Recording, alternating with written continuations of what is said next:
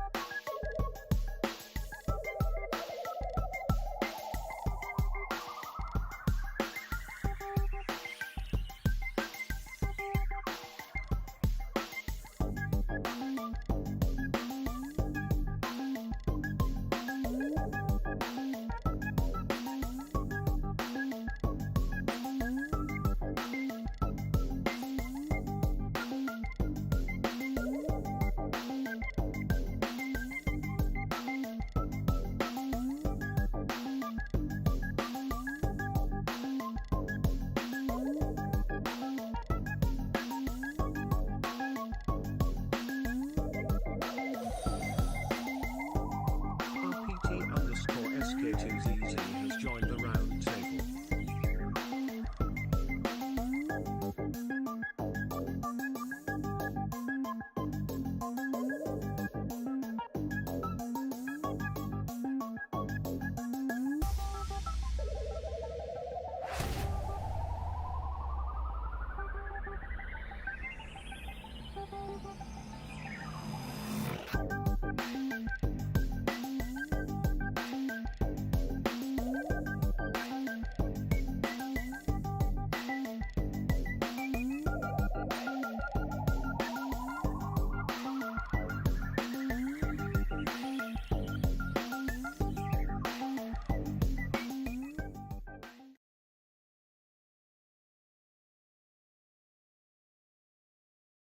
Oh my god, oh my god, oh my god, I gotta say, I'm sorry. It is what it is. I got caught up with other stuff, and now I think I'm gonna play a Dota for an hour so we can actually spend a bit more time. So because the stream is in an hour. Yeah, I didn't want to do it again. I did open up the stream earlier, and then the leech told me, "Hey, it's like in half an hour, not right now." And I was like, "Okay." And yeah, this happened. So we're live right now. We're gonna play some Dota. Thank you so much for joining. I do see RPT skills. Hello there, sir, and welcome. Let me actually put up over here also the music in the background, just a little bit. Just a tad. There we go. And I'm gonna start off I guess a game of Dota. Let's see how quickly we can get this going and see what we can do in the game. What happened? Yeah, I know. I also got excited that we're gonna have the game today. I don't know. I saw it.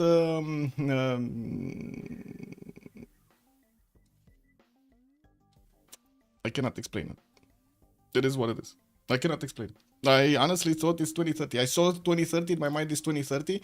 This is 2030 and totally forgot to actually change something. Yes, Squadrons. Yes, almost it happens. I got totally distracted by other stuff that I was doing. So yeah, I got that. We're gonna play some Dota. I'm still gonna keep the stream open. We're gonna play some Dota and then we're gonna see what happens in the actual game. Also, Neil, good evening, sir, and welcome. Yeah, I'm aware, Gordano. So thank you.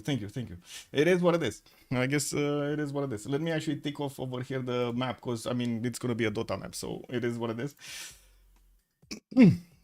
How's everybody doing? Good evening, Natro. Hello there, sir. Bonsoir, monsieur Rafifi, bienvenue. Yeah, I did actually give the points, or somebody did give the points last time. I see the prediction, I checked it, and it was the points were given, so I'm not sure exactly what's missing there.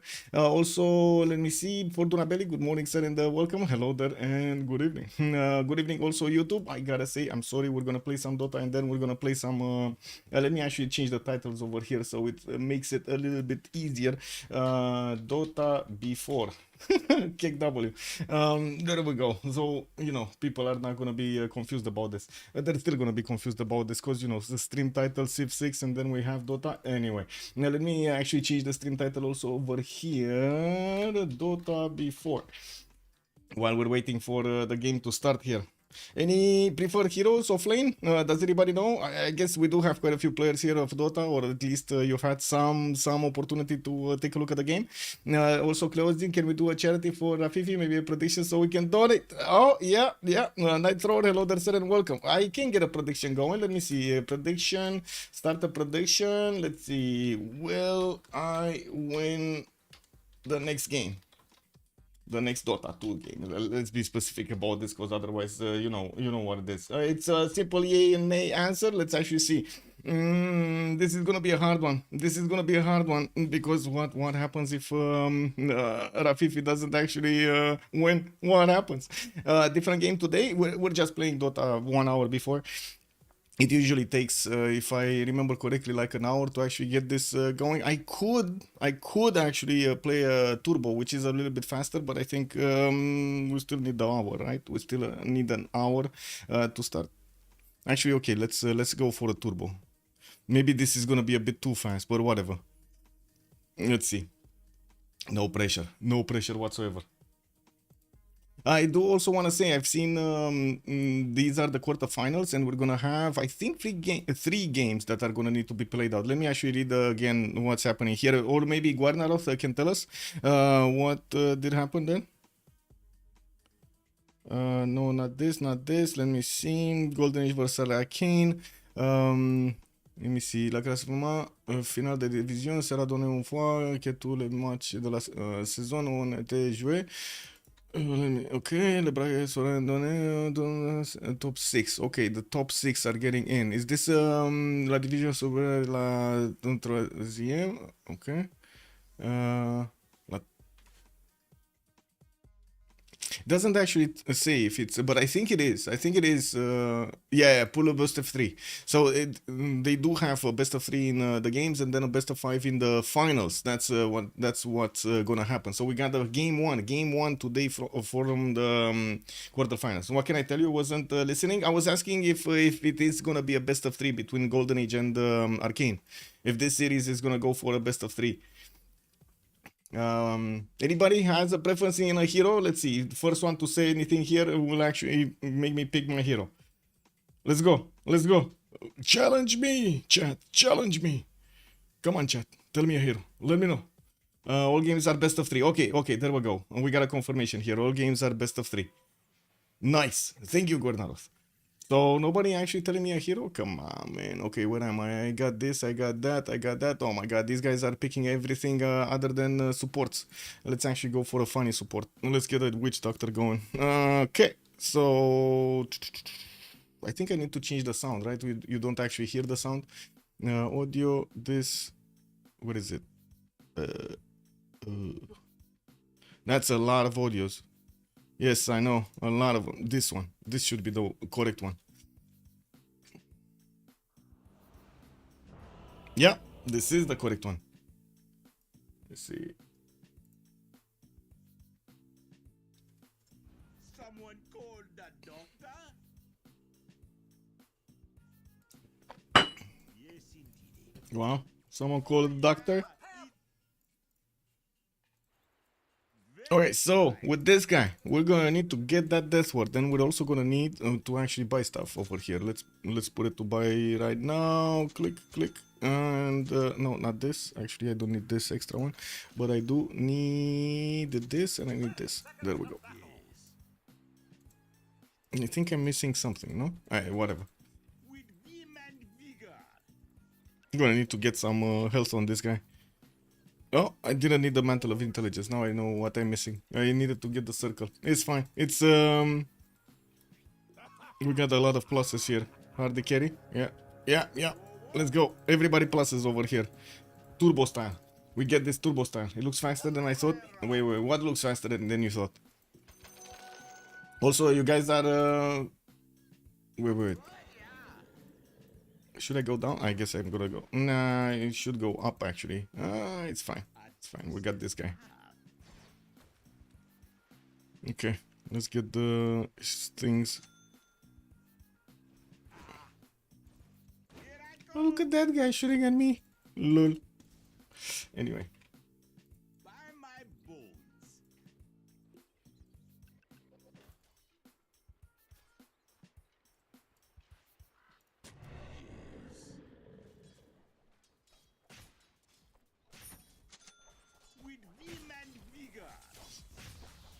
No.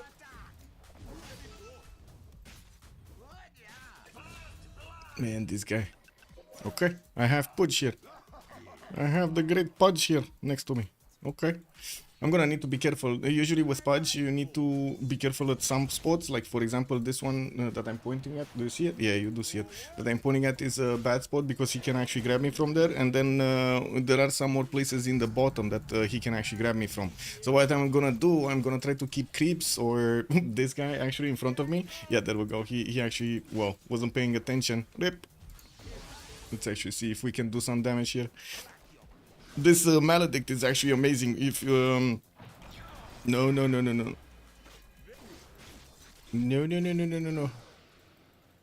Oh, can I get it? Can I get it? Oh! That guy, other guy is coming after me.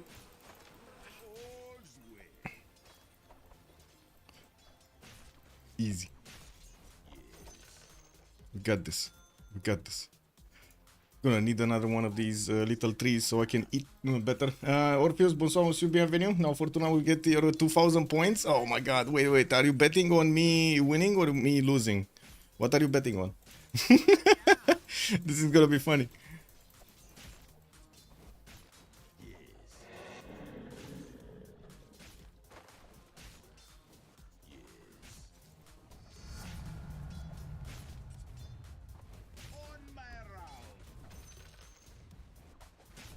No! Oh my god, again.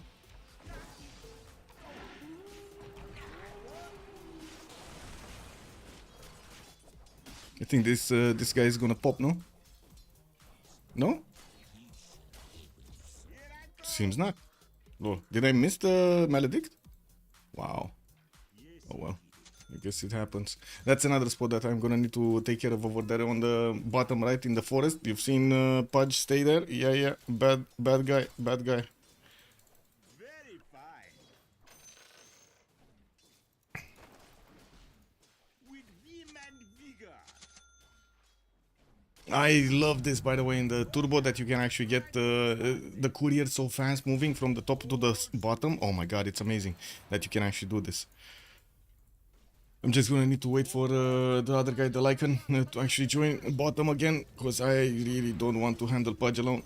Like, at least with this guy, I have a chance of getting out. If this guy isn't here on the lane, I'm just not gonna have a chance of getting out. And it looks like Pudge is moving left, so I'm gonna need to take care of left now. Let's actually grab some of these vision things. With vim and vigor. Okay, let's see if he's gonna get... Ooh.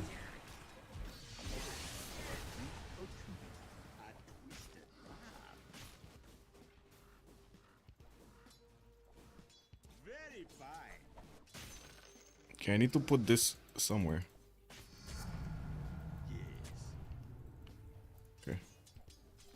Need to see over there. My round. Almost VIP maybe today if you're lucky. Amazing, amazing. Also, but I'm not into competitive gamings. No, Rafifi, you're not into competitive games. Oh, I see. You just like to watch others play. I mean, to be honest, I do like a lot to watch others play, especially if they're very, very good, right? Makes sense. Okay, where is Pudge? I don't see Pudge anymore. At least this guy is farming, My round. which is good. I'm just here to help him farm. Forward.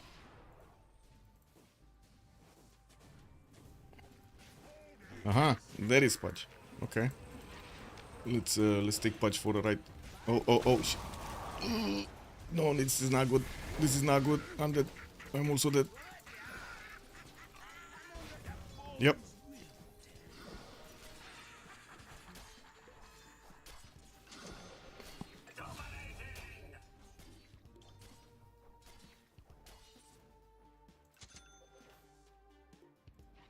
Okay. Need the whatever it's called, glimmer cape, I believe it is. I'm gonna need the glimmer cape so I can become invisible whenever I'm gonna do my ulti, and that's basically my mission over here, to try to get this going. Oh my god, Pudge is gonna try to grab somebody. Yep. And this is the ulti, and now Pudge died. Boom. Let's see, can we kill this guy also? Do we have enough? Oh, we don't actually. Oh, maybe we do. Maybe we do. Actually, is he... No, he's not gonna die from this. Okay, that's fine. Hey, we took out Pudge after a lot of bullying. We actually took out Pudge. What do you think, chat? Very nice, huh? Very nice. Okay, let's get this back. Good thing Techies came to help us here. Let's see, what do we have? What do we have? Did that guy actually got his health back? Because the hero that we're playing against, Slark, actually gets healing whenever he's gonna hit 6. He's gonna get healing, extra healing from not being visible to anybody. And he can recover his health extremely quickly, which is kind of a pain, because you see how much I actually try to get my own health back. Like, I need to buy like trees and stuff like that, keep switching around items in my inventory, which is kind of annoying. Shoot the guy! Oh my god, man. Shoot the guy! Shoot the guy! I'm just gonna die here. Oh no. No, I'm not. Lol. Okay. I guess he took the message, but a little bit too late. It is what it is. It's fine. Let's get... Ooh, I heard Pudge. Ooh, Pudgy! How are you doing, Pudge? I think you died. Let's see this guy. I think you died too. Wow. Yep. Oh, I even got the kill on that one. Nice. Let me actually see. How much? 350. Okay, I need 200 more. 200 something more. Perfect. We got a tower. Let's see the next one. Bam! We got this. We got this. On my round. Okay. I think we're gonna finish this game a bit too early. What do you think, chat? Is this a bit too early? Because it kind of feels like it's a bit too early. As in, we might be too fast. Look at this. We're stomping through them. What is this? The game is so early. Oh, hello. Now, what are you doing there, Pudge? What are you doing there? Wow. Where's the other guy? Where's the other guy is here somewhere. Yeah, he's dead. Okay. Wow. Let's heal this guy. Yeah, easy. We got the tower. Oh. Oh. Wait a second. We got another customer. A customer. We got a customer here. Hello. Boom. What? He popped. He popped. Oh my god. He actually popped. It is what it is. Okay, let's get ourselves the two items that I will really need. Arcane Scepter, so I can actually get how to say those, you know, that ulti that I have, like it's attacking everybody. That's actually gonna bounce through everybody after I get my ulti. It's gonna be glorious. It's gonna be amazing. Okay, let me see where I can farm some more here that I don't actually get to disturb my carries and offlaners and so on and so forth. Can I farm a little bit mid? Yeah, I guess so. There's nobody here, so it should be fine. I got so used to playing Dawnbreaker that I actually right now I feel like watching the map because I actually want to drop somewhere. You know, the ulti that goes into whatever it is, into air, and then you come back to the ground somewhere else next to a hero of yours, next to an ally. Oh yeah. Okay, Pudge is right there, very far away. I don't care about Pudge. Oh, hello. Never mind. Let me see. Can I see him again? Is he here? They're here. Okay, let's see. Can I get it? Can I go behind this? Nah. I need to go up. Yeah, I need to go with this guy. Let's see if we can meet in the middle. Oh, Pudge, what did you do, Pudge? Oh, he's not showing. He's not showing.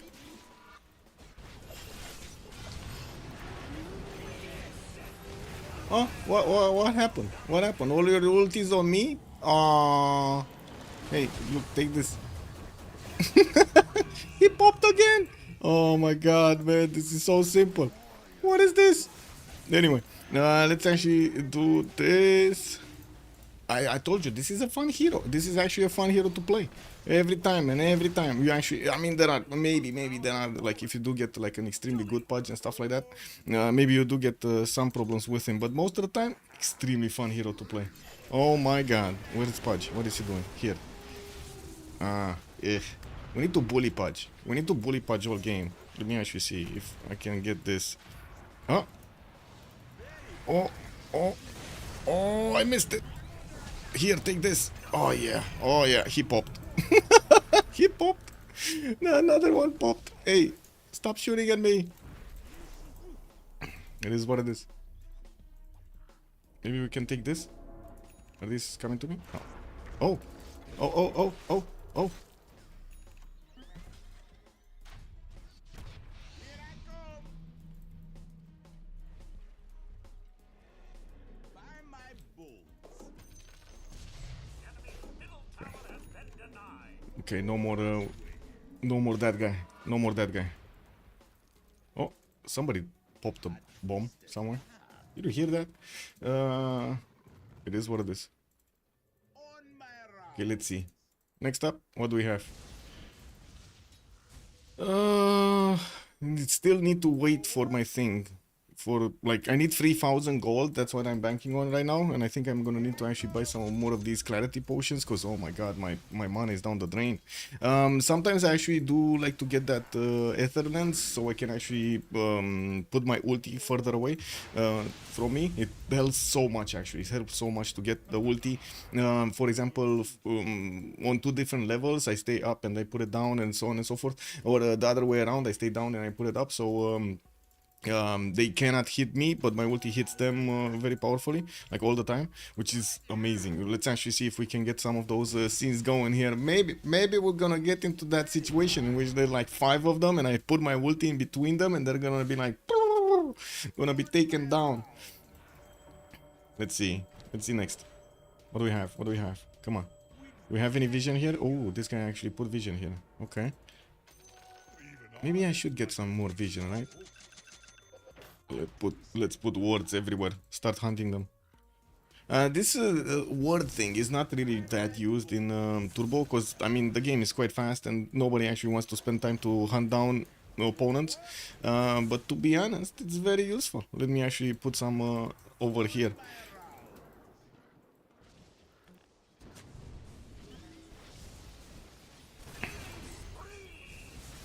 Okay. Oh, Pudge. Hello there. Where are you, Pudge? Oh, here. Hello. How are you doing, my friends? Oh, this guy is actually still shooting me. Did he get dust or something? I don't know if there was dust. I didn't see. But interesting that he actually could shoot me while I had the Glimmer Camp on. There must be something here. There must be I want to say a vision, like an observer or a sentry ward that revealed me, so I need to take care of that. But I got my money, look at that, 3,000, I got my Arcanes, now it's gonna be tougher, and the next one is gonna be the Ether Lens. I do need like what, 2,000 something for the Ether Lens? What is it? I need 1,700 more. 2,000 actually, wow. This says 17 and the other one says 2,000. Anyway, let's get the experience here. Hey, there we go. Yes. A twisted path.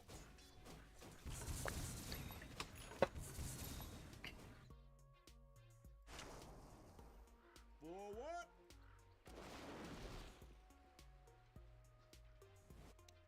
Oh, look at it go. I'll draw your blood.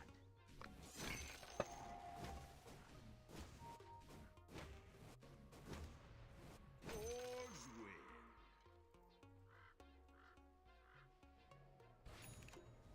Very fine. Here I come. With vim and vigor. What? Yeah.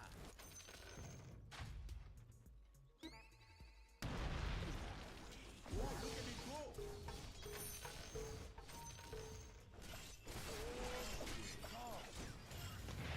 Ooh, Pudge. Wait. They died before I got there? Come on, man. No. Wait, hey, leave me alone. Here, take this. Yeah. I think he took it all and popped. I think he popped. Let's get some heal. Whoa. Okay. Very fine. Okay, so we know about that one. We need to find this one somewhere around here. Find my bulls. Okay, not there. Did he put it between, or maybe it disappeared in the meantime? I don't know. Maybe it was dust. Oh, that guy died. Oops. What? Yeah. With vim and vigor.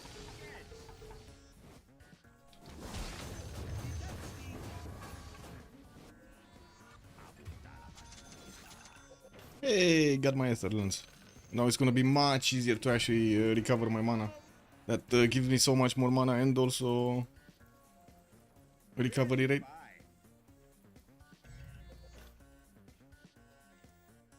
Yes, indeed. Wow, I still have this Mantle of Intelligence. Whatever. Don't need it.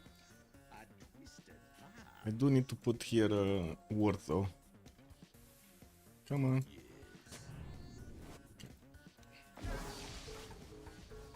With vim and vigor. Good evening, Tidos. Hello there, sir. You haven't played this in years? Oh my god, where were you when I asked if somebody can actually pick my hero? I really wanted somebody to pick my hero. Whoa, whoa, whoa, whoa. Ah, the guy actually got way too far away. Whoa, whoa, whoa.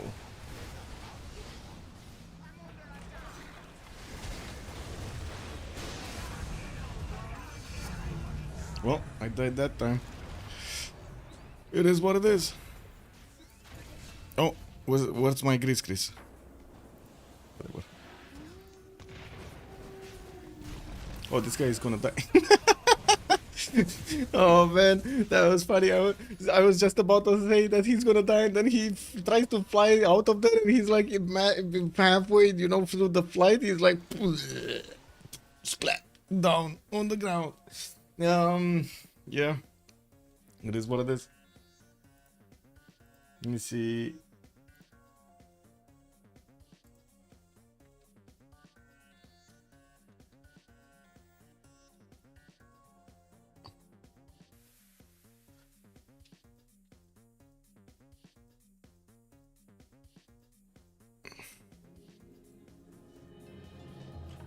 Whose dire structures are fortified. Don't even need this. The enemy's middle tower has fallen. Yes.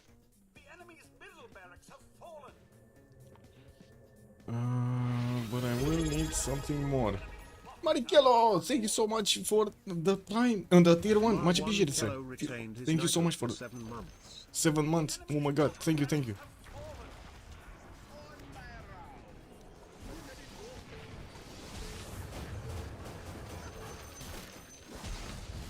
Oh, that guy's dead. Yeah, yeah. Call me to you. Ta -da -ta -ta. He died. He popped. He popped. You've seen that guy? He popped. Oh, now I'm dead. Oh, maybe not, actually.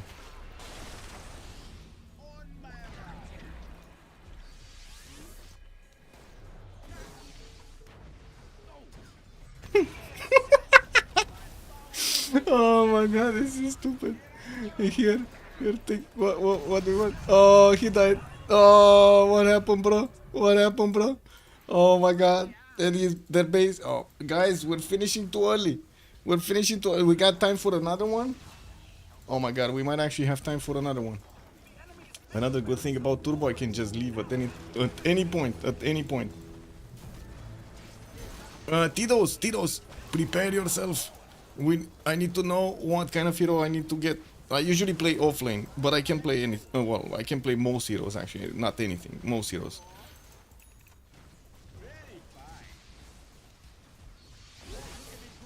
Hello, how are you doing? Are you popping? Are you popping? Oh, come on, pop. No, you're not. He's popping. He is popping. No, he's not. Yeah, he popped. Amazing. Love it. Anyway, what do we have? So we got basically all creeps. Yeah, all barracks have been defeated. Every time you get the barracks, it's stronger troops. No, please, no. I don't know what the meta is. Some new heroes. No problem, no problem. Just this is not ranked, right? This is just turbo. I wanted to play ranked earlier, but it took way too much. So just let me know with what hero should I actually have fun. Maybe I get a Pudge next time. Maybe I trade Pudge. There are some new heroes, but I wouldn't really call them like extremely offlane then. Offlane, okay. I mean, offlane, Bristleback, Pudge, Viper is also fun. I haven't played Lycan in a long time, like very long time. Axe is also fun. Oh my god, with Axe actually just jumping all over them and deleting their health by letting them attack me. That is so fun, I gotta say. Whoa, somebody actually got Divine Rapier? Wow, okay. Well, that's that might be a short-lived Divine Rapier on that guy. Oh, look at this, look at this. This guy is beating them in their own base. Roaming support. I guess roaming support could be, but with Barathum, I'm not that great with Barathum, but I can try him. roaming support. That would be Barathum, but it's still much more fun to actually play with Pudge than Barathum, or at least in my experience. Whoa! I got MVP. Woohoo! Level 8. Yeah, let's go. Challenge completed. Let's go. Got my points right here. Yeah. I have no idea what to do with the points. There's like nothing that I could actually do with the points that I actually like. So we got time. We got time for another one. I think we got time for another one. Let's just do it just the same, just as quick as this one. Like 22 minutes. Bam, we got it. I have a wonderful electronic invention I want you to see.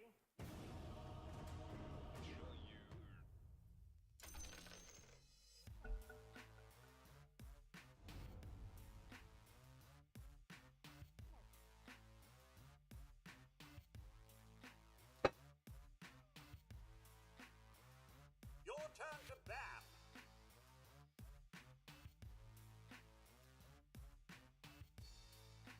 Five seconds remaining.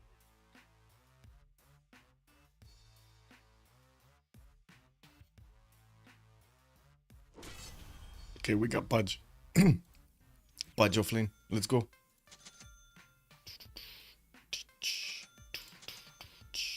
I think I'm gonna take 2 of these. Oh no, I'm still gonna take this and buy them afterwards. The clarity potions. This one, the quelling blade, actually lets me last hit much easier. Actually, it adds so much more damage. Increases the attack damage against non-hero units by 8. I mean, that is insane at the beginning of the game.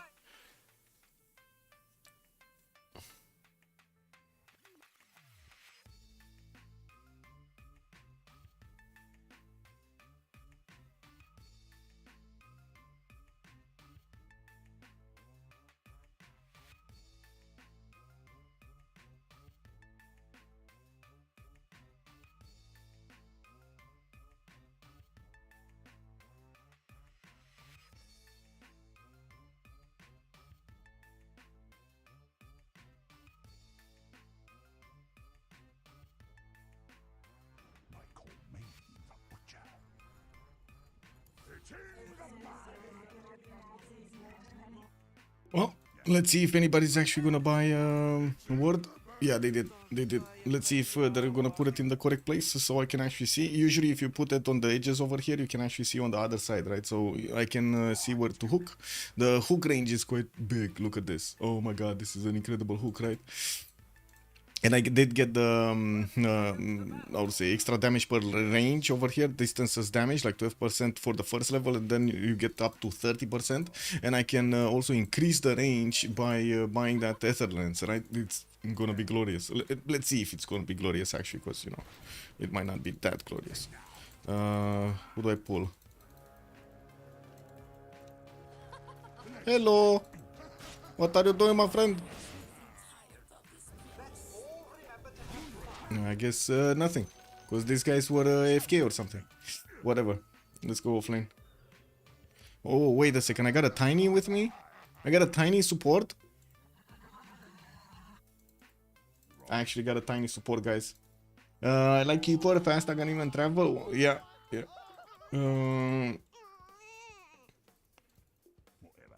Okay, let's get this, and I'm gonna need to buy the clarity potions. I'm gonna need to keep my mana as much as possible. Actually, wait, whoa.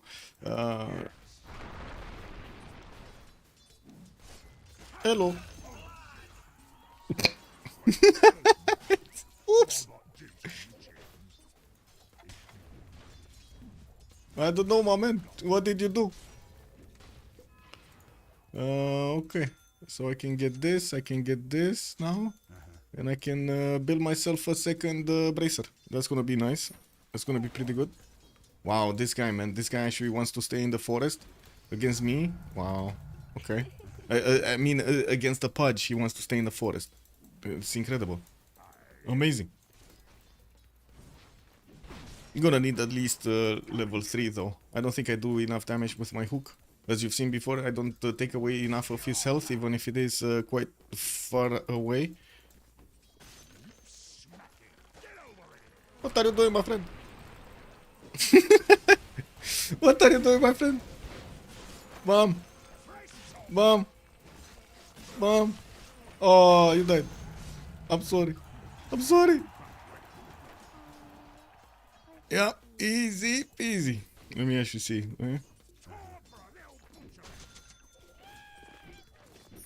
Yeah, yeah. I didn't even spend that much on mana. Look at that. Oh, wow. This guy actually wants to be aggressive. Oh, he came back. Welcome back. Wow. Let me actually put this here. No, I need to save this guy. Yeah. It should be that our combined damage output, me and Tiny, we should at level 6 take out that guy extremely quickly. What's his name? Ancient Apparition. They.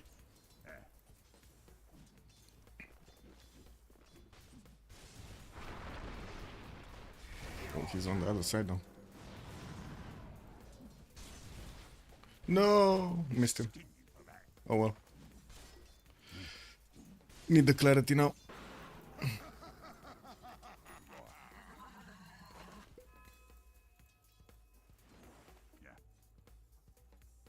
Tranquil boots. Should I get tranquil boots? No, I like the speed ones more. Mostly because I get to catch up to them, and when I catch up to them, I slow them down with the rot, and then they never get out.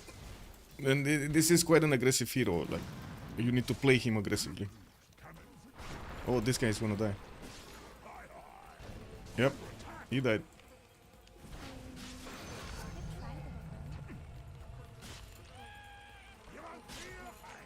And this guy should die. And this is where I needed the boots. Whatever. Hold on your hats. Coming through. Your bottom tower is under attack. Okay.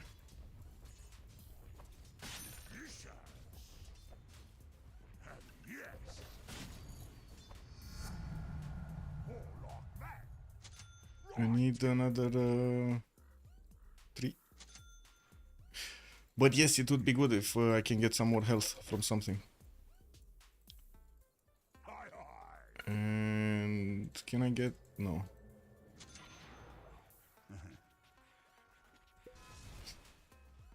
Okay, should be fine. Or at least for the moment. Maybe I can pop this guy before he gets to level 6. Oops. Condurix has joined the round table. Oh no.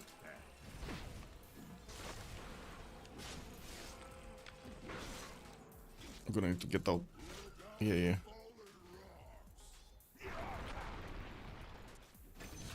Oh, that guy popped. And I might pop also. No, I'm not. Oh! He has mana. He has mana. Anyway, it is what it is. He's level 7 now. He actually made 2 levels on me. Anyway, let's get some more of these. I don't need that anymore. I'm gonna need this. Condorix, thank you so much for the follow, sir, and welcome. I think I need to change the title. Not gonna do it now. I would like to say we would need to actually do that.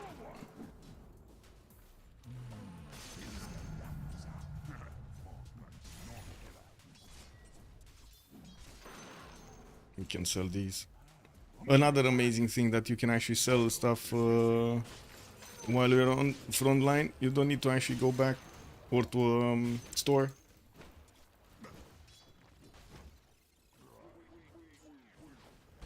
Okay, let's see. What is this guy?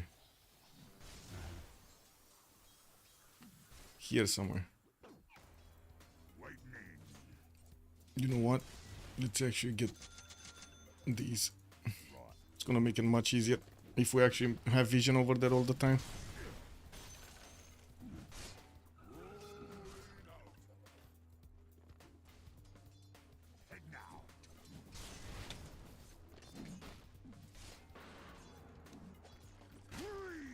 Oh, what were you doing there, man? Oh. Oh.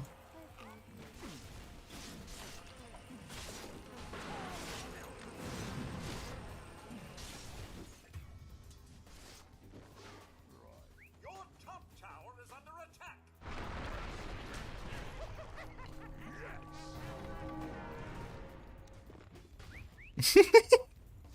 He wants to come after me. Lol. He actually wants to come after me. Your top tower is under attack. Oh, what are you doing, man? Oh, I died. Why did this guy actually? Man, we could have actually taken this guy if he just stayed there and fought him. That was the only thing he needed to do. Also, Condorix, sorry for the off-topic when the Civ6 broadcast starts in like 20 minutes, 22 minutes, sir. I swear the ATC AI is getting stronger, mostly just steamrolled by Hungary B2, B3. Ooh, the AI actually getting stronger. That's a new one. Okay, let's go help these guys. Tower is under attack.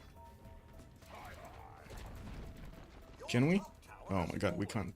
We cannot. We have anything here? No. This guy didn't put words anywhere.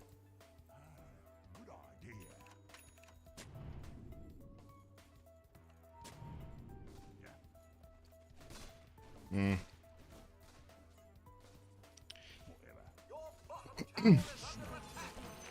Gonna need to fill myself up a little bit with gold.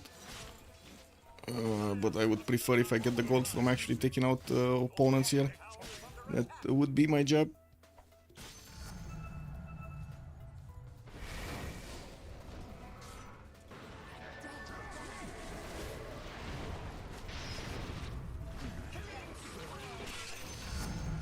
Okay, that's one. That's two. Let's get this. Go, go, go, go, go, go, go. Bam! Whoa! Whoa, whoa, whoa, whoa. Perfect. Oh my god, that was beautiful. That was beautiful. You seen that? Oh my god, the hook, bro. The hook! I swear, yeah. Okay, let's get everything. Let's get our Arcane. This increases the rot. The rot is strong with this one. Oh, I think I should have gotten... No, whatever. The other one.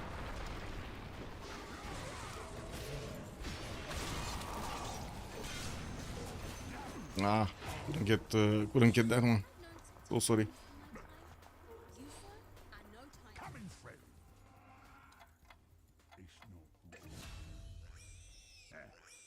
I need to get out. Oh, I don't have... Lol. Whatever.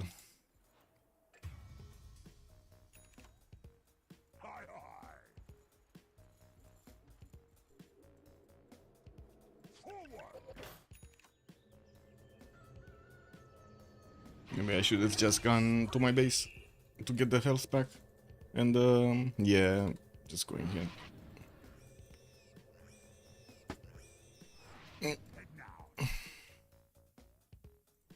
Okay, now the question is, do we win this one or not? Oh, the first, I need to finish the prediction, right, on the first one? I did win. I did win. And this is Mozrat winning? Or Mozrat, oh, sorry, Saps, hello there, sir. Bună seara, domnule.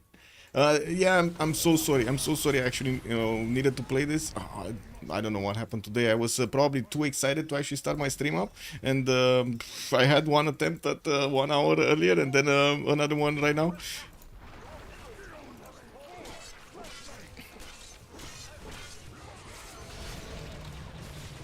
Oh my god, playing on automatic, bro.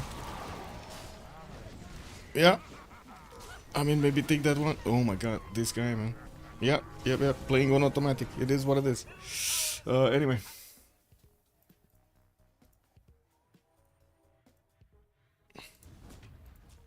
Your middle tower is under attack.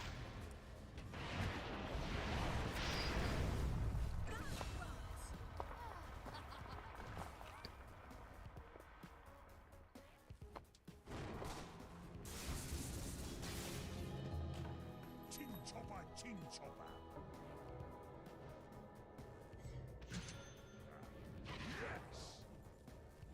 I think we're strong enough to actually farm some gold here. A little bit. Let's get this. It's gonna be fun with that one. Extra slow. Usually, I mean, you have the choice of going a lot more health, like Heart of Tarask or something like this. But at the same time, you kind of can get about the same amount of damage or time to kill. Actually, I should talk in time to kill on you if you get something like Shiva's Guard. Sometimes it actually protects you a lot more than just Heart of Taras, just the extra heal that you get. But it's very good, the extra heal, and the fact that I also get quite a bit of health, like strength, directly strength from taking out heroes next to me. It helps out so much to get this hero big. Yeah. Have you played Pudge Wars? I didn't actually get to play that much Pudge Wars. Like, other than maybe some... how do you call them? Let me finish this. Let me finish this and I talk. Okay, we got that one. We're gonna get this one. Can we get the third one? Oh, can we get the third one? Ah, he can stun me. Yeah, we got him. We got him. We got... Okay, let's get him on. Oh man, this lobby, bro. This lobby. Let's put the ward somewhere. And keep them on me for a long time.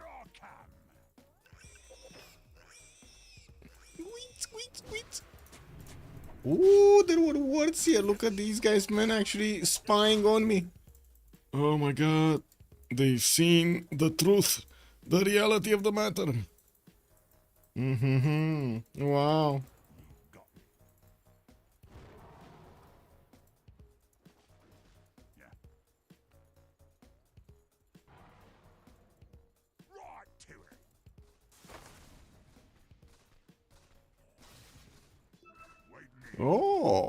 Oh, hello.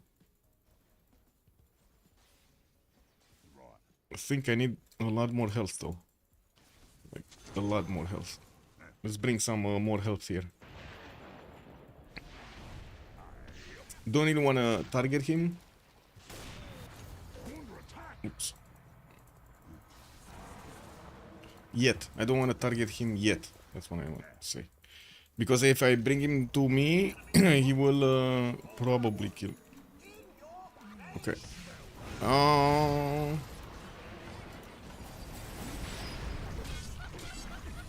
Okay. Let's get this. Let's get this guy also. Can we get him? Yep, we did. Well, I mean...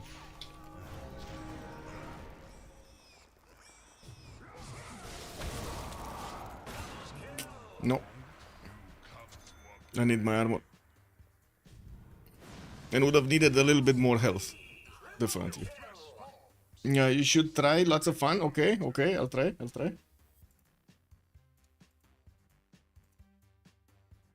Volcar, good evening, sir. With AA, Tarask, no, always, with the Heart of Tarask, no, always work. Yeah, it doesn't always work good. If that's what you're trying to say, yeah, I have the same opinion. It doesn't always work good. I've tried it multiple times, like even multiple hearts, like getting even 3 hearts, but on Pudge. Yeah, it happens. I mean, you know, it's some games you just need it. You get BKB 3 hearts with whatever, and that's it. You need the health, the extra health.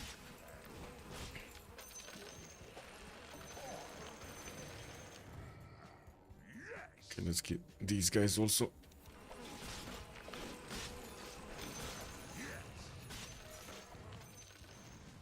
Oh, they took out... Wait. I think I'm gonna need to start staying with my team, which is kind of confusing because a lot of them are staying all over the place.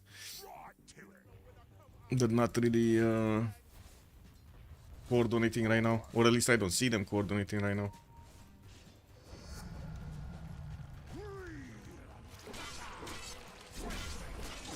Come on. Come on. Take him out. No? Come on.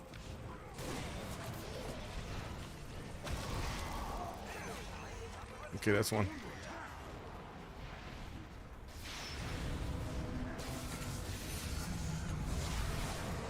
And I did. Was it enough though? We weren't all here. Fine. Well, it was enough that I got my Shiva's guard, which is pretty good. That's armor, and that's also gonna give me a bit more damage. We need to find a solution for this guy, for this Wraith King guy. Oh well. We'll see. AA unit turn off regeneration. Oh, you mean the ancient apparition? Yes. Especially the ulti over there. It's extremely nasty. From AA. Yes, I know. I need damage. Also, Delo is also streaming the match already. Too bad can't understand his English dialect. Wait. This doesn't seem to be online. Yes, I did. Almost you. Yes. We're getting there. We're still like what? 12 minutes away from the game actually getting lobbied and stuff. If I don't finish, I'm just gonna leave the game and whatever. We're gonna get into the Civ6 lobby. Just gonna need to wait for it.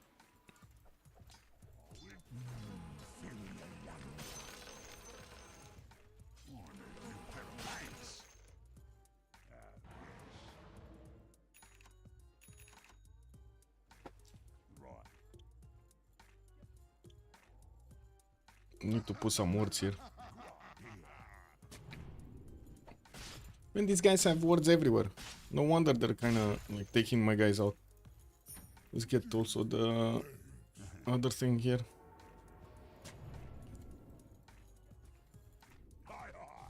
Okay, they're top.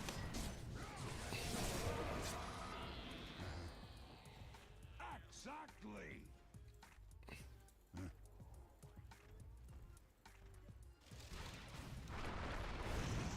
What? Lol.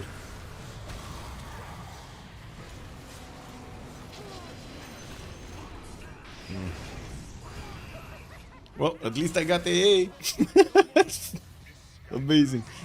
Unfortunate that we get into these 4 versus 5 fights. One of us dies and then we try to actually recover, and instead of recovering we actually get into the fight with them, and instead of actually doing the good fight, we're actually taking out whoop. Yeah. Let me see if the players are joining. I need to actually take a look at the, like, keep a watch out for the 4v4 channels. By Ghost Scepter. I mean, that could work, especially against Wraith King, but that's not a solution of taking out Wraith King. I need a solution of taking out Wraith King. That's the issue. Okay, they're gonna carve a pathway through our base. Does this guy have damage? Not yet. He still needs his Mjolnir. I do see he didn't go Kada. He's using a lot his assassination, his how to say, his assassinate, I should say, ability, but he doesn't have Kada. It's kind of, I mean, it is what it is. I guess different sniper. Okay, let's kill this guy.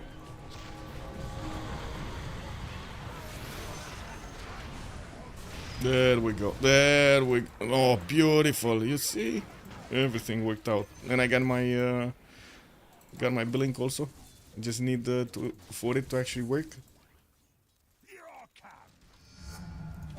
No. Oh my god.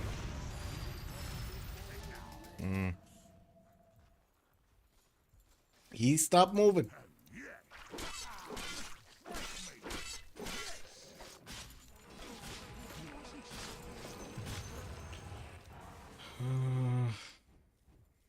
It's fine.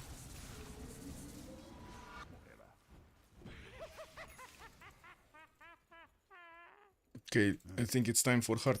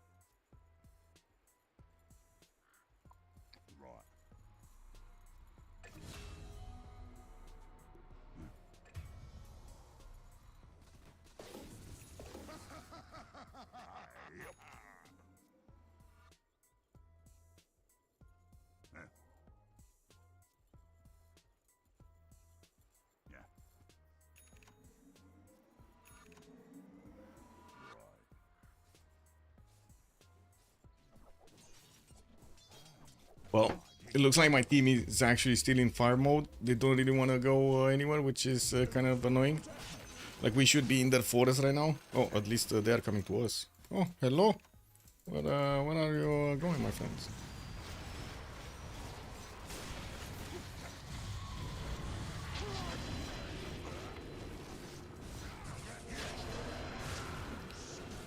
Well, I guess I didn't see the jump. This guy actually got, yeah, the swift blink.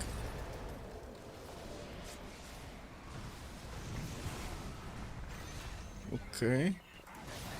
At least this guy got a harpoon and Daedalus. That's a lot of damage that he can output really quickly.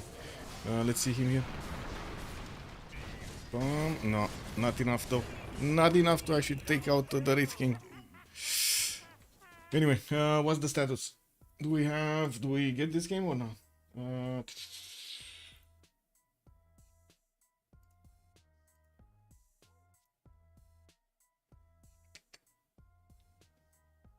As in, is the game starting? No, no, not yet, not yet. Where is BKB? Not yet here. Next one. I don't think BKB was a problem there.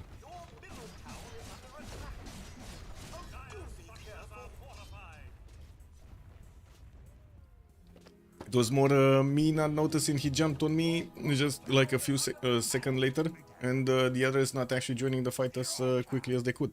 That was more or less what I think was the problem. Oh well.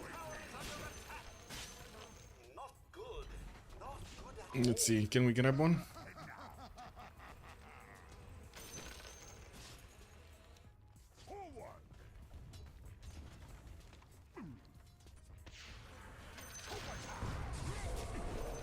Well.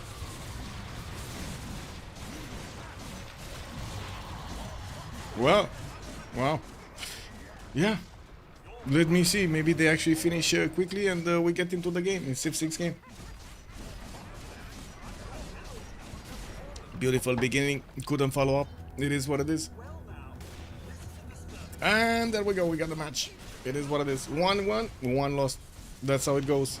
Up and down, up and down. Okay.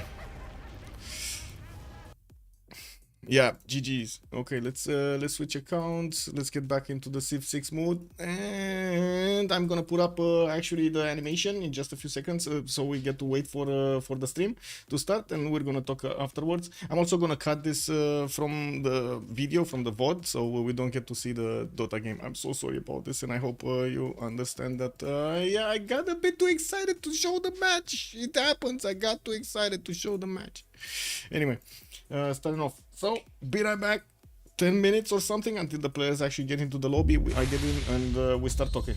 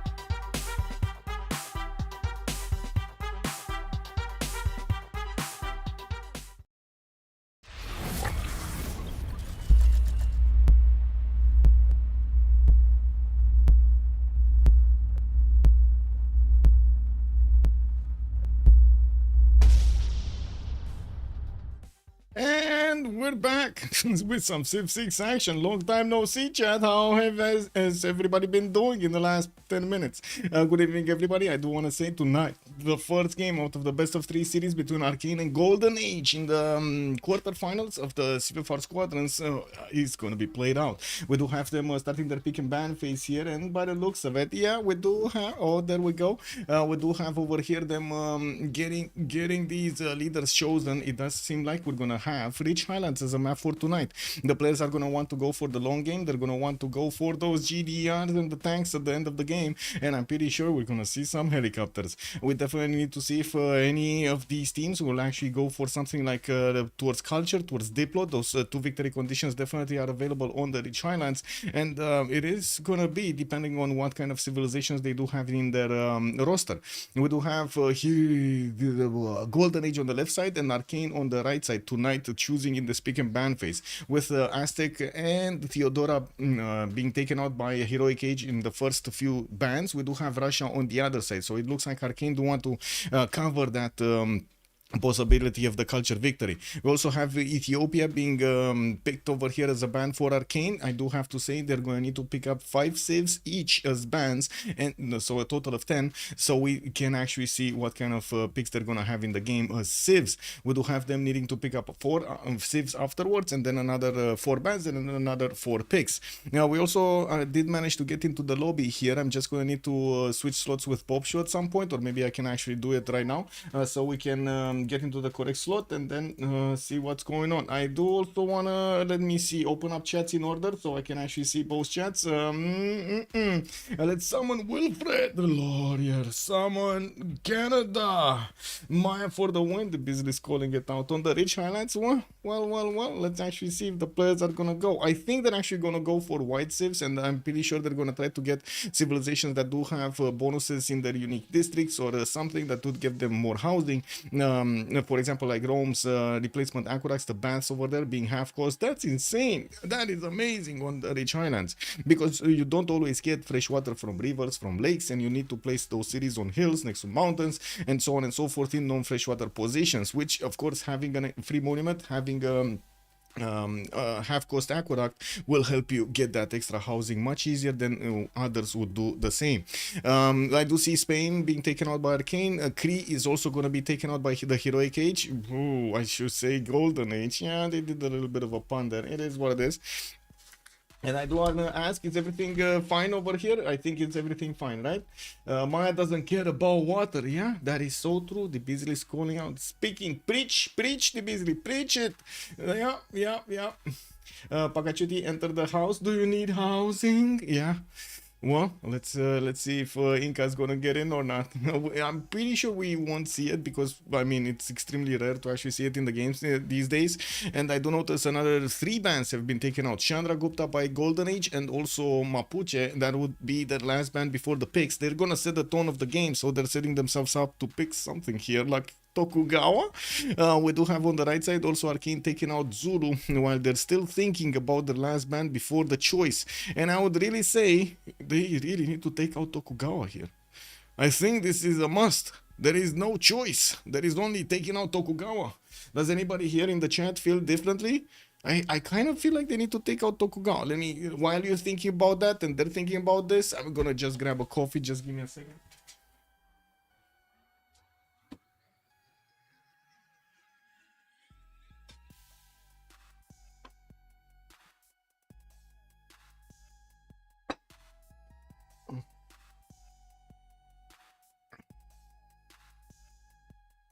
Pakachuti enters the house. Yeah, it did. It did. Okay. Heroic Age. They took out Maori. They thought Maori is stronger than Tokugawa. I mean, it might be Golden Age here not picking Tokugawa. They're gonna go for Genghis, the greatest Khans, the Khans of Khans. We do have him with those Keshiks that can run wild on the map, and we're gonna need to see what their opponents are gonna counter with. Usually, you do need to pick something like Catherine de Medici, the Black Queen, to try to shave off a little bit of that extra Diplo, but it's not extra Diplo visibility. But it's not a guarantee that you're gonna have Catherine de Medici next to Genghis Khan. So they definitely need to pick civilizations up with quite a bit of defensive capabilities, so they don't succumb to the strength of Genghis Genghis Khan over there. Ah, look at him. Look at him smirking over there. He's definitely eyeballing some cities, even before they got settled. He's like, oh my god, look at the land over there. Oh, lush forest. Oh yeah, they got coconuts in there, they got bananas. I'm gonna take that city whenever it's gonna be settled. That's gonna be mine.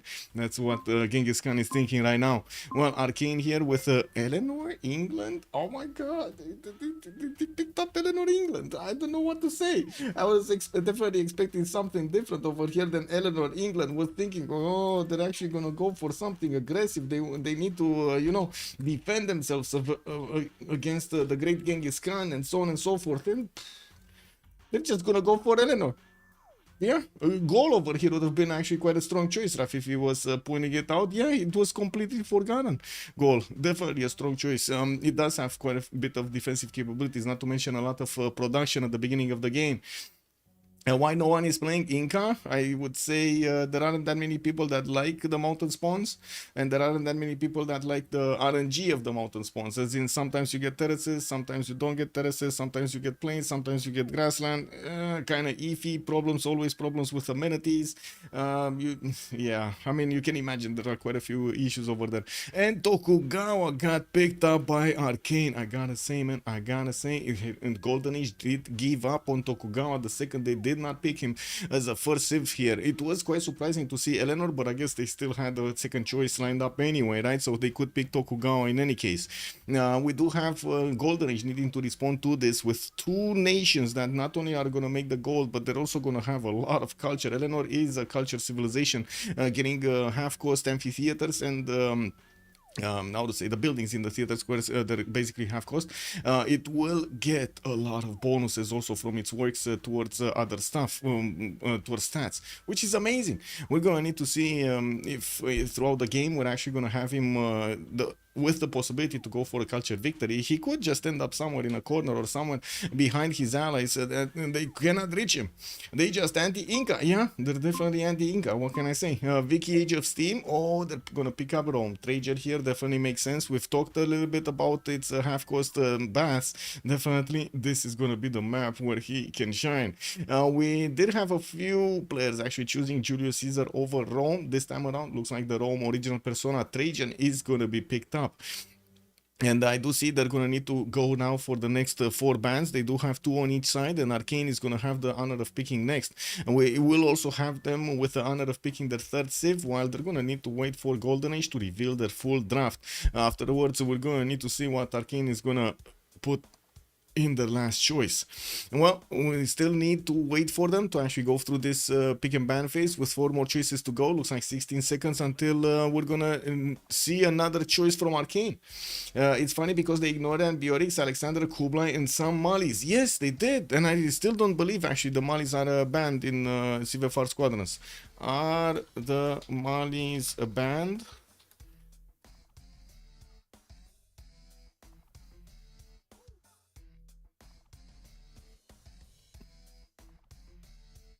I don't think anybody's banned. I honestly don't think anybody's banned in the CivFR Squadron. CPL Premier, yes, because, I don't know, reasons. But CivFR Squadrons, they didn't ban anything. They're a higher competition.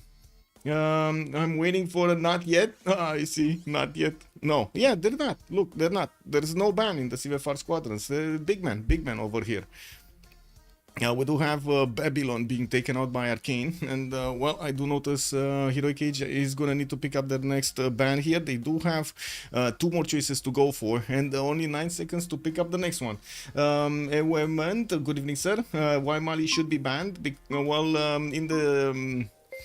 in the CPL Premier League, it was decided that it makes way too much gold, like it has way too much possibilities to make the gold, even though we've seen Portugal doing like 2000 gold a turn and stuff like that.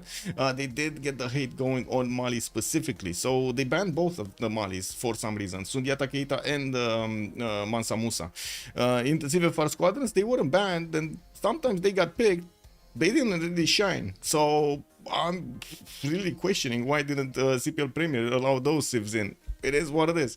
I'm usually, and I do believe you've actually known me for a long time. I don't think actually bans are that healthy for the game. That's also a result, by the way, the result of not having bans is coming from BBG. The whole idea of BBG, the Better Balanced Game, was to not have bans in the game, to try to make the civilizations as close as possible, but also keep their identities as original as we can, as the team can, as the developers can.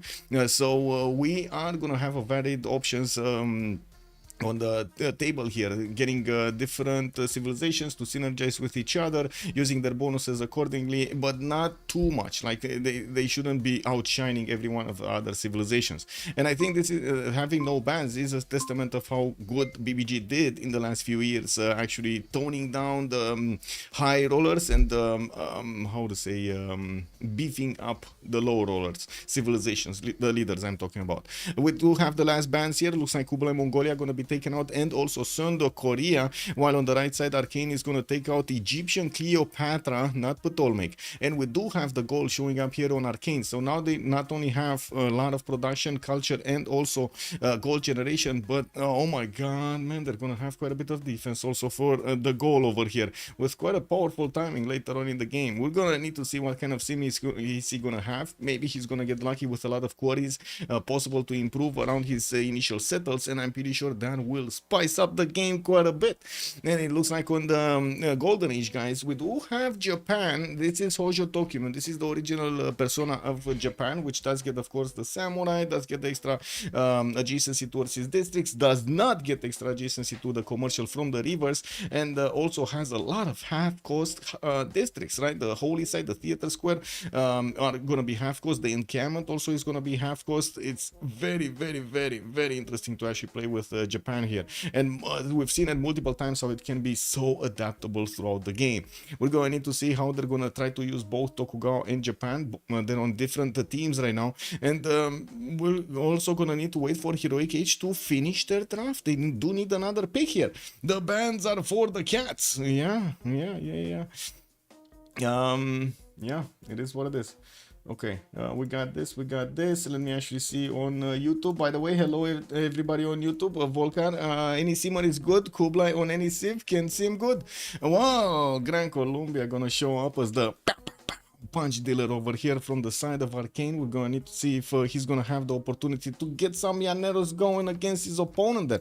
And we're still waiting for everybody to get into their correct slots over here, and by the looks of it, well, we're gonna need to get onto one of the top two.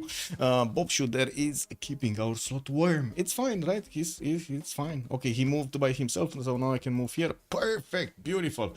Yo, Quality Dragon, good evening, sir. How are you doing? Hello. Also, when is game 3 in GOAT? The game 3 of the GOAT tournament is gonna be on Saturday, 1900 GMT. I actually put it up on my schedule. How to say? You can actually check my schedule on Discord, or you can take a look on CPL on the schedule of the tournament, or I think I actually put it up over here as well. Would it be when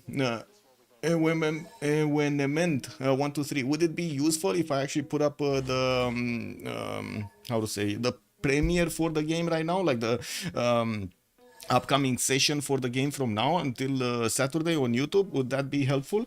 I'm not sure exactly how all the information is getting displayed about my, how to say, about my schedule. Oh, we need to actually rejoin. Bobshu has 0 MS. Bobshu. Okay, there we go. We got it back. Also, we got this. Wait, I got a question on YouTube.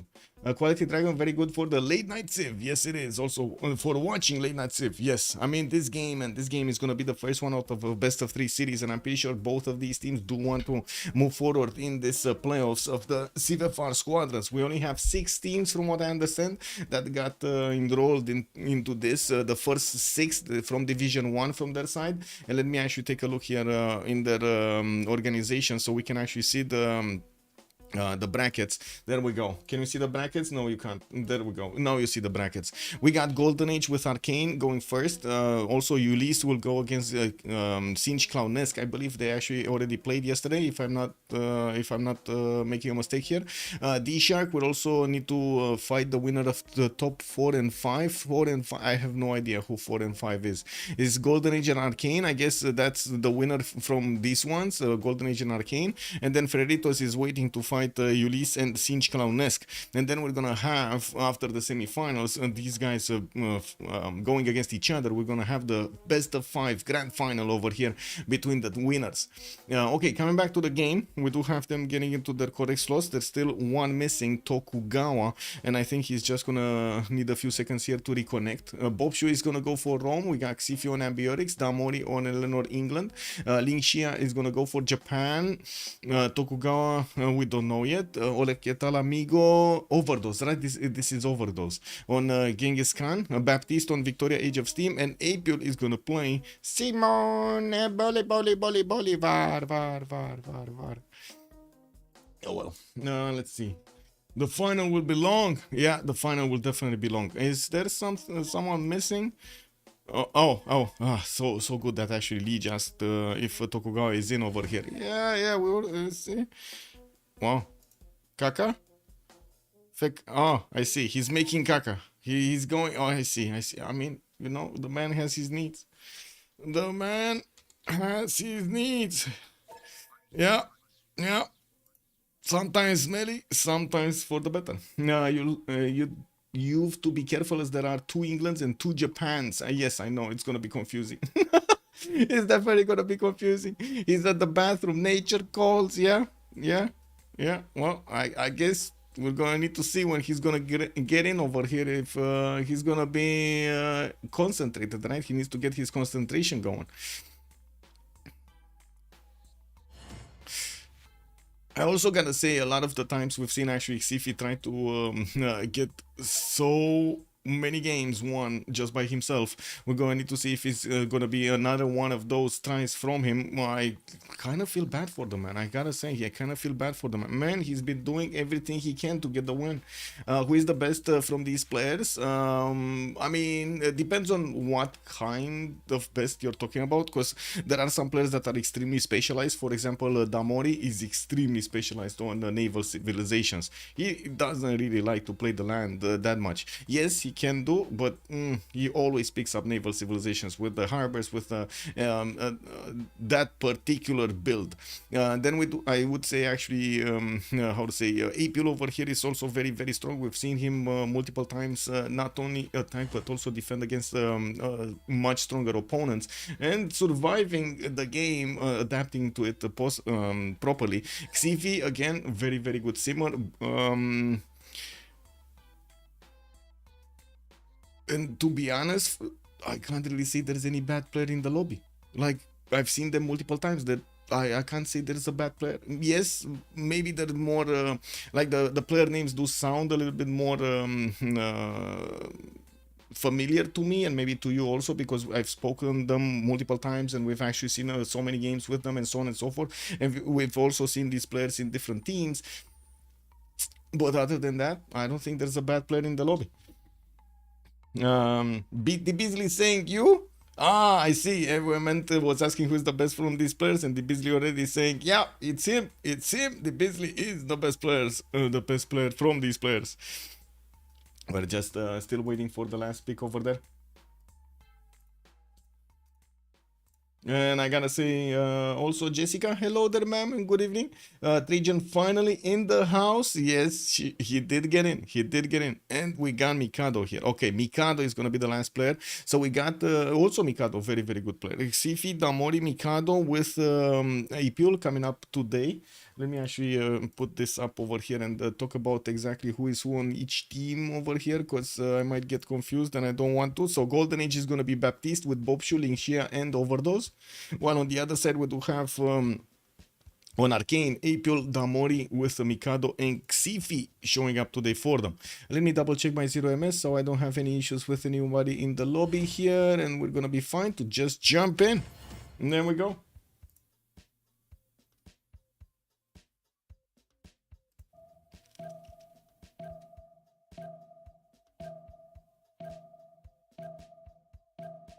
Okay, loading in. I can close the screen now. I can start this up. Okay.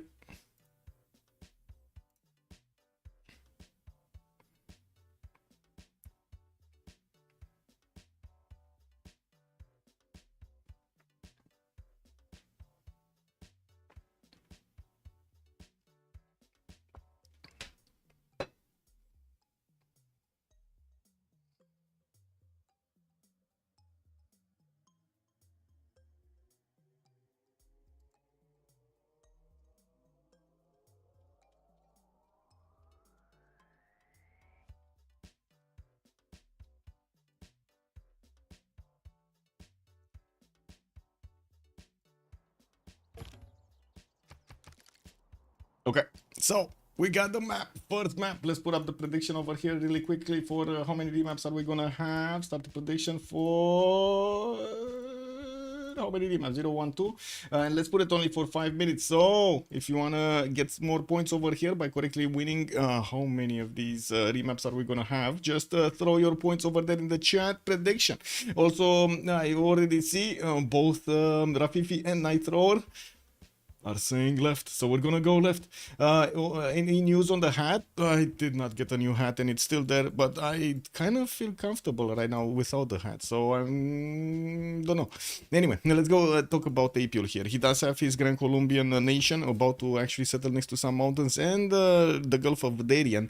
We do have him with a possible second settle next to a fertile to the west side that he's gonna get the extra food from. Has access to tobacco tiles, but in the third ring that's gonna be a bit too expensive for in my taste. Yeah, we do have some tea settles and oh my god, gypsum settle and tea settle north of his capital here. That's gonna be easy +2 B2 B3, and of course we do have him in the south with quite a few more cities to settle. Does he have anybody to trade with on these seas? He's gonna be fighting England. That's an opposing nation that's gonna be at the end of this Gulf of Darien, which transforms into the Northern Sea. Actually, that also has giant causeway next to Baptiste. You know, we do have actually a continent split in between them, a triple continent split actually over here. That's going to be meaning more amenities for Victoria Age of Steam. Moving forward, let's actually see where Tokugawa is living and also getting his stuff going. We got Tokugawa here. Oh my god, wait a second. No, this is not Tokugawa. This is Tokugawa. This is Tokugawa. This is Mikado on Tokugawa. We got him with his 2-2 base, some whales in the water, a +4, +5 actually. Harbor here, that's going to be amazing. A very good campus also on that island tile, which I'm pretty sure he's not going to discover bronze and he will put an a campus there. We do see him with more fresh water in the east side, west side, not that much, but he does have the Pantanal that he could settle next to, and a lot of marsh here. I would really not, I don't think he's going to go Lady of the Region marshes to actually improve this territory to the left side, but that is certainly an option. All of those marshes becoming much more productive. We got a scout coming up in 3 from Tokyo. I do notice he's getting horses out in the first ring, and we do have him with that iron in the second ring here. We're gonna be talking about the strategic resources a little bit later. In terms of opponents, we do have England to the right side. That I gotta say, he could actually go and get some units against England here on the land, and while England is fighting Gran Colombia, oh no, he's not gonna be fighting Gran Colombia because he's not coastal. It's fine. Apil over there probably not gonna make the mistake of actually settling a coastal city in the seeds of Age of Steam there. To the northwest, we do have also Damori, which is going to be one of the allies here of Tokugawa, and another one of the nations that will generate a lot of gold for Arcane. London here is going to get his builder out in 5. He does have a 1-4 deer tile, another deer tile here, a 2-2 to the west side. Water, fresh water in the southern cities. East side, Krakatoa to settle on with some incense tiles to improve. They're not amazing food generation from Krakatoa and not amazing tiles, but if he does manage to get irrigation quickly, these will be very good tiles to use. With a settle on the marble tile north, I'm pretty sure he's actually going to want to get his Royal Navy harbors down, so we're probably going to be seeing him settling as much as he can in these lakes over here, or one tile lakes if he can find any, so he can get those harbors out as quickly as possible. Second city actually could be settled on that aluminium, grab the banana to the south, also maybe make some use of I would say government plaza placements in between the south or the north. Will's gonna need to see how he's gonna try to sim over here. Definitely, I do trust Amori that he's gonna get a very good sim. Also, wait, come on, Rafifi, win those points. Yeah. It's best to not be best at everything, Guko Supreme is saying. Why? Why? You get all of the heat or something? Or why do you say it's best not to be best at everything? Why would you not be the best at everything? Is that actually a bad example or something? Why? Wow, how? Wow, okay. That sounds like a perfect human being, right? Being the best at everything. Anyway, now we got Ambiorix here on CivFR. Let's actually see how he's doing. DOTA will have a plus 4 campus in the capital. Actually, whoa, that's a lot of geothermals here on the right side. We do have him with a decent amount of stone tiles also, and I do see a possible Temple of Artemis for him. He does have 3 possible camps in the capital to upgrade.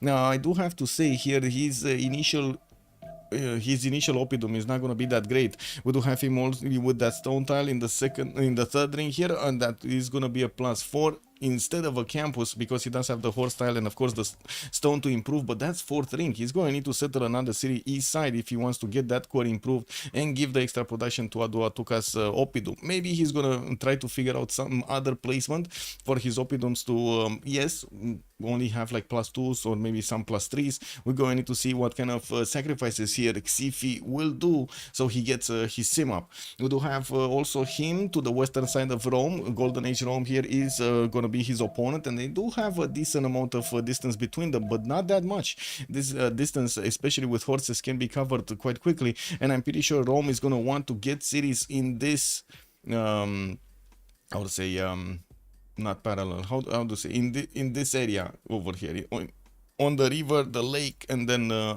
to the north of Tyrian Sea. Well, moving forward, we do need to take a look at Baptiste on Age of Steam. We do have leads here, getting his builder out. Looks like he probably popped on from a hut or got the gold from his teammates. It seems like he got the gold from his teammates, or anyway, one of the two. They don't have that much gold, so I'm thinking he actually got it from his teammates. We do have leads getting settled out in 5, has access to tobacco tile that he can buy to get the extra phase generation going, and I do notice he's going to have some very good campuses here in the water, especially because of these reef tiles giving him the extra adjacency towards his campuses there. Each of them gives plus 2 to a campus. Growth comes from challenges. Well, I mean, yeah, but it's not like you can actually grow if you're already the best, right? You need to either, you only have 2 options, right? You only wait for somebody to challenge you or create your challenge for yourself. That's the only way you're gonna keep growing. Gold plus Tokugawa on same team seems unfair and should be banned. Well, the Beasley, they didn't ban him. Yeah, and we're going to need to see if that alone is gonna be enough, right? That those 2 civilizations on one side are gonna be enough to actually make them win this game or not. In the 4v4 scene, a lot of things can happen. Now we do have also La Amigo with Genghis Khan actually to the north of Rome. He's gonna have I wouldn't really say he's gonna have a possibility to go to Japan here. That's his ally. Maybe at some point in the game they're gonna set some coastal trade routes here in between them. I'm pretty sure he's gonna want to trade with Rome and get a city to the southwestern side next to Muscat, so he can set up those coastal trade routes with Trajan. We do have him scouting out in the south, and I do see his north is also gonna have a decent amount of river network here, fresh water for his settlers to go for. It has banana in the capital, 3 2s, and a lot of pastures here on the western side, while I do notice he's going to have a very strong second city here on the maze in the south to not only get the gold, the food from the fertile, and more food from bananas. Now we will see him grow quite quickly. Now there is a bit of a danger here for Damori on the right side because he's so exposed to Karakorum. We're going to need to see if Karakorum, or I should say Mongolia, is going to want to get a city here to try to force England into a little bit of a corner of his own. Now this is basically the closest city that he could get on the freshwater on the right side, and Karakorum is gonna get the ability to attack into England afterwards. I'm pretty sure Keshik timing might be a thing here against Damori. Looking forward on Hojo Tokyo, we got Kyoto here getting his 2-2 base. He does have settler coming up next turn. Some more cities on the coast, not all of them with fresh water. Like for example in the south, I don't really see that is the settler next to the tobacco tile. He's gonna need to put it maybe on the aluminium and buy the tobacco to get that extra phase generation going. We do have a freshwater city on the right side, but it's quite far away. 1, 2, 3, 4, 5, 6, and 7 to settle here on the right side next to that banana. And I do see he's gonna have a lot of inlands. Now the question is he gonna go harbors or something else like commercials? It's not unheard of that we do have Japan here trying to get even those weak, very weak adjacency commercials to work, to try to get his merchants up, get the internal trade routes going, and maybe we're even gonna see a holy site generation here from him. By the looks of it, we do have Lin Xia going for pottery, so I would say commercials. Commercials is the way to go here. It's a lake. He doesn't need to go that far. Wait, what do you mean? What lake? What lake? What? I see something incredible. Rome take Muscat, makes a canal. Enjoy the money. You know, enjoy the money. Yeah, well, let's actually see if that's going to be a city of Rome or not. Let's take a look at Rome here really quickly. So he has some stone tiles. He had the possibility to actually settle on ivory tiles, did not do it. We do have him with lakes in the south to settle, and I do see some freshwater northeast, not that much, and I don't really see an amazing city there. While we do have him on the western side with another ivory settle, he's gonna get that with freshwater and has a decent amount of tiles around it. The question is he gonna go there quickly or not? See if he already sending a settler to the southeast. It looks like he's planning on settling that oil tile to grab the silk tile in the second ring to get him that extra culture, and at the same time has quite a few chops, a +4 oppidum there in the north, but will not get the opportunity to improve the stone tile though. That is a problem. But anyway, it's fine. We got one remap to go. It looks like both of the teams chose to remap this. So we did have Arcane like this, basically, you know, with one in between them. No. Actually, did they have one in between them? What's between? Yeah, they did have one in between them. It was Leeds in between them, but that was it, right? Baptiste over here was in between his opponents. The other ones were really close to each other and could also trade to each other. Now they did decide to choose a remap token. Both teams actually spent the remap token right now, so we're gonna have them opening up a new map here. Let me get this. I need to finish the prediction, right? Yeah. Need to finish, choose an outcome, one remap, and it looks like 64% did go for one remap. Rafifi, did you get the points? Rafifi? Oh my god, Beasley, I feel like Beasley lost a few points there. I feel like he lost a few points. Oh my god, you also lost a few points. What? Minus 153? Wait, don't tell me you went for the no remap option? You went for the no remap option, right? Also, BlazeCat Games, good evening, sir, and welcome. Why is my laptop internet so slow compared to my desktop? I had to reconfigure my driver to use 5 gigahertz, but it's using 5 so I'm not sure why it's doing this to me. How do you have the laptop connected to how to say the other stuff, and do you have any kind of internet how to say a firewall, any kind of like Avast Node 32 or something like antivirus? Drop 2Gs. I see the Beasley like a boss. Drop the 2Gs like you're going into the casino over there. Give me those cards. Anyway, we do have the game started up here, and I do want to double check my settings so I can actually close stuff over here. It should be fine. We need to put the team labels up. On the left side, we're gonna have Arcane, and on the right side, we're gonna have the big boys from the Golden Age. There we go.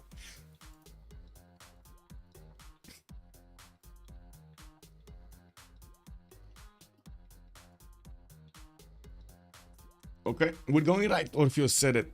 Orpheus said it first. We're going right. We're going Bob Show. What do we have here? Oh, he gonna have some diamonds. He gonna have a +4 campus here. Oh, he has the possibility of actually opening up campuses. Very nice. +2 campus on that next to that gypsum tile, and we do have him with a +4 in the capital. Could get a third one here if he settles the wine tile. Could definitely get another +2, and has access to some bananas in the capital. Access to horses first ring, also iron for second ring, both of them.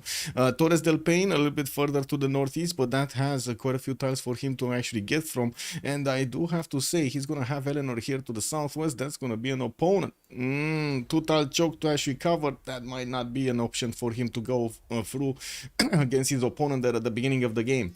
Right side, he's gonna have the goal, and that's gonna be another opponent, and it looks like also Southeast Mongolia, an ally, is probably gonna help him deal the damage against both of these nations. We're gonna need to see if Mongolia is actually gonna want to go and get all of this adventure going against the city of London. Well, let's see. What do we have here? Rome. We did talk about Rome. Let's go next. Let's go Hojo. Where is Hojo? Hojo is here. Kyoto gonna get his 3-1 fish in the water. I do see he's gonna have access to some pearl tiles. An amazing campus over there, and I'm pretty sure he's gonna want to settle also next to that olive tile, because why not? Multiple deer tiles that, to be honest, I think they're gonna just transform themselves into bonus production here. Had to get the two jobs going. Also, Hashbang, hello there, sir. No cowboy hat today. No, sir. The big hair reveal is happening. Am I getting a Thanksgiving stream? Wait, this is Thanksgiving? I have no idea. So if you want to educate me over here about Thanksgiving, please feel free. I have no idea why it is, why people are celebrating it, and yeah. Rome starts out in a golden age. Well, yeah. He's in a golden age team, Painter Q. Good evening, sir, and welcome. When you have a desert tile, but it's not a flat tile. Oh, this one? I mean, he can still get Jebel. He can get Jebel Barkal here, get that face generation going. Now, Kyoto does get his builder out in 5 turns. Also, he is going for sailing. He's probably going to want to get his harbors out this time around. Now, we do have him in the Philippine Sea, and I do notice we did go for the next round. We got horses in the second ring from Kyoto, also an iron in the second ring of Kyoto, more of these in the south, more iron tiles, I mean, but I don't see that many more horses. Another horse tile here southwest, but that's about it for a long time.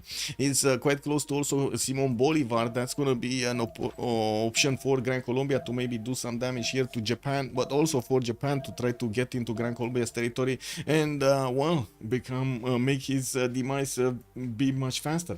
Jebel or Sankor? Yeah. Thanksgiving is Thursday.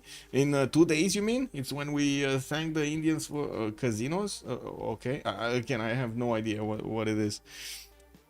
Anyway, now we do have to move forward here. After Kyoto, we're going to need to see Genghis Khan. Genghis Khan is here to the south of Gaul. He will have a lot of mercury. I do see 1, 2, 3 of these tiles in the capital to actually improve, and we do have him also with a decent amount of chops.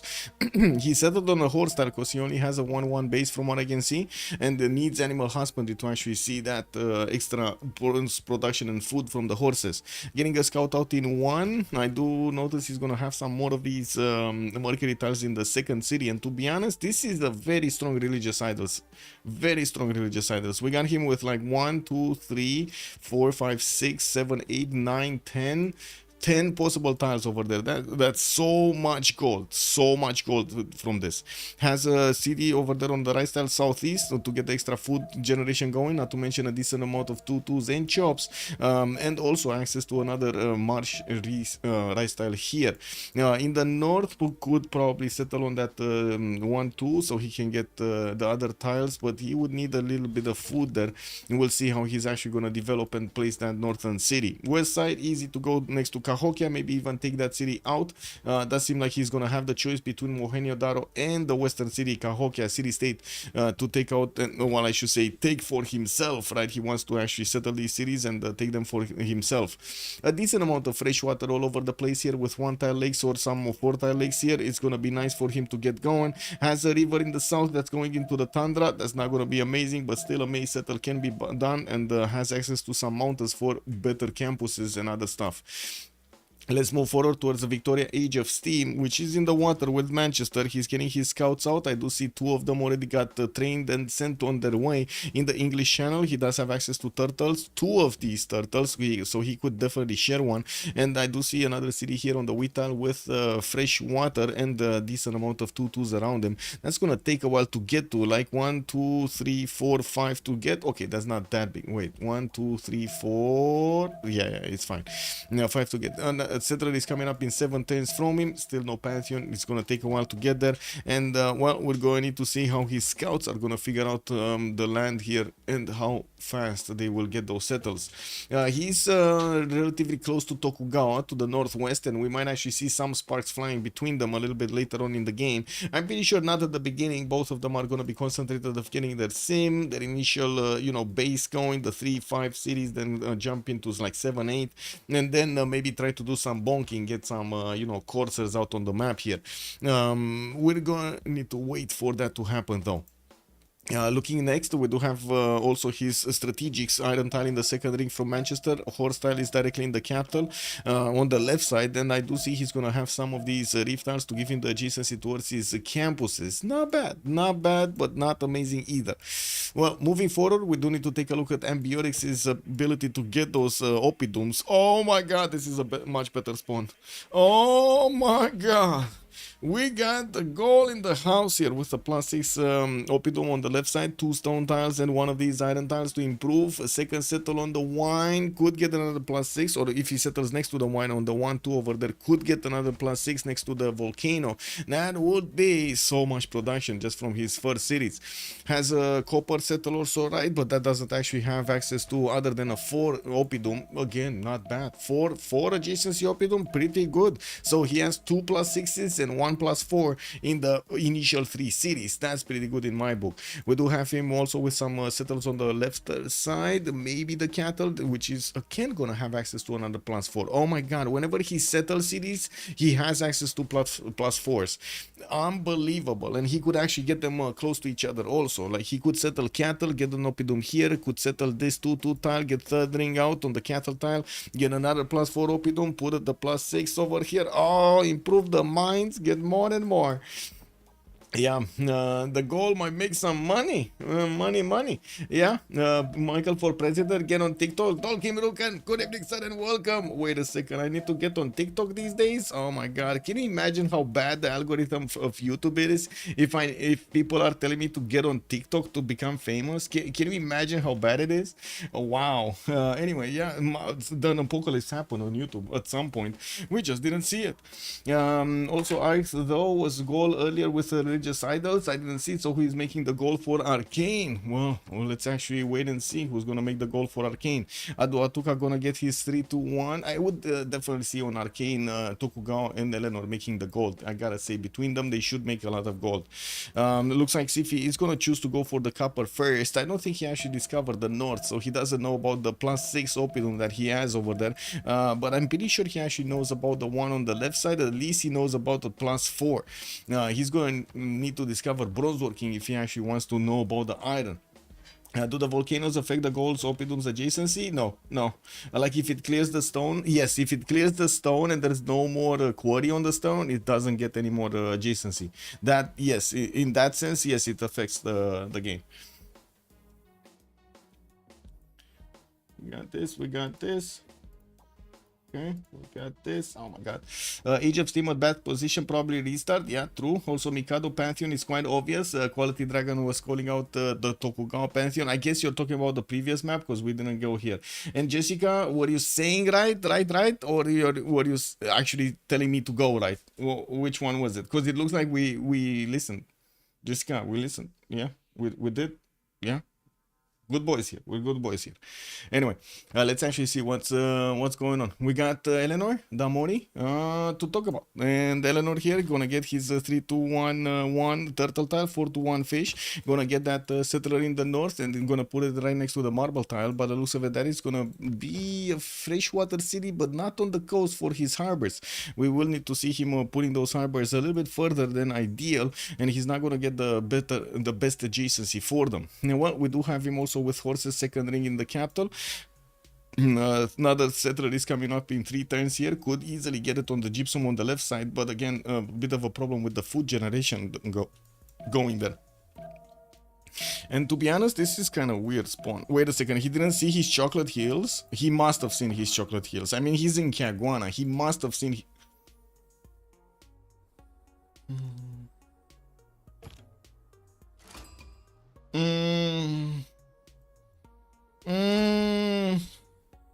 Man, imagine going around such a smelly hill, the chocolate hill. Can you imagine? Like you can feel it from so far away, right? Get that chocolate in your nostrils.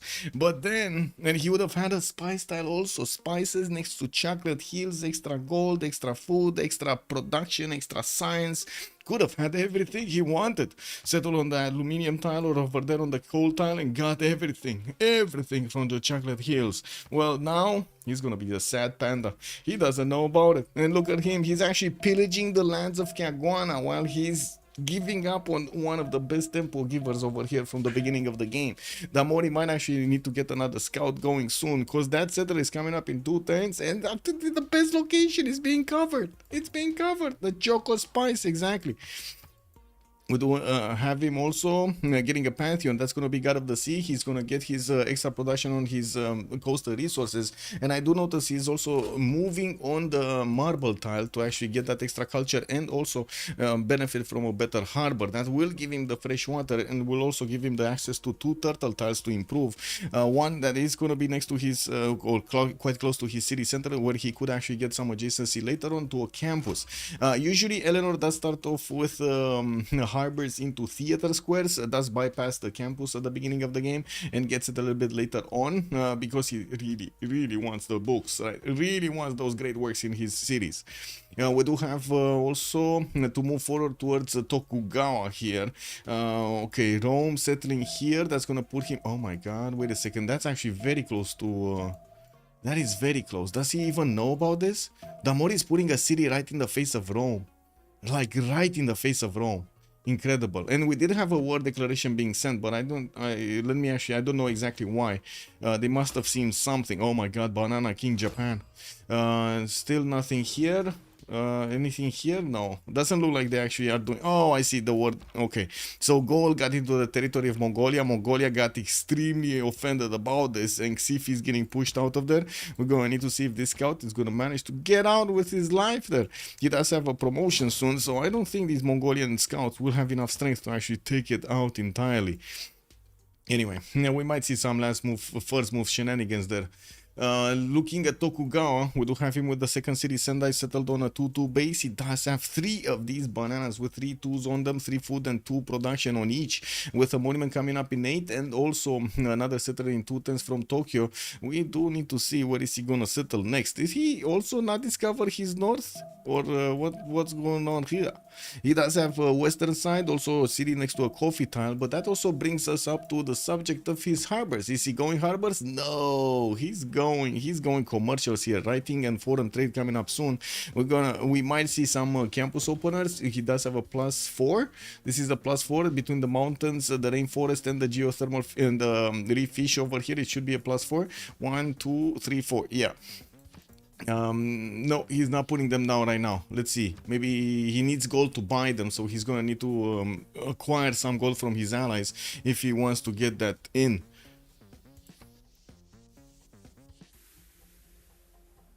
Opida? The plural of Opidum is Opida? That sounds so weird. Why is that the plural? Why is there a missing S over there? Anyway, we do need to see his strategics. He does have access to that iron tile in the second ring, access to horses second ring. Gonna have Japan, the other Japan northeast to fight off over with, and I do notice to the northwest he's gonna have an ally, Ambiorix. He's not gonna, well, I guess he's not gonna give trade routes possibilities to Bagakum in the water though. That would be quite unfortunate, but it is what it is, and we're gonna need to see if he's gonna do anything about the southeast of his, with Age of Steam being quite close to him.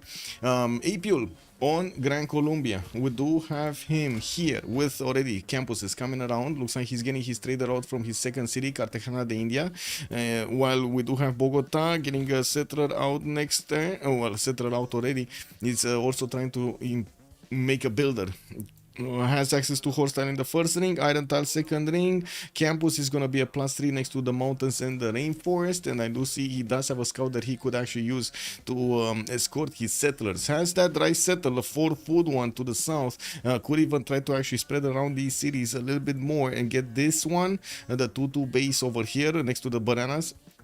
Now with another one on the spy style to the southeast. We're going to need to see how he's going to space out his cities. He definitely has a good amount of fresh water on the south and the north, not that much on the western side. Did manage to actually get a builder out from Cardiff. That's going to be a 3-charge builder, and he's going to get the opportunity to bring back into his territory and benefit from those charges. 3-charge builder at the beginning, you've seen it how important it is to get the improvements you need and not spend the production on it. Right? 3 turns is insane. 3 turns at this point in the game is insane.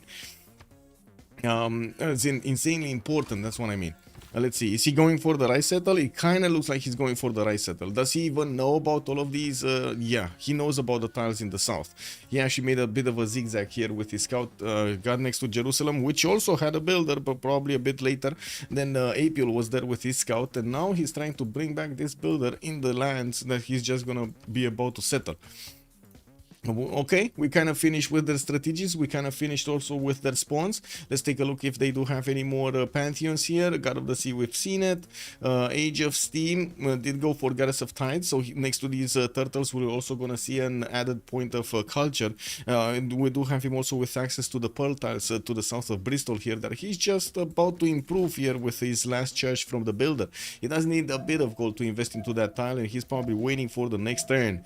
Opening up with Celestial Navigation to get his harbors down. We do have him sending his 3rd city also on that, oh my god, wheat tile over there across the river. I'm pretty sure that's going to be the choice.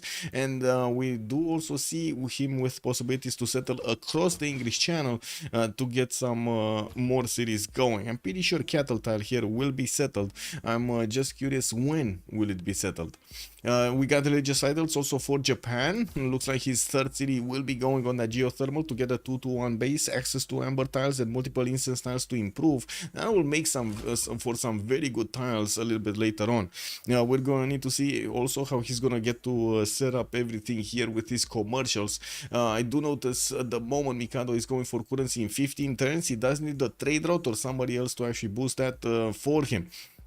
And I'm pretty sure a trader is coming out from Sendai as soon as he's getting that monument out in 2 turns. Looking at the other Japan, that's Hojo Tokimen. We do have him going for Divine Spark. Looks like Gran Colombia is putting a warrior right in the face of this settler. And Japan is just going to want to move around him. Oh my god, he actually wants to go for the citrus settle. And that Gran Colombian warrior is stopping him from getting to the perfect city. Well, we do have him also settling inland, which kind of makes me think he's going to go holy sites into commercials here, not actually getting his harbors, which is again kind of a sad day. I do see him getting right in right now in 3 turns with also early empire coming up in 2. Looks like he actually bypassed the Grand Colombian warrior instead of the warrior moving on that citrus tile, which to be honest he could still shift enter to get there to try to stop Japan from taking it. Japan could settle in place anyway and get the access to bananas. He has 4 of these that could actually give him the extra food in the city center, not to mention a citrus that can be improved quite easily if he has irrigation and a builder. Slinger is coming up from Kyoto. We do have 2 of these holy sites finished right next to Kyoto and Nagoya, and well, we're going to need to see what is he going to do here to defend against Gran Colombia with that Slinger. I didn't see a good Temenaki, no, not yet. Latin, ironic for a Romani. Okay. Yeah, Latin is just the English dialect, not really actually, but sure. As in English dialect evolved from Latin plus German, actually mostly German actually. But anyway, no good at Temenanki. No, Mongolia sad. Mongolia. I don't know if Mongolia is that sad actually. So he's getting his encampment already out from Karakorum. I do see Ulaanbaatar yet did not put one down. 3rd city moving east side somewhere around here, and I do see him choosing to go God of the Forge. So I think he's happy. Like Mongolia choosing God of the Forge, having gold to go against in the north, that he could definitely get his units there. Didn't he have another opponent? I think he did, right? Over here, Birmingham. England on the western side. Anybody else? Japan? Japan, he's not gonna get to Japan unless Japan settles on the western side. I'm pretty sure he's not gonna get to Japan, but Gaul, he can definitely get to Gaul.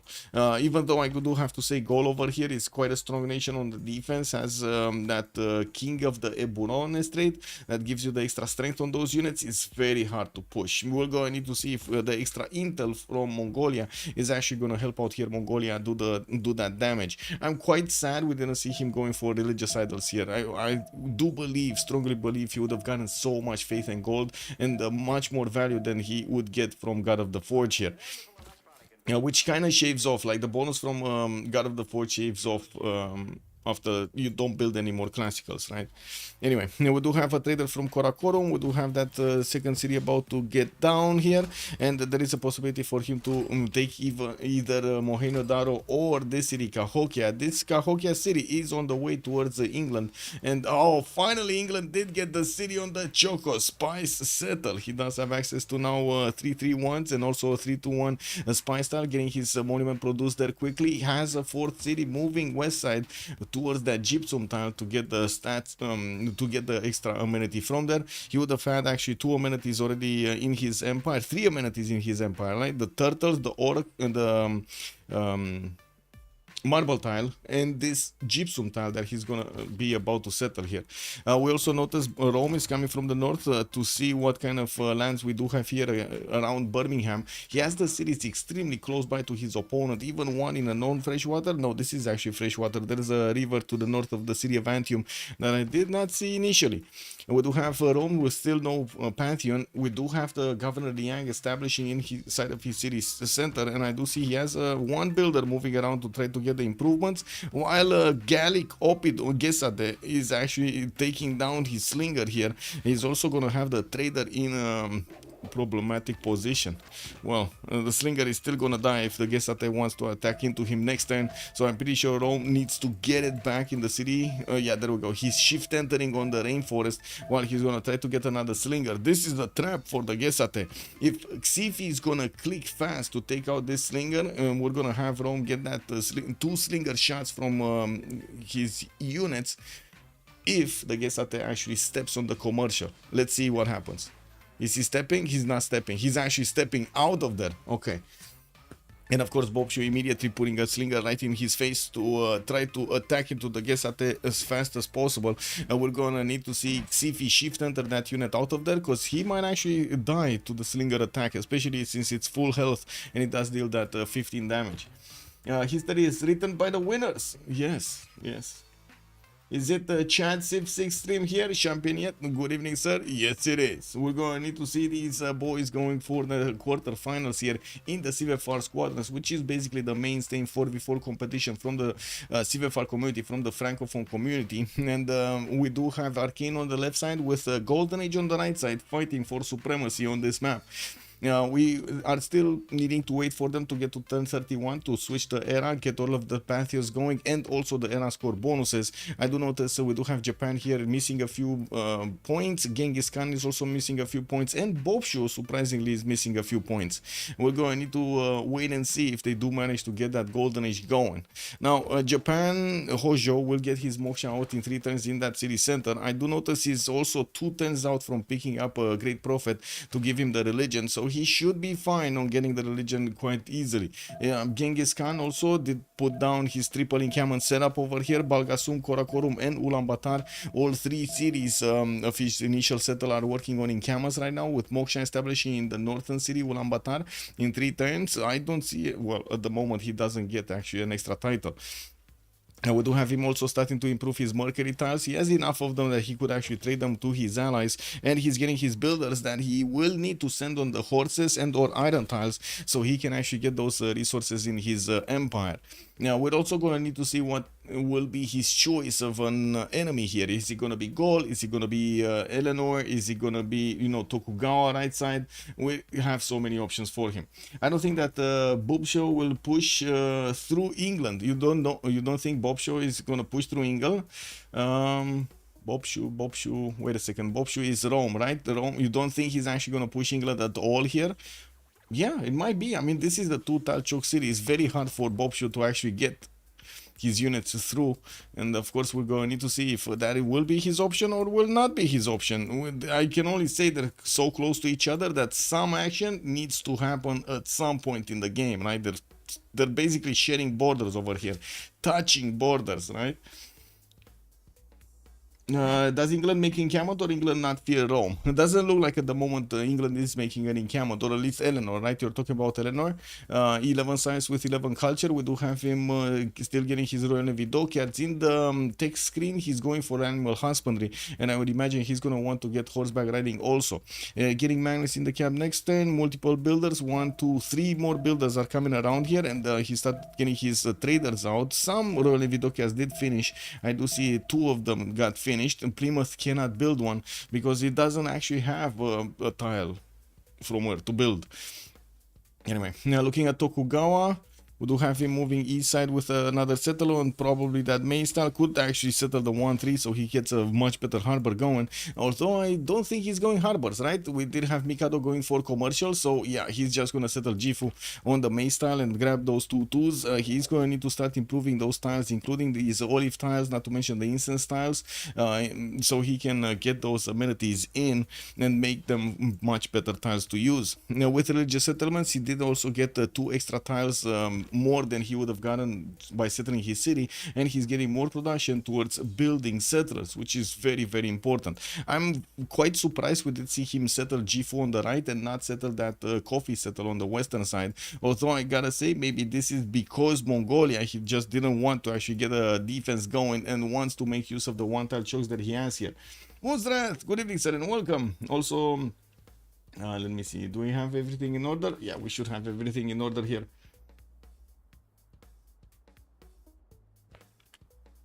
Of course, Rome opens with commercials. Yeah, always. I'm pretty sure even on the rich islands, we're not going to see them going even on Rome for anything other than those commercials. Let's see more pantheons. Do we have more pantheons? City Patron got us for Grand Columbia. He's going to get the 40% towards the first district in the city. He's going for a campus here, getting a 210. And I do notice Japan is trying to stop Cartagena de Indias from building that campus. Well, in the meantime, that city center is going to train a builder. And these Colombian slingers are going to have a target to shoot at. We do have an iron tile over there on that, underneath that possible campus. And Grand Columbia is going to need to fix the problem, fix the issue with Japan here.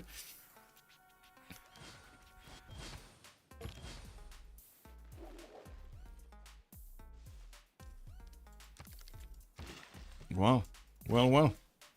3 turns for Moksha to establish to get him the extra culture. He did manage to put Caracas on that. Oh my god, he actually put it in between the tiles I was saying. Oh well, it is what it is, right? He can get the cattle settled northeast, that's fine. 2-2 base on a stone tile or next to it, that's also going to be fine.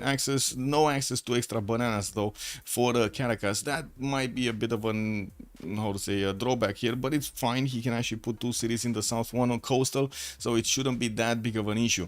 Getting his campuses out quickly, I do have to say the first scientist is Hypatia, so he's gonna have the opportunity to recruit this if he's just gonna get the points going. Might actually even go for some projects to get it quicker and benefit from the free library and that extra science. Now, the land quality is amazing. Oh, juicy. Alec Lacrat. Good evening, sir. Yes, it is amazing. At the moment, we do have actually only good spawns here. I kinda, have my own, how to say, like, I don't particularly like this spawn. It's not bad, but I don't particularly like it, if you know what I mean. Japan starting to put down his commercials. We do have Takamatsu finishing the builder next turn. Looks like pre-placing commercials is the word of the day here, so he gets that production locked. And I do see he's getting those builders in the water to improve his tiles here. Trying to get another builder from Gifu. Did we have everybody getting their points? No, still Rome and Genghis Khan are missing the golden age points. 17 on Genghis Khan, and we got Bobshu here with 16.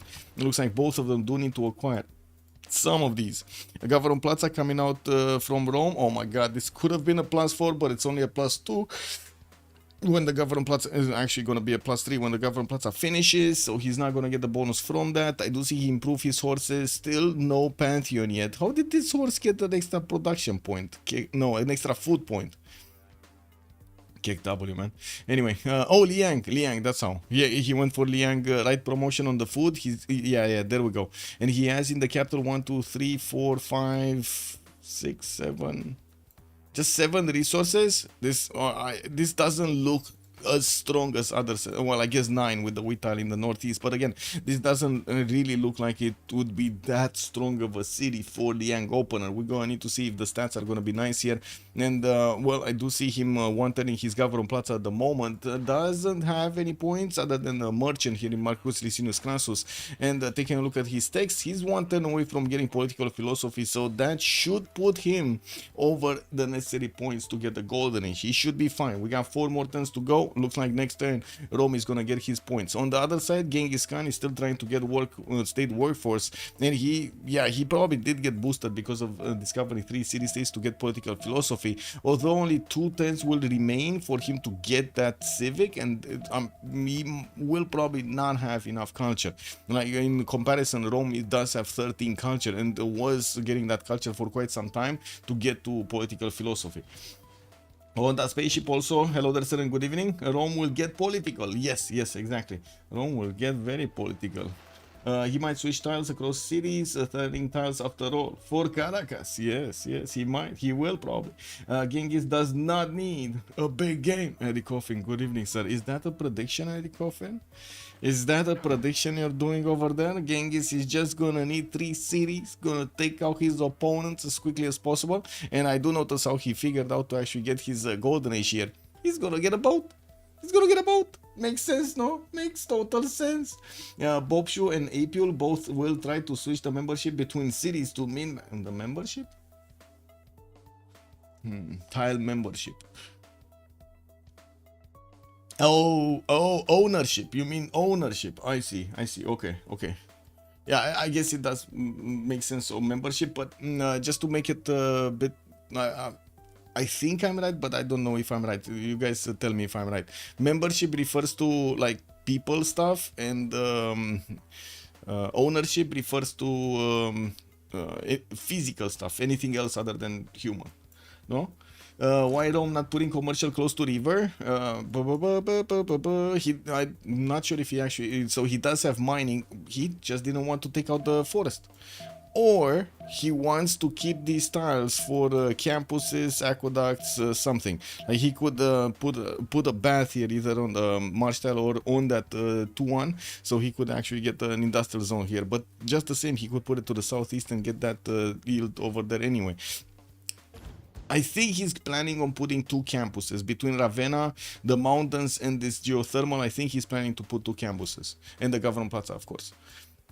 He's gonna get an easy +4 over here from Ravenna, and then another one over here that's gonna be a 1, 2, 3, 4, 5, 6. Another +6. That's a big campus that he's gonna get there. Ownership. Yeah. Okay. Late to the party. Anything interesting going on? Lancer, you're not that late to the party. I gotta say, I started off with 1 hour earlier, and we played 2 games of Dota Turbo. I won 1. I lost another 1. It is what it is, right? It's just the way the Dota Turbo flows. For +5 and +3 campuses. Poggy woggy. Yeah. Good evening, sir. Good evening. Now, let me actually take a look next. Ancestral Hall coming off here from Rome. We did have all of them actually getting their Golden Age points 2 times before this. Let's see the city-states really quickly, and then we're gonna see if they did pick up some more pantheons. Cahokia, Bandar, Brunei, and Venice will be available for them for the trade bonuses. We got Namadol, Mohenjo-Daro, and Caguana for the culture. I do see Cardiff with Johannesburg will be providing some industrial bonuses. Jerusalem, Chinguetti, and Nazca for the religious bonuses. Granada, military, while Namadol, Mohenjo-Daro, and Caguana, I think I talked about them. They're gonna be the culture bosses of this game, and we're gonna need to see who's gonna grab that Namadol over there in the water and get the culture going there. Well, we got commercials from multiple nations coming in, including the Japan and Japan's. We do have also Gran Colombia finishing his camp. Wait, wasn't he building this campus like 10 turns ago? I know he built this one, but what happened to this one, and why did he not finish? Was that scout still... Oh, wow, that scout delayed him so much. Anyway, we do have him on let's see, where is he? 11 science and 10 culture here on Apule. with that city patron goddess. What do we have on Damori? 16 science already, and with 11 culture. He does have a few science points from Chocolate Hills, trying to get the holy side there. A +5, gonna get a splendid bonus going, and I do see Magnus establishing the capital. Good thing he does have a lot of turtles, so he has extra. Check this out, how much extra science this guy has. 1, 2, 3, 4, 5 extra science points just from his land. Oh my god, that's he has a total of 16, 5 coming from his land, and he can get some more. He just needs the gold. Also, Melamo Love, good evening, sir, and welcome. Hey guys, I've never watched or played Team Civ. Can you only build in your only city or the whole empire? So, Pompilide, bonsoir et bienvenue. Can you please show who is missing? Nobody's missing, Pompilide. Nobody's missing Golden Age. The last one was Genghis Khan that got a boat. He was missing 2 points, got a boat in Ulaanbaatar and got it. Is he working it though? I don't know. Also, to answer the question of Melamo Love, you don't get to upgrade stuff in your opponent's, as in use the production of your opponents or your allied cities. What you do get sometimes, you do get sometimes you do get the opportunity to use some special units like the military engineers and some of the builders to improve stuff in your opponent's territory, like roads and your opponents. In another territory other than your own, or in city states you can improve their tiles with your builders. That's about the extent that you can actually do. What the players are doing in a team format, they are coupling together their resources, like strategic resources over here, trading their amenities with each other, keeping their people happy, while they're also trying to coordinate their efforts to take out their opponents, trying to force the Diplo victory, get enough Diplo favor, trying to get the culture, get more people for that culture victory, or distracting your opponents while your ally is getting the culture victory. Military domination, maybe every one of them is actually gonna go war here. We're gonna see some land wars, conflicts between them, and they're gonna try to take out their opponent's capitals. On the rich highlands, to be honest, anything can happen. Like we got this game going on, we just started, we're 10:31, they're gonna get their golden ages across the board, and we're gonna start seeing them shining in this game somehow. We're gonna need to wait and see if Genghis Khan here is gonna be aggressive. I'm pretty sure he's thinking about it with the triple encampment setup. You don't open up triple encampment if you don't think about war, right? At some point, not right now, but maybe at some point. Also, 2 campuses are not that good as getting a strong campus and a strong industrial zone with over 5 points of adjacency from the same city. Yeah. I thought because there were 4 cities, it was 4 people controlling a city each. Yeah, no problem. So Melamo Love, just to like quickly give you what's happening on the map here. You do see each of these colors is representing a different nation, right? Each of these, and these are cities basically. So Japan, Hojo Tokyo has 3 cities. We got the Age of Steam over here with 4. Eleanor is going to be 4. Rome is going to be 4, and so on and so forth. Throughout the game, the empires will clash at some point, right? Getting to use their production and so on against each other, and they're definitely going to want to expand into a lot more cities. We're going to need to cover this as much as we can, and I'm going to try as much as I can to actually bounce around the different areas of the map, so we get to see all of that information and relay it. Also, it would be fun to see a true domination. Yeah, been a while since we saw one happen in a Teamers game. True.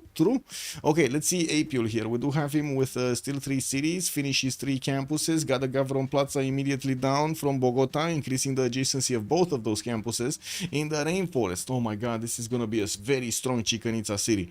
We do have, or I should say, empire, not city. He got his free Commandant General, Mariano Montilla, and I do notice he's going for the next settlers, putting on that settler card to get them faster. 4 turns from Bogota, 3 turns from Caracas, which is probably going to be 5 turns after the... Oh, no, that's fine, actually. This one in the capital is going to be 5 turns.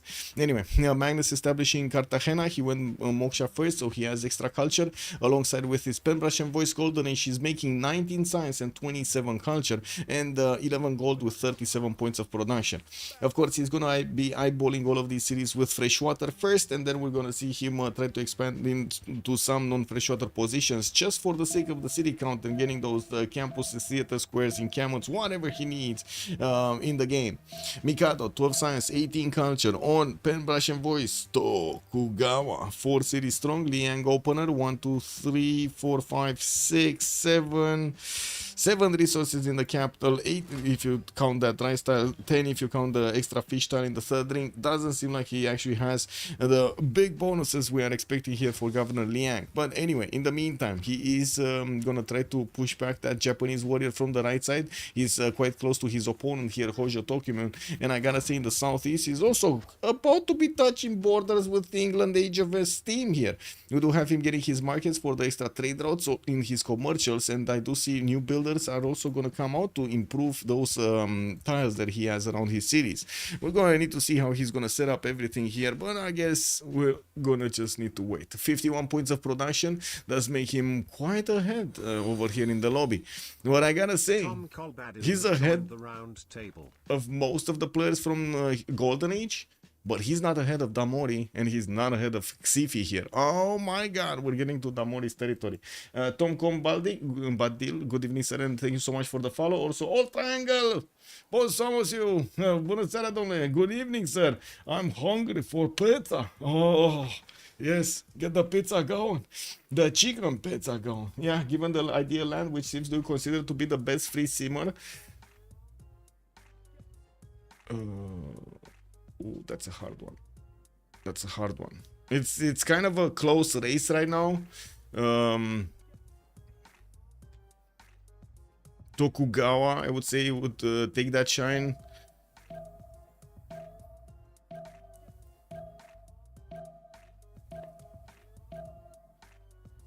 I'm thinking Germany. Like I cannot discount Germany because yeah, not we don't see it that much in the games, but I'm pretty sure Frederick Barbarossa. Oh, goal also. Maori, yeah, Maori for sim. Yeah, there we go. Lafifi is calling on Maori. Eleanor building wonders. We're getting there. Let's take a look at Damori. Damori, 19 science, 33 culture. We got Pembrush and Voice Golden Age lighthouses coming around. We do have Pingala establishing 3 turns in Birmingham with another settler in 2 turns from that city center. We do have him expanding quickly. He's getting his amphitheaters in the theater square so he can actually get, first of all, more writer points and slots for his upcoming books. He's getting them in London and Plymouth as well. Getting more shine in that city in the Chocolate Hills, it's a bit surprising. I would have expected him to actually try to get over here Pingala because of the extra science that he's acquiring from the Chocolate Hill tiles. We do have him with that God of the Sea giving him the points. He does need to improve some more tiles here to get the extra production, but I guess he does have a lot of turtles to give out to his allies. With a few builders to improve his tiles, we're going to see the extra trade routes connecting to the capital, giving him the extra bonuses from Governor Magnus, the extra production and the food on each of those trade routes. Gonna make them big. Well, moving forward, I do have to say and mention specifically, he's not building any wonders. Has a few wonders to build. I could definitely see hanging gardens around here being built. Trying to get the Mahaboi Temple in Plymouth, maybe if he wants to actually try to get diplomatic victory and so on. There are multiple choices for him to get going here. Moving on, Xifi. We do have him 4 cities strong. Liang, second city. Magnus establishing the capital. He did get that +6 Opidum on the left side with another +6 over here in the north in Samarobriva. So, well, right now, wait a second. No! The stone got taken out. That's so nasty. Anyway, yeah, no stone, no +6 Opidum. He's gonna get it when he's gonna get the Niter tile, but the volcano said no. The volcano said no to the initial +6. He does have another one here, which is gonna be a +4. And we'll probably get some more mines around it to increase its adjacency. And I do see he also put one from Avaricum, which is just a +2. Again, multiple mines are actually going to make that a little bit better. And with Liang establishing Bagakum, we're probably going to see him getting the food upgrade here. We do have, as you can see, also extra production on the stone tiles. He did get stone circles to give him that extra boost of production and faith on these tiles, on the quarries of the stones. We do have him with granaries. is very important for the Galaxy cities to grow quite tall, and they will need housing, and they don't get housing from Oppidums, so they do need to actually get it differently. Ancestral Hall coming up for Raduatuca next turn. I do notice he just chopped the forest of that. What? He chopped the forest on the wine tile? Really? That's sacrilege. Xifi, what are you doing? That would have been an amazing tile if you just got irrigation on it, improved it with a plantation. Oh, well, it is what it is. He chopped it. You know, he got it. It is what it is. Well, now moving to Baptiste, we do have him 20 science and 37 culture on Age of Steam Victoria.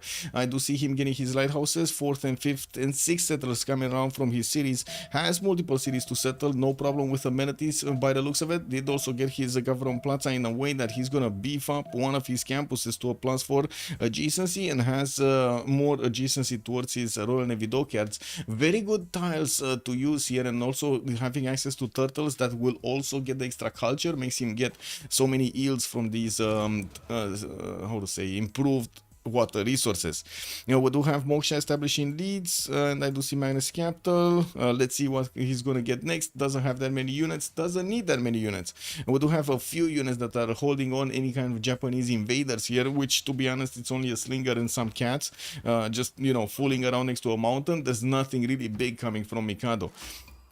Baptiste here also has 71 points of production and 32 gold points, making him quite strong at the beginning, but again, not even that close to Eleanor's 92 points of production on Damori, not to mention 27 science and 49 culture on Eleanor of Aquitaine.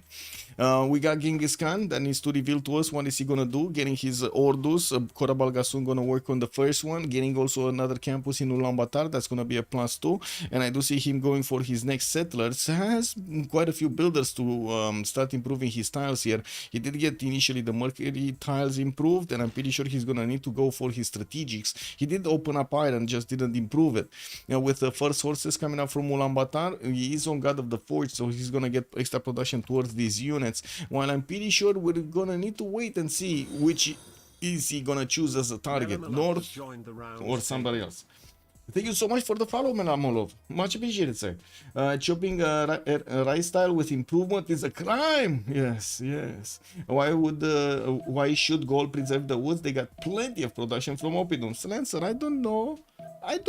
He has a plan, right? He has a plan in his mind. A volcano would kill the forest eventually. Hello, sir. Good evening, sir. And you make a very good point. You want to chop that before the volcano eats it, right? Or melts it. You've seen the volcanoes. They're getting excited out of nowhere. You don't even know why. He needs so many builders to make his land worth.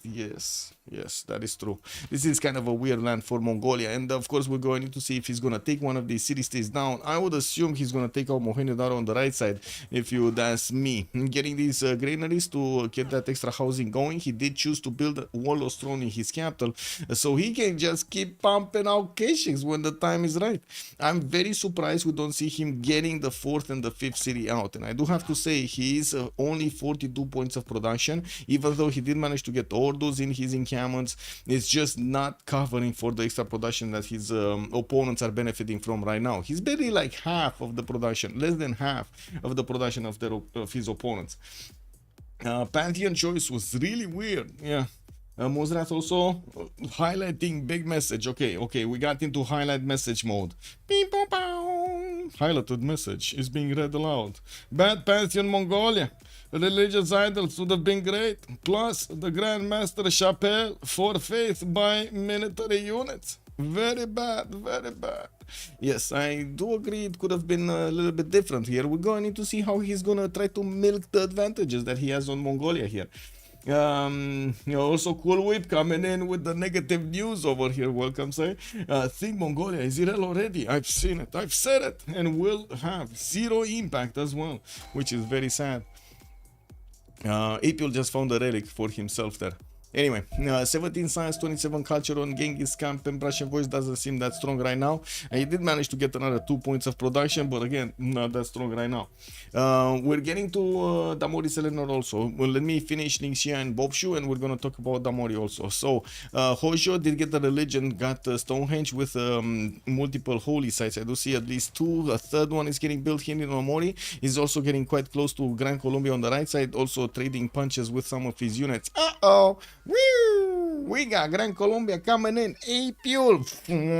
Putting his empire in the third gear, getting these horses with the Gran Commandant General here, going against the city of Omori.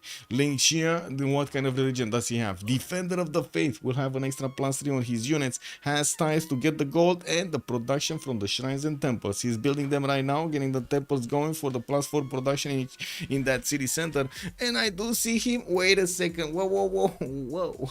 Let me see if I can get this disrespect correctly over here. He in the city of Nagoya, he actually put down an entertainment complex, got a wonder also, hanging gardens right next to one of his theater squares, had the nerve of opening up with theater squares and a holy site next to Gran Colombia, and at the same time gridding out Colosseum. Did I get that right, chat? Do you see the same thing I'm seeing over here? Do I get that right? We got him touching borders basically, like he's extending a hand. He's basically like throwing an apple into the neighbor's garden with his own hand, and he's still trying to build Colosseum.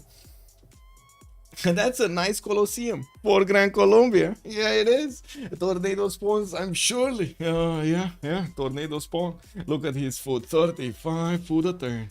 Yeah, that alongside the better Pantheon choice probably can get him a good chance. Is there a nice flat highway for the K-Shakes going north?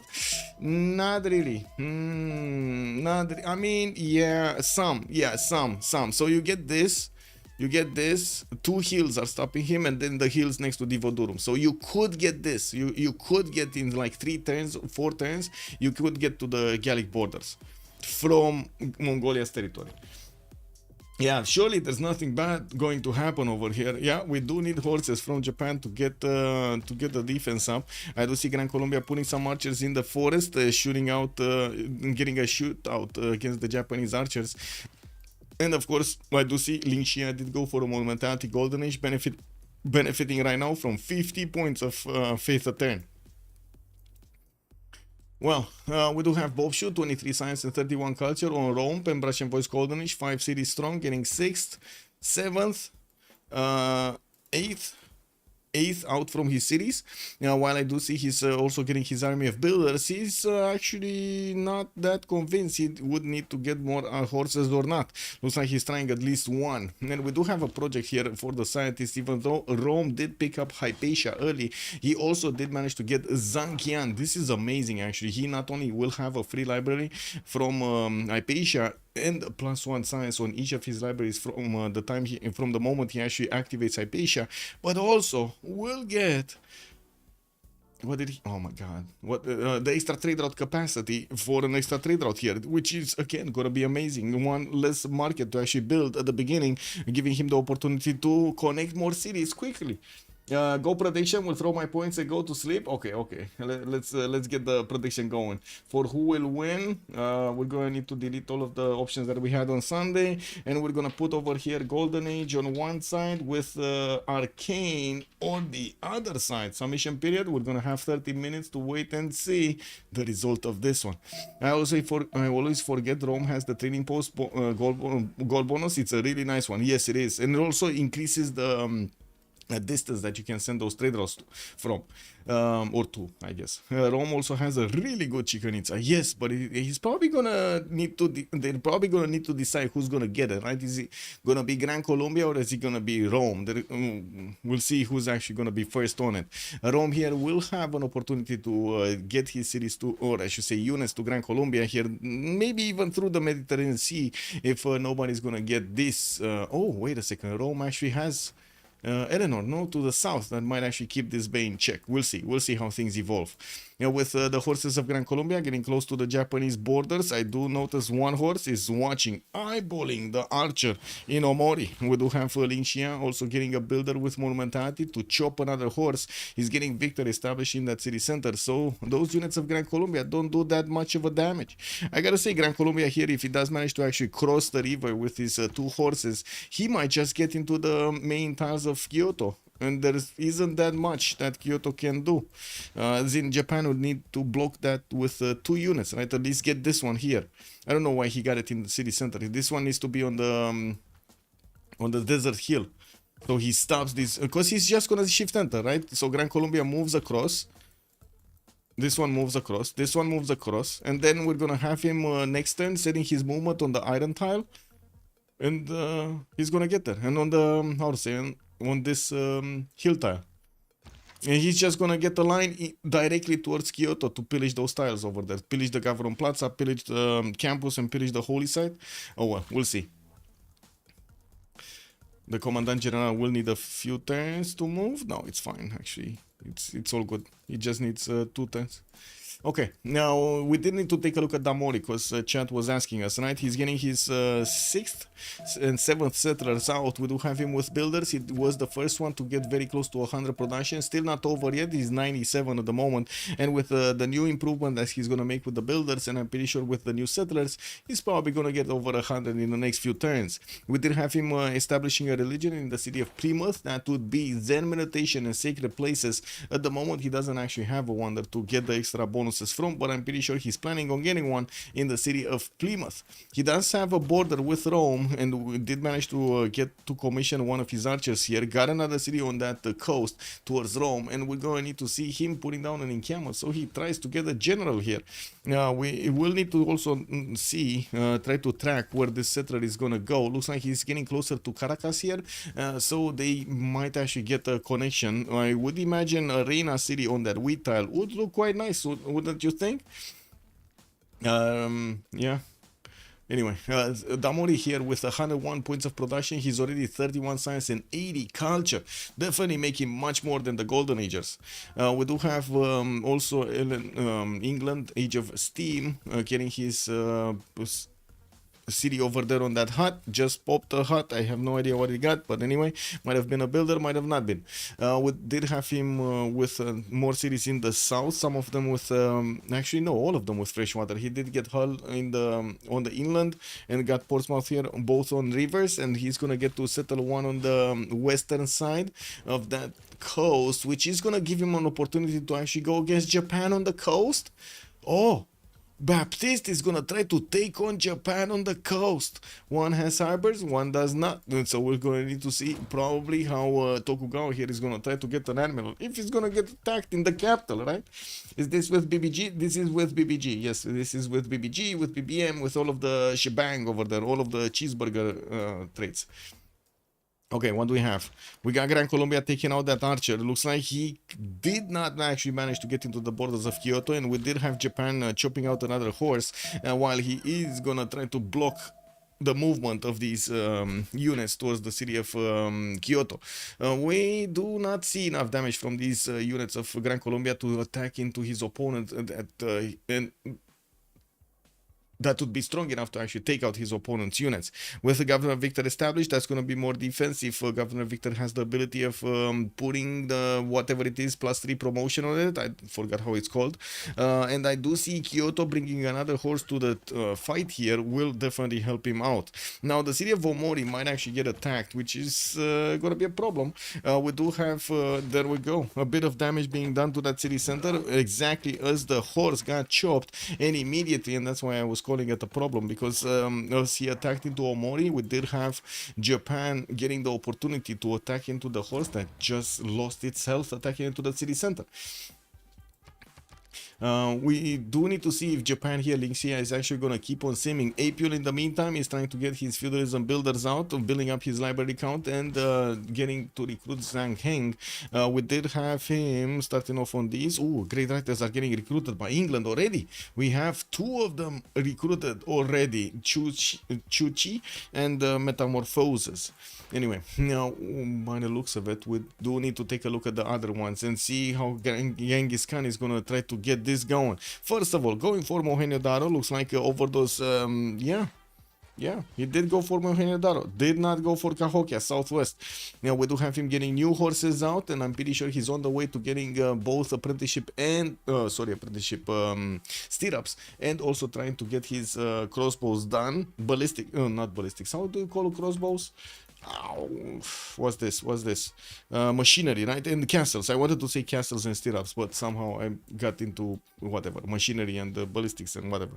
Anyway, we're going to need to see if he's going to have the unit count and also the willpower to go against his opponent at the Keshek timing. Trying to get Victor third in the city of his capital to try to get a better spy. We're going to need to see if the timing is going to be right here for him to actually get the level 2 inside of his opponent's cities. If he's going to do that and he's going to go against Gaul will be in trouble. We do have Gaul here with that stone circles getting so much production in the game. We do having Xifi here is 107 points of production, definitely quite higher than his next door opponent here, Genghis Khan on 52. Trying to get an encampment training projects from Bagakum, so he gets a general. I do see he just got enough points to recruit a general, 36 out of 30. There we go, he just got Sun Tzu. We do have also Avaricum sending another city towards that volcano in the south. He's not far away from the borders of Tokugawa, but he's probably gonna just, freeze him over here next to him, not a problem.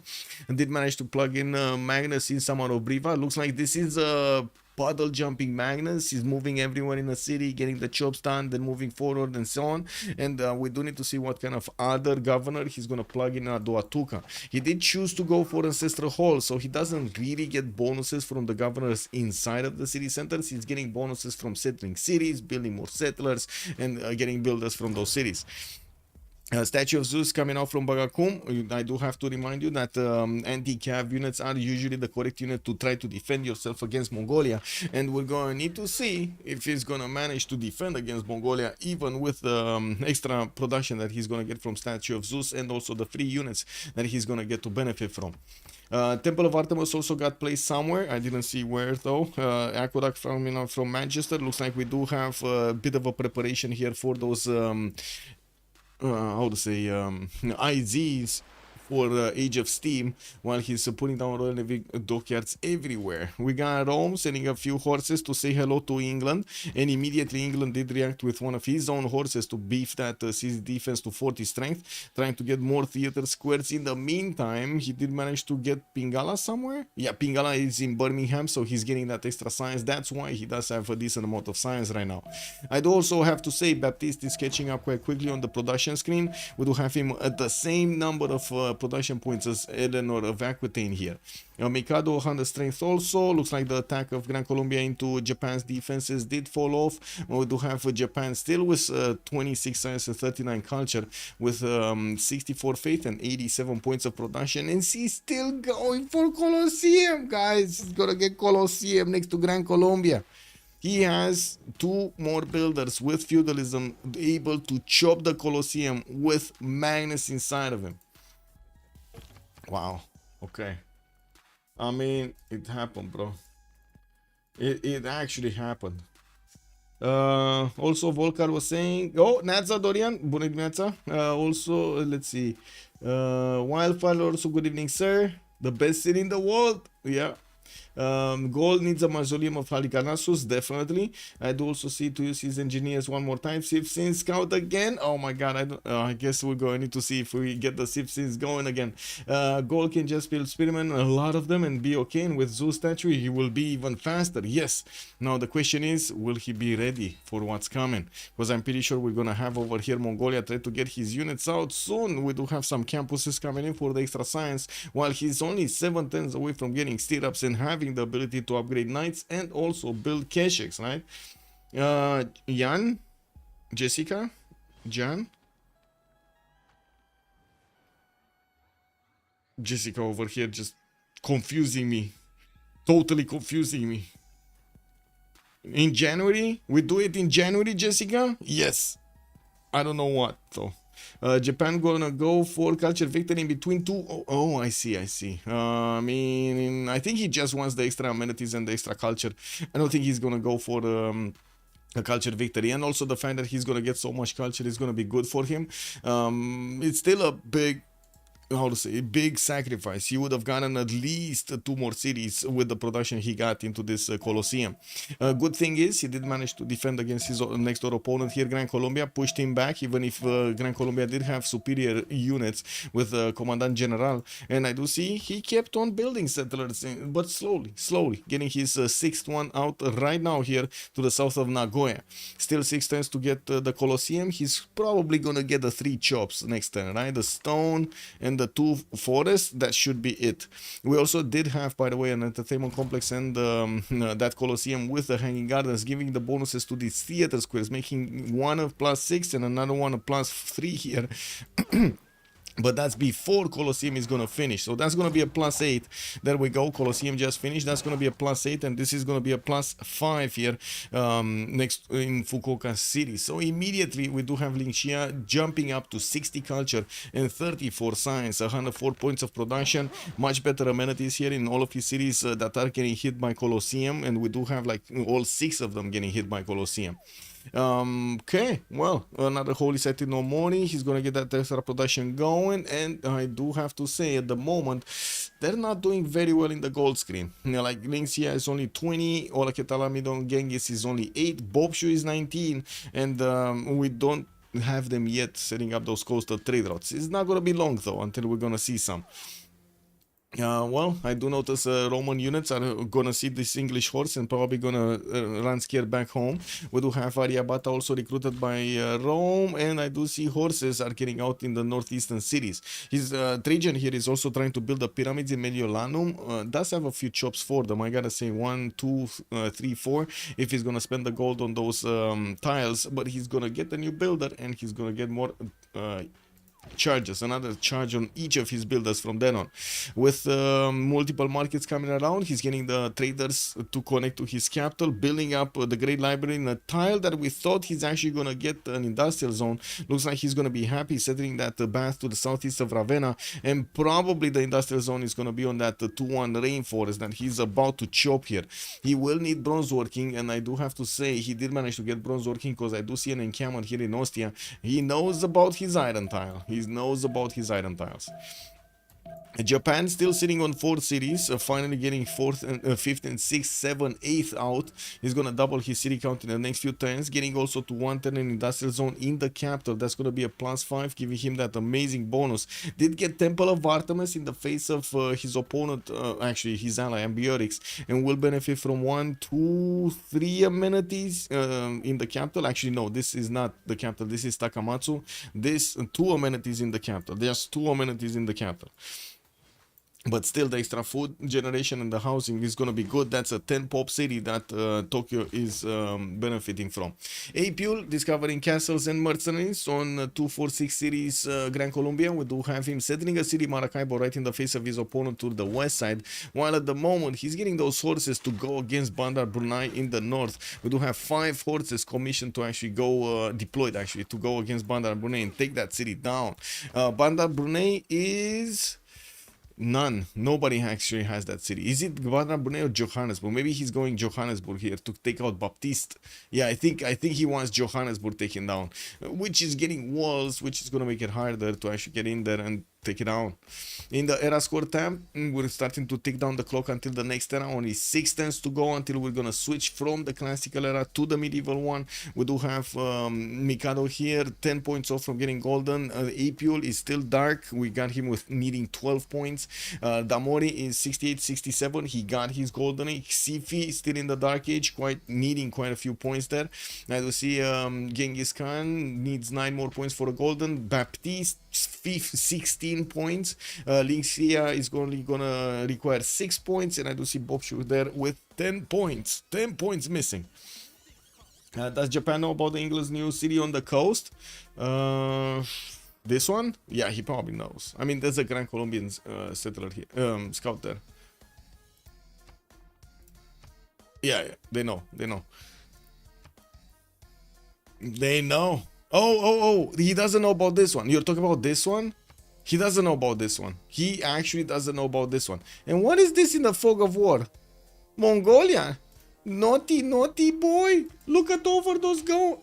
He got his horses in the fog of war here going against Gaul. Oh my god, he's actually gonna force gold to get a defense up. But that's fine, that's fine. We got Statue of Zeus coming out, popping out from Bagakum in 2 turns. He's gonna get all of those free units to Avaricum and will probably defend that, no issues whatsoever. And all of this squad, the death dealing squad, is gonna be found out by one Gallic horseman there. It's courageously keeping those tiles in his hoofs. The Mohenio Daro did get taken out, a new encampment getting built. I do see new horses getting trained, and another one of these generals, Hannibal Barca, is recruited by Mongolia. Oh my god, just go back, go back. Hola, que tal, amigo? Gold just settled a jewel, a crown jewel for you. Go back. Or wait, is he gonna go forward and try to get another army to Lisio? Like, this city is basically like giving candy to a kid, you know what I mean? Like, it's just in front of his ears. Smelly. Yeah, now wonder is he go between the two bands for Rome? I think so. Mandokar, good evening, sir, and welcome. For Rome, yeah, this one. He's going here. Yeah, he got a +8. The +6 campus is coming around. Wait, is this from Antium? Yeah, this is from Antium, so he's probably gonna get from the capital when he's gonna get 10 pop. He's gonna put one here. 1, 2, 3, 4, 5, 6. There's gonna be a +6 in between Rome, the two mines, the bath over there, and so on. And probably the commercial actually got placed in the north. Maybe a theater square. Whatever. We'll see. We'll see when he gets there. Let's see. We got over here Great Library coming in for Bobshu in 6 turns. He's still trying to chop the pyramids in the north, and I do see he needed an archer to push back a unit from there. Taking a look at what's going on here, looks like the horses of Mongolia did get discovered. We do have James of St. George actually recruited by Gaul, which is gonna build 150 strength walls, making it very hard even for those Kishiks to actually go through this type of wall. It's the medieval war, basically instantly built by that great engineer. And looking at the great people screen, the merchant screen specifically, we do need to take a look if anybody else got some more extra trade route capacity. No, we only had one. Isodor also did get recruited by Gaul, and to be honest, he already kind of finished statue, so he's gonna use those charges on Oracle here in the capital. I do also want to see what Eleanor is building as a wonder. We don't have him with any wonder at the moment. Maybe going for some coastal at some point. Doesn't look like he's that interested in building the wonders. He's getting his aqueducts going, working for Theater Square festivals, so he can recruit all of the early writers, and we're gonna need to see how he's gonna set up all of his industrial zones in between the aqueducts, trying to use an aqueduct also from Sheffield for more added spice here. It's a crucial spot, because if Gaul pops defense, then he can go after Toku and force them both to get a defense. Ideal in Demon's. Yes, exactly. Yeah, Lisio, if Mongolia jumps it right now, it's hard to defend for Gaul. Yeah, but James of St. George, man, James of St. George is gonna be a very powerful person over there. He's gonna single-handedly stop the Mongolian invasion with his little finger.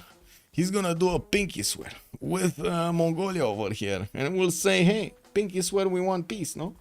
Gaul is insane at defense. He gets tons of engineers and will often get the wall engineer. Yeah, true, that to his combat bonus and Opidums being defensible. He's not really that easy to attack. No, he's not. Very hard target to attack into. Very hard target. I'm actually quite surprised with Dusim. Oh my god. Can you imagine what would happen if Mongolia actually gets these units in the water? Oh, that would be just beautiful. That would just be amazing. But anyway, he's forcing over here Gaul to use his resources, his production, to defend himself. I do have to say Gaul is keeping up his advantage with the double amount of production over Mongolia Genghis Khan. 2, 4, 6, 8 cities versus the 2, 4, 6, 7 cities, no, 2, 4, 6 cities of Mongolia. But the science is not that great. CF only 35 right now with 72. He's going to need to put down some more campuses and get those libraries and universities in them. We do have also Japan getting more cities in the north, deploying also a lot of heavy chariots from his cities. We're going to need to see if that is gonna be a good defense. That should be a good defense, right? Defending these 2 tiles here would probably be a priority, and 2 knights would probably do the job quite nicely. He wants to also take into account the scenario that he might just get disembarked attack to the south of Kyoto, so he wants to actually have some more units extra to fend off attacks here. I do have to say Damori is running away with culture. Pembrush and Voice Golden Age, 140 culture, 140 production, 67 science. Looks extremely strong here for Eleanor, England, getting more of these libraries, and of course working for the university soon in his campuses. I do notice he's getting up very quickly, 70 science right now.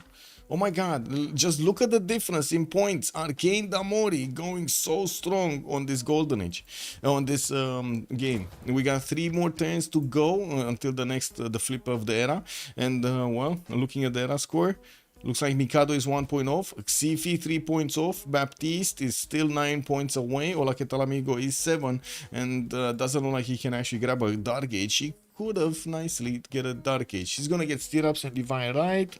Does he have enough time to build a Keshek? Oh, he might actually need to chop a Keshek, and he doesn't have a chop.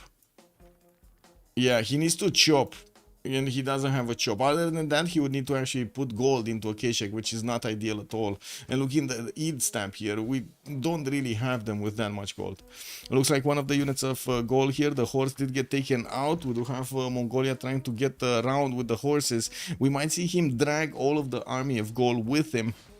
If he goes for the river and tries to get over into the lands of Bagakum, Shizuoka, Bibrax, Takamatsu, he's gonna drag all of these armies with him towards the north there. Now, we do have some Gaelic spearmen that he got for free from Statue of Zeus, starting to move towards the southwest to get into position to defend the courtroom if that will be necessary.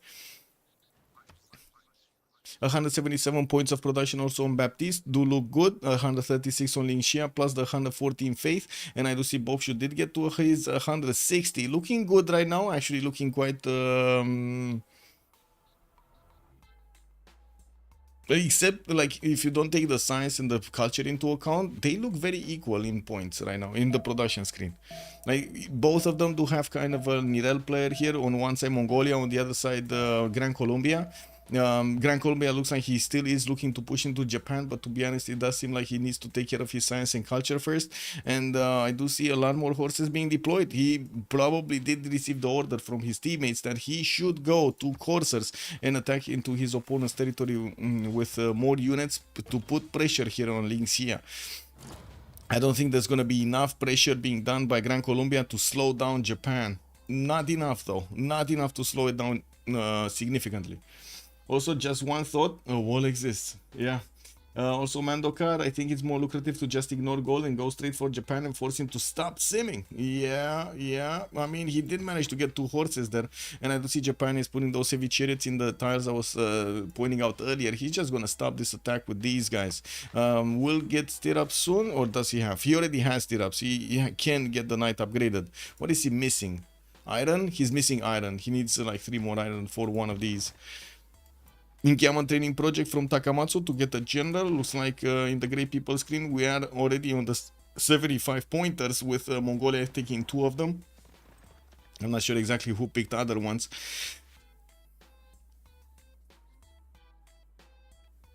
So Mongolia took 1 here. Gol got 1. Sun Tzu, Trung Trak got picked up by Mongolia. And Mongolia got 3 of them. He got Burika also. Does he have the military engineer moving around and creating pathways here? I don't see it. This is kind of weird. Like if he had 3 of them, usually what players do is actually activate Burika and then use Burika. Burika is on the front line and is not even doing the damage. He's not even there. What is this guy doing? The general, is he actually slacking? Man, this general actually took a picnic. Okay. Who got this general distracted to go and take a banana? Come on, give it up, give it up. Who did it? Who did it? So Arcane are leading right now? I would say so. With Amori having so much science and culture, I would say they are leading right now. Yes. I need to see how Bobshu is gonna try to bop against England here, and we definitely will need to see if the coastal trade routes are gonna give them enough gold. I do notice they do have a lot more gold right now. Okay, 2 more turns until the next golden. Now, what did we not see? Okay, we got intelligence agency a doua tuca. Okay, workshop Samaro campus Bibrax.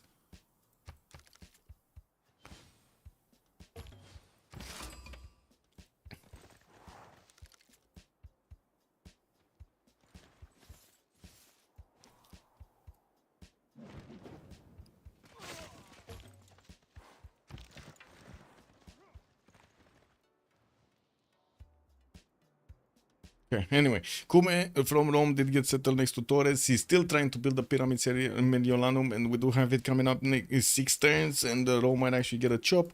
Ariabata still not going anywhere, and the units of Gran Colombia did get next to Johannesburg, and I'm pretty sure he's gonna start pillaging all of these tiles.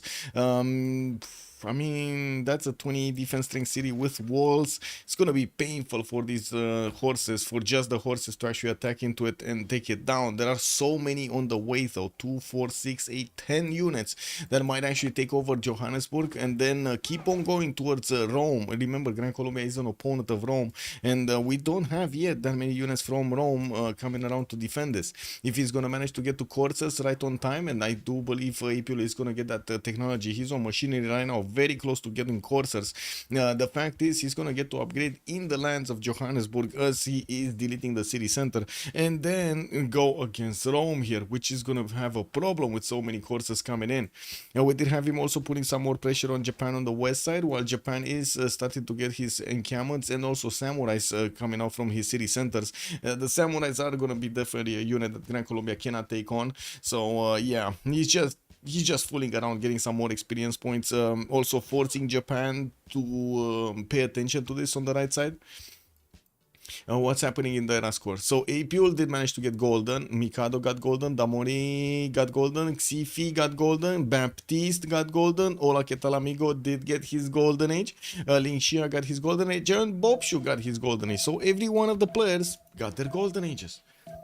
CS might defend an Irela player, and also Lancer is making a good point. Who can resist the banana? Right, exactly. Who can resist the banana?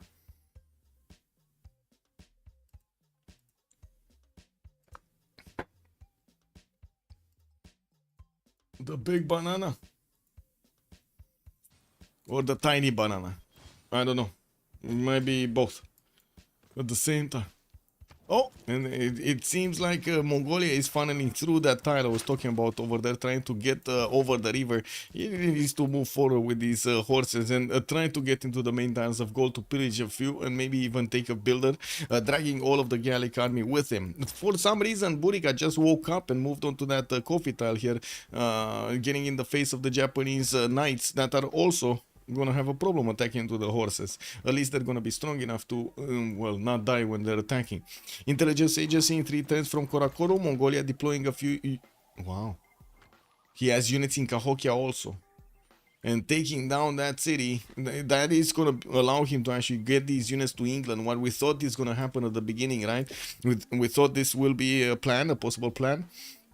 England getting Apadana in the city of London. Next turn, he's also putting down these industrial zones. Needs a few more of these aqueducts to finish, or I should say one from Sheffield. But he's building a builder right now there. I did put 2 units in the north to stop from his opponent, stop Rome from pushing in. And I do have to say, we got 1 minute and we're gonna have a pause for 2 minutes. We'll see afterwards.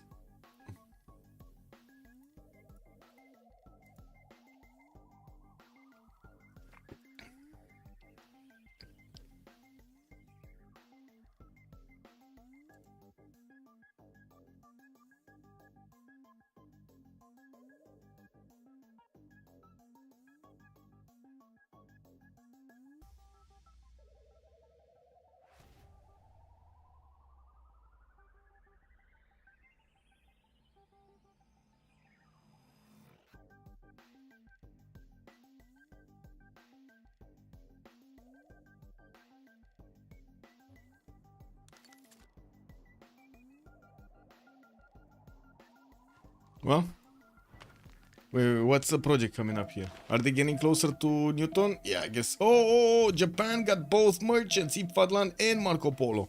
So Rome got the first one, Zankian, and then boom, we got Japan over here, Tokugawa, recruiting like 2 extra ones. Let me actually put this, me, silver, me, talk to Leech here.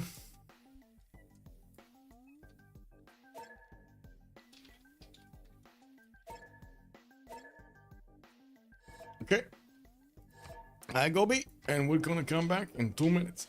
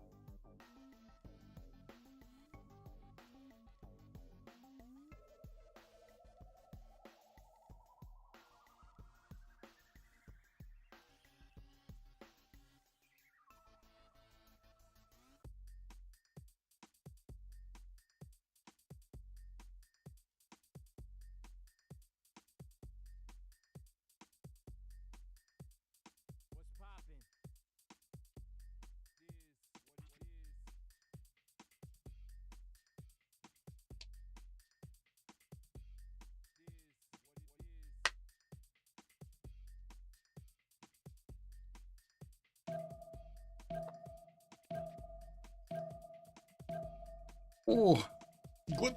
I had to drink some water. How far are both cap players away from castles? We do have castles in 2 turns from Genghis Khan, and taking a look at Gran Colombia. What is he? Did he not get them? I don't see it yet. Does he not have a horse with movement? No. I guess we're gonna see it this turn. If he has the upgrade button, he has stirrups. If no, he doesn't. And he does have the upgrade button, so he already has castles here.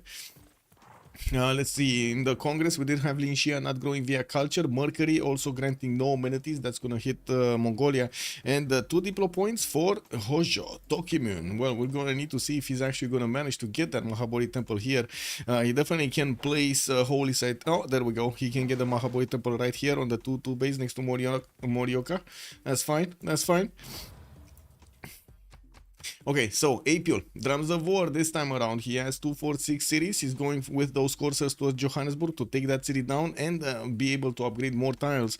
We do have Johannesburg being seized by his opponent Baptiste, and well, he's getting the vision over here of what's going on. He needs to be careful to, first of all, keep the city under siege. Second of all, keep doing damage and take out all of these units so he can take it out and not allow it to upgrade. Next turn, that city is gonna become stronger. And these horses are not going to take it out anymore, right? The heavy chariot is coming in. Extra points of defense are going to be added to the garrison defense strength.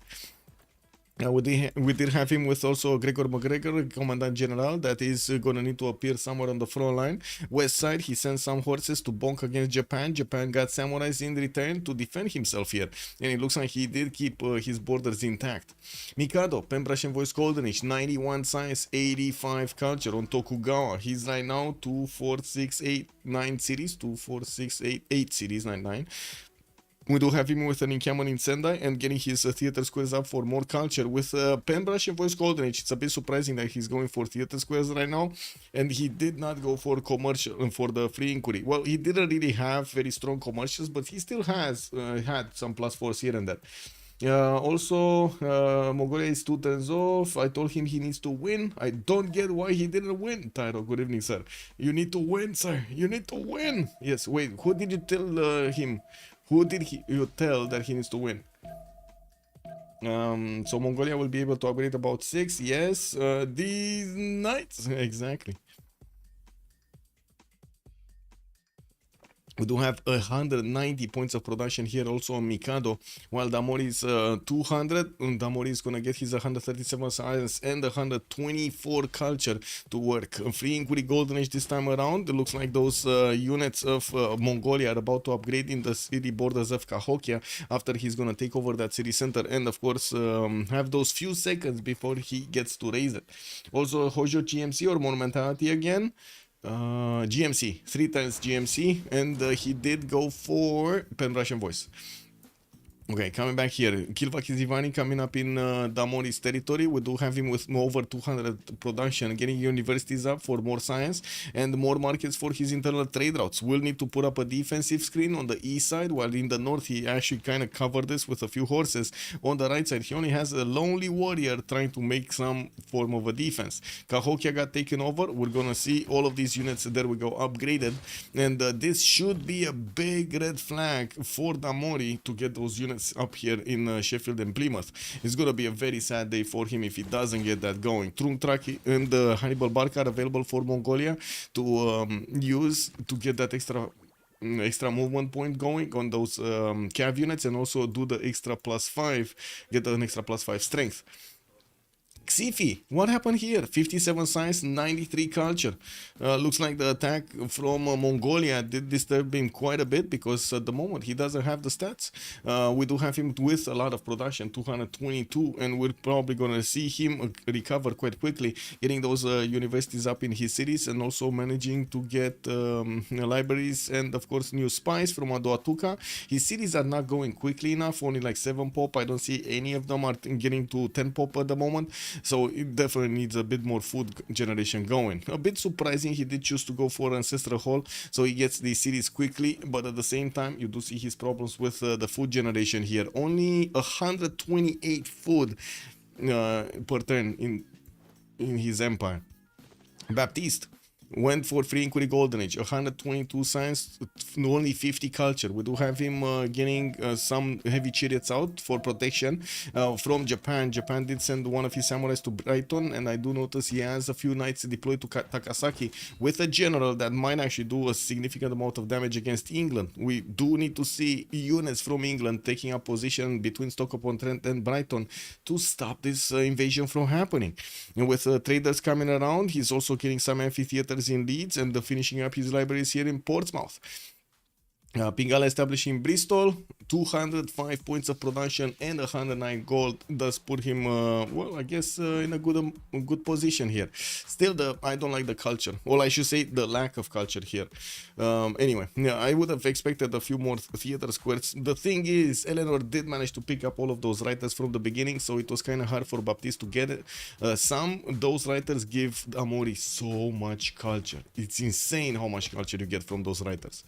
Hola, ¿qué tal, amigo? 62 science, 30 culture. He's the one that's gonna bonk. And we do have him getting 2, 4, 6 of these coursers with 2 generals to move against Plymouth and Sheffield and London. We're gonna need to see when they will arrive here, if they're gonna do the necessary damage to take out that city center. There are some highways that he can actually pass through. Like if he does manage to get over here, he could actually just move around the mountains and the volcanoes to cross the river to the south of Plymouth and attack that city center from the fog of war. We're going to need to see also if Namadol getting levied is going to actually give the vision to Damori of these upcoming armies from Mongolia. I'm pretty sure with the few builders here, he can, the few warriors, he can actually send them to the south. Yeah, there we go. He's actually sending them to the south, so he sees any incoming army if there is one. Also, cells without hanging gardens is growing really slow. Yes. That was big actually from the Baptiste to deny that wonder. Right? Well, wait, Hojo. Sorry, Hojo denied that wonder. Ningxia. And coming to Hojo here, Linxia is on 85 science, 121 culture, getting his GMC up in 2 turns, also unlocking the ability of buying units with faith. He's 140 faith a turn. Gold generation, it's kind of spotty, only 17 gold a turn here with 200 points of production. We did have him getting Watts as the 3rd belief or 4th belief? 4th belief, because he did have Defender of the Faith with Stonehenge right earlier. Getting another +4 campus in between the mountains. Oh, please don't chop. Please don't chop the, oh my god, he's chopping the Mahabodhi temple, guys. He's actually chopping the tile he should build the Mahabodhi temple. So remember, this guy actually got the Diplo points, right? So ideally you should want to focus with Hojo document to try to also get the wonders for the Diplo points. Mahabodhi temple, Potala palace, Statue of Liberty, all three of those actually give you some points in different ranges, like 2 points for Mahabodhi temple, 1 point for Potala, 3 points for Statue of Liberty. That's a lot of points. 6 points is a lot of points in this game, out of a total of like what, 20. Okay, Johannesburg has been defeated. Now we're gonna need to see Gran Colombia upgrade his units. We do see Johannesburg doesn't have that many. I mean, he can upgrade these, but some of them are damaged. So yeah, he's gonna upgrade kind of like bad units here. Anyway, this one has a promotion, that's fine. This one doesn't have a promotion. This one doesn't have a promotion. This one doesn't have a promotion. And the man, the only, oh my god, the Colosseum of Hojo is affecting how many cities? 1, 2, 3, 4, 5, 6 cities. This one is a bit too far away. It's like 7, 8 turns. So 2, 4, 6, 8 in Hakodate. So he has 6 cities. It also noticed that starting to recruit these. Emily Duchatele being the next scientist. I don't see actually them having the race going on. Anyway. Now, Bob Shaw, 124 science, 70 culture on Trajan. We do have him 2, 4, 6, 8 cities strong with multiple campuses coming around. They choose to go for pen brush and voice, keep it basically. And I do notice he's starting to put up a defensive screen against possible attack from Gran Colombia. He's aware that Johannesburg has been taken down, but he's not aware that Apul is gonna come Bonkostia from the west of that city. He's actually gonna disembark. Oh, he saw it. He saw it. Damori saw. Oh no, Damori actually actually, sorry, he's the ally of Gran Colombia, so he's not seeing this. So we do have Apul trying to get the coursers in. He's just gonna need a few turns to actually disembark as many as possible, and then we're gonna see him wrap around Ostia. Give him the kiss. Bam! He's gonna take it down. Damn, 600,000 points. Oh, wait. Are you guys putting so many points in this reward? Oh my god, we actually have 600,000 points put, and 500,000 of those are in Arcane. Wow. That's a 110. Oh my ratio. Wow. Okay. Anyway, I do have to also point out we do have quite a few civilizations, 6 of them going over 200 points of production since we're approaching the 1060 here. Let's take a look what's going on here.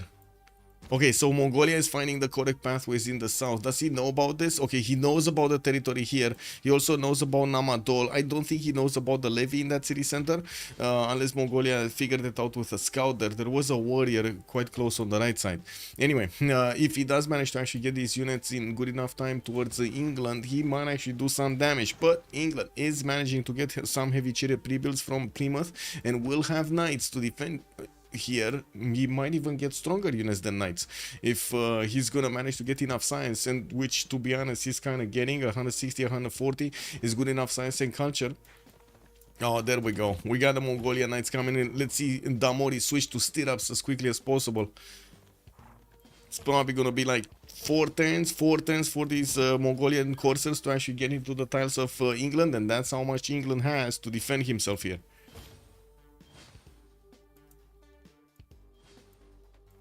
Knights from Japan are walking into English Age of Empire territory, Age of Steam territory, while we do have crossbows commissioned out of the city centers. There are some knights upgraded in Brighton that are gonna need to defend against the Japanese samurai. A few spearmen also coming around. These guys are not gonna do much. Now we're talking about knights versus spearmen. Definitely different eras, 2 better eras here for the knights. The spearmen are just out of their class here. They're gonna be 2-shot quite easily. It doesn't seem like he's actually going to take out stock upon trend. He would have needed a few units from Otsu if he wanted to actually take on that city center. But he will get how to say, the pillages here, and that is still going to be important. We're going to need to see if he's also going to manage to get to maybe a city like Hull over here, or Manchester or Leeds, to pillage a few more tiles, even though I kind of doubt it. We do have him taking out the encampment of his opponent, so basically denying the ability of England here from getting more production into those projects for those generals. So he can't recruit a general. He cannot add more defense to his defense right now. Eleanor missed a perfect Petra city. You mean he could have settled the gypsum tile? No, he couldn't. There's no flat tile for a Petra. There's actually no flat tile here for a Petra in all three rings. This one might be a good Petra city, right? You get it over here somewhere, and you put the Petra here, and then you chop the forest, and then boom, you get all of that tile. Oh my god, all of those tiles. All of the tiles with the extra food and production and gold. Amazing. He could get it. He could get it. We might see Damori get it. A spy from Mongolia already established in Plymouth. That's a level 1. Let's actually see if he's getting terracotta anywhere. Usually that's how Mongolia rolls, right? He's also sending some K-Shakes to follow up the attack on the western side, but they're way too far away to actually affect anything here. He sent some units in the north, forcing gold to actually increase his defense production. That puts more pressure on his economy, and also will force him to use his series production for units and not something else. We did have other units, no? Somewhere? No. I guess he lost all of the units to the northeast. Let's see what's happening here. Okay, courses in Gran Colombia. I think these will actually wait until Llaneros or something. We do have Ipul here getting siege tactics in 5 turns, and it does seem like he actually wants to heal all of these units up before he's gonna attack with them. Just upgraded them, and he's gonna keep him with Abu in the city of Johannesburg for a few more turns to get the heals popping off. Remember, in Civ6, if you move a unit, you don't get a heal. If you do wait at least a turn with 2 turns with your unit, you're gonna start actually at least a turn, you're gonna start getting the heals from the second turn. Yeah, we do have harbors in the cities of Gran Colombia here in Cuenca. Very surprising that he's using Magnus in that city center instead of Reina. He might actually just want to get some chops going and then switch it with Reina so he gets the extra gold generation going. He's only 144 production, which is still a bit better than Genghis Khan, but looking at the stats, they're very similar except the gold generation. April does have 79 gold a turn, trading on the coast with England and getting so much value out of it. Okay. Yeah, so we do have Japan walking into the borders of England here. England will have some exposed crossbows that might actually succumb to the strength of these knights. While I do notice there is a pikeman here, the samurais can take care of the pikeman with no issues. I would have expected Japan maybe to do a bit more, but to be honest, he did enough. He's forcing England here to defend himself, and in a moment that England would have needed to get a lot more culture going. We also have Gran Colombia moving in from the northeast, trying to push the English units next to the city of Bristol, which is trying to get some crossbows to defend himself. And Japan in the north push back Gran Colombia, getting his industrial zones up next to his aqueducts, and also getting a lighthouse from Kyoto's harbor. We do have him with new campuses for the extra science, and he did chop the Mahabodhi tile. He actually chopped the Mahabodhi tile, which probably will be a theater square, but man, he would have had a better theater square here. If only he would have placed Mahabodhi there.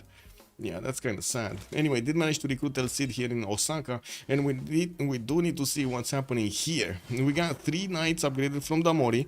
I do have to say they do have intel. The knights do have intel on Mongolia. Mongolia doesn't have intel on him. He's trying to gain sources, so he's not getting the intel visibility from Plymouth Spy. And I'm pretty sure Damori has more science, so he did manage to get printing first. That's where the intel is coming from. Damori here did not get a spy in Mongolia yet. Do they see the cities of Mongolia? Yeah, they see Ulaanbaatar. Only Gol has a spy in there though. Okay, he's gonna need a spy. He's gonna need a spy there. Anything happening here? Okay, looks like the line of defense of England did get set up here. We do have the pikemen wrapping around these units of Japan. A decent amount of also knights did get deployed. It should be fine. It should be fine. I guess some units could die here. But anyway, last move, first move on the English Knight could take that one down. Also, last move, first move on the pikeman could take that one down, or one shot the spearman. I was expecting him with this knight to go against the crossbow, and with also the samurai to go against that spearman, get closer to the crossbow. But looks like that's not an option anymore. Oh well, he moved already, that's why. We do have some units from Japan actually getting deployed in Osaka from Hojo to attack into Mikado, and I do have to say Ling Xia here does not have the same stats of Tokugawa. 109 science, 150 culture. Both of them did go for the pen brush and voice coordination, but Mikado has 167 science and 127 culture. With 100 more points of production and 100 more gold than Hojo Tokimen, it does seem like Japan is gonna have the opportunity to defend himself quite easily from Ling Xia. Victoria Age of Steam getting another settler. Yeah, he's getting another settler from Manchester instead of a unit. I guess he considers that there are no reinforcements coming from Japan, so he shouldn't actually bother himself with defending with more units, right? He's getting enough crossbows. He did manage to push back Gran Colombia from the northeast, and yeah, still working to commission these universities and the workshops. Where is he going? I don't know. Okay, well, Samurai's there, definitely not the unit you want to attack into with pikemen. And I do really want to see this. What's happening here? So we got 6 units. Mongolia did finish the mission, or did he stop the mission? I think he stopped the mission because it was like 3 turns away from finishing. I'm pretty sure 3 turns did not pass since the last time we took a look at this. Anyway, Damori also has 57 tourism a turn, so we're probably gonna see him roll one of these tourists soon. It's not gonna be that much pressure on his opponents, especially since Ling Xia does have 162 defensive culture there. Also, Tito's, explain me please. Goal is struggling with stats because of lack of districts. Isn't it better to open with commercial and internal trade routes to faster city growth? And after go Oppidum, yes, you would not have the greatest district bonus commercials, but you would have population to build more districts. This nation makes no sense.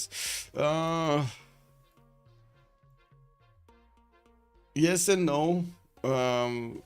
I would say the extra production does help you out quite a bit more from the Oppidum opening, because you get access not only to the Oppidum's production, but you do get access to the engineers, which are extremely important. He already did manage to get 1 or 2 of the production engineers and made his wonders there.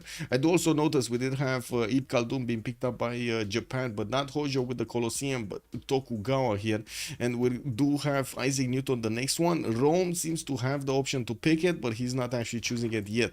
Bob Schuder is going to get a free library and university in his districts, and he's going to be happy about it. Oh no.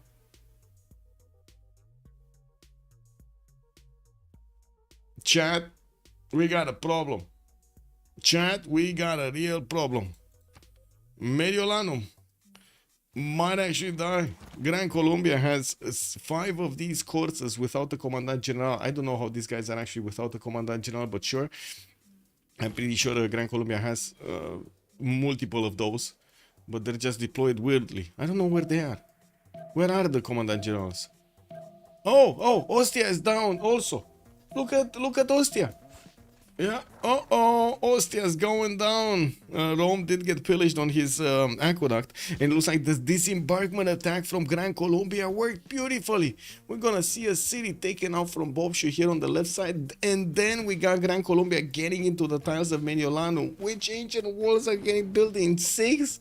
Oh my god, Apio is just gonna make way for these, gonna stop the knights from moving to defend Mediolano, and will attack into the city center immediately. Beautiful from Apio. Look at that city center gonna get pillaged quite nicely. Very nice, beautiful from Apio. He doesn't have the science and the culture, but he has the willpower and the brains.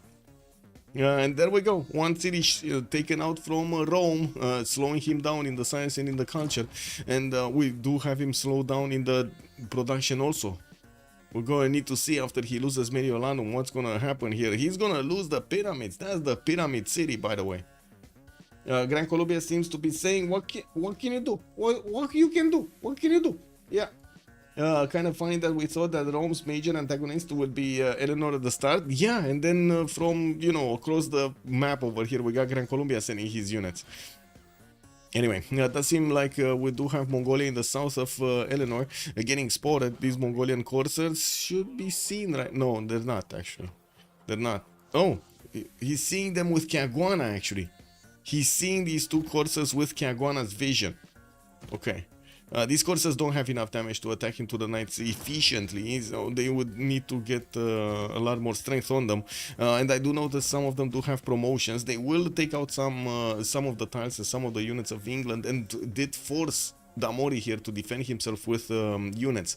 We do have 185 science, 170 culture on Damori, 280 points of production, and getting his shipyards out from London, Newcastle upon Tyne, and Preston, not to mention Birmingham here, getting more shipyards in Norwich. Whoa.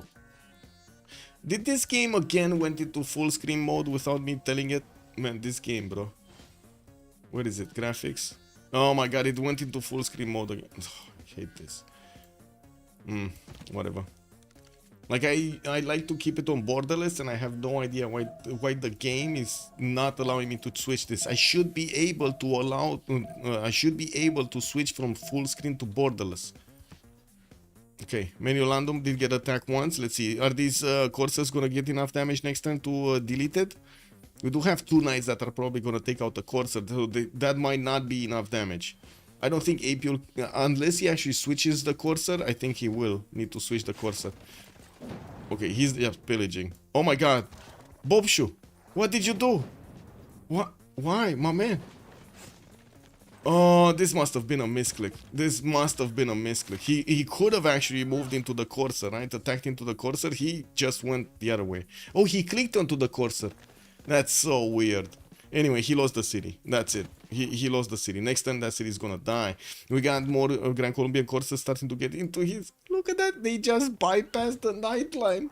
And yet they're going through.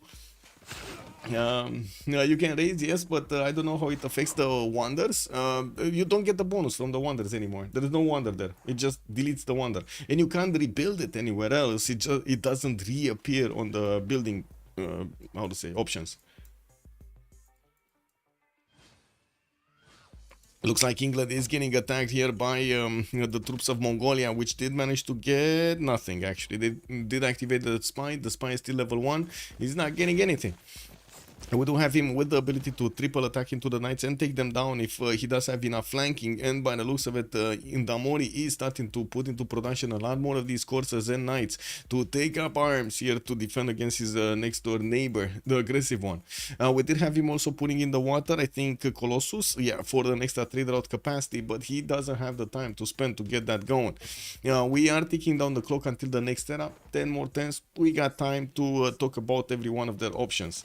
With K-Shakes also starting to move towards Namadol. Looks like he's gonna create a highway here. Mongolia is gonna create a highway with the military engineer that just got converted from Burika to cross the river and get into Namadol and make more pressure, create more pressure against Damori's city of Norwich, Sheffield, Plymouth, and so on.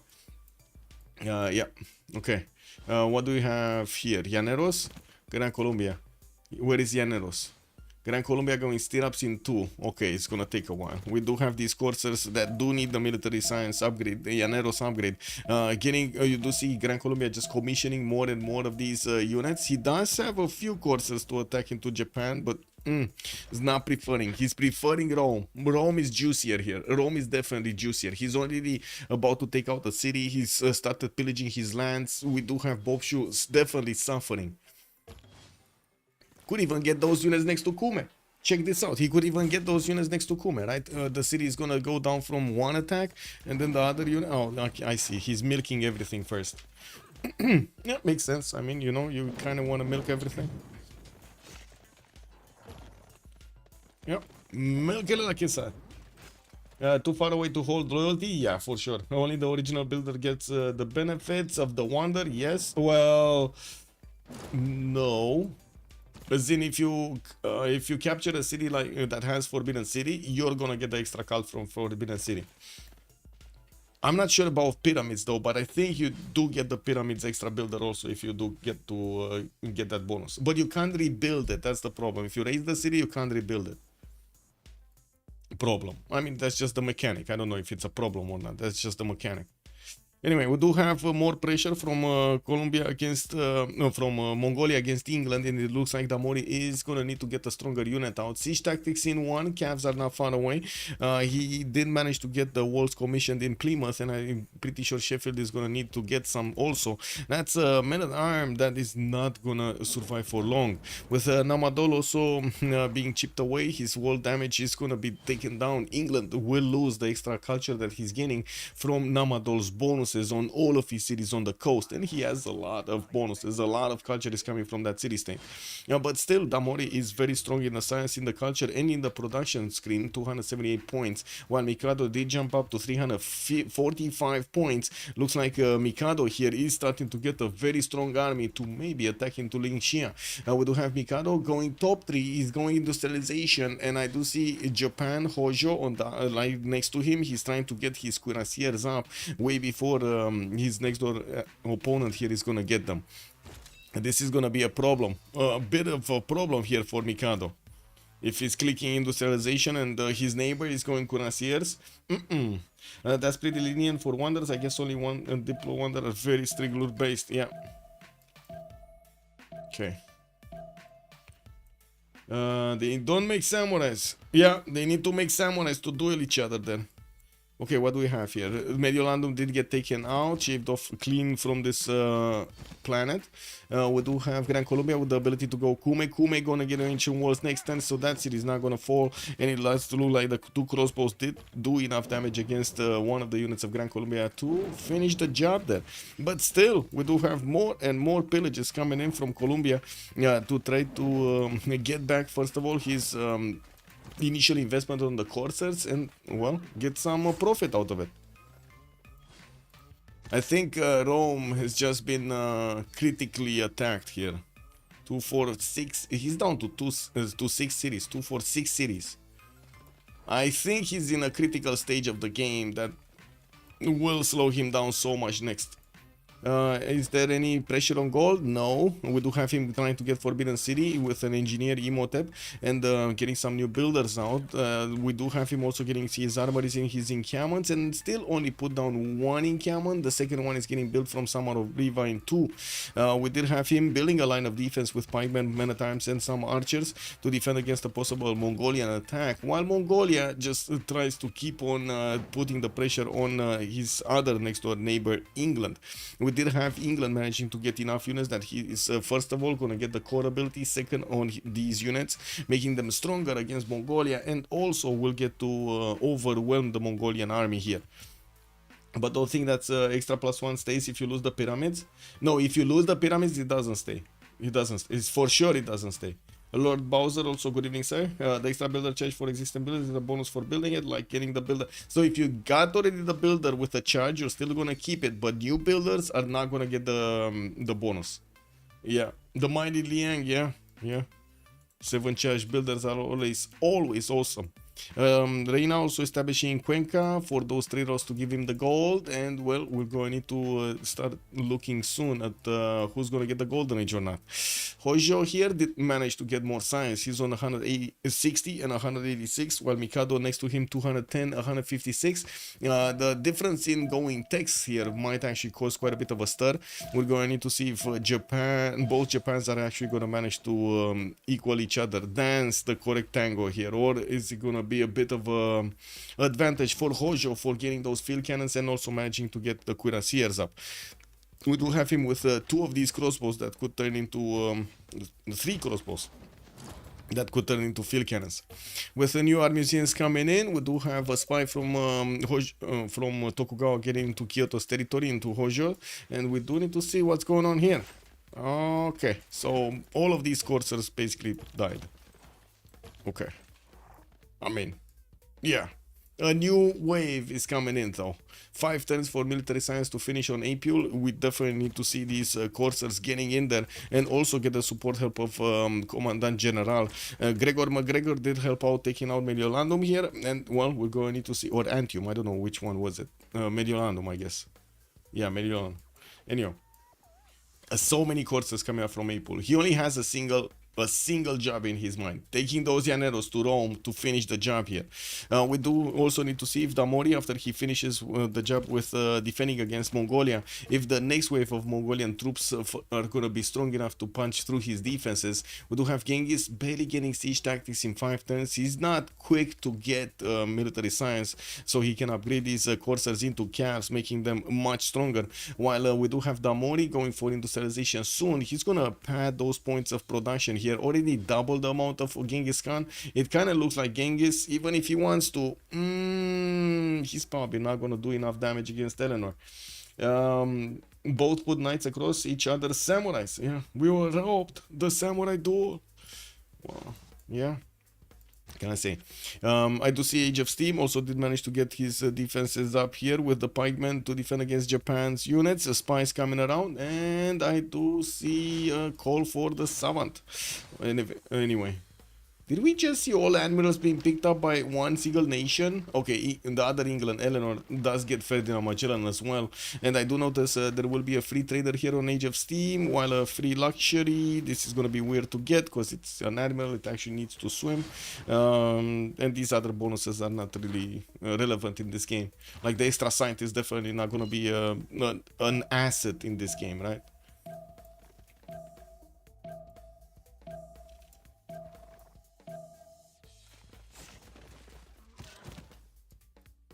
I see, I thought you were against samurai dueling. No, no, no. Samurai duel, what do you mean? Best duel.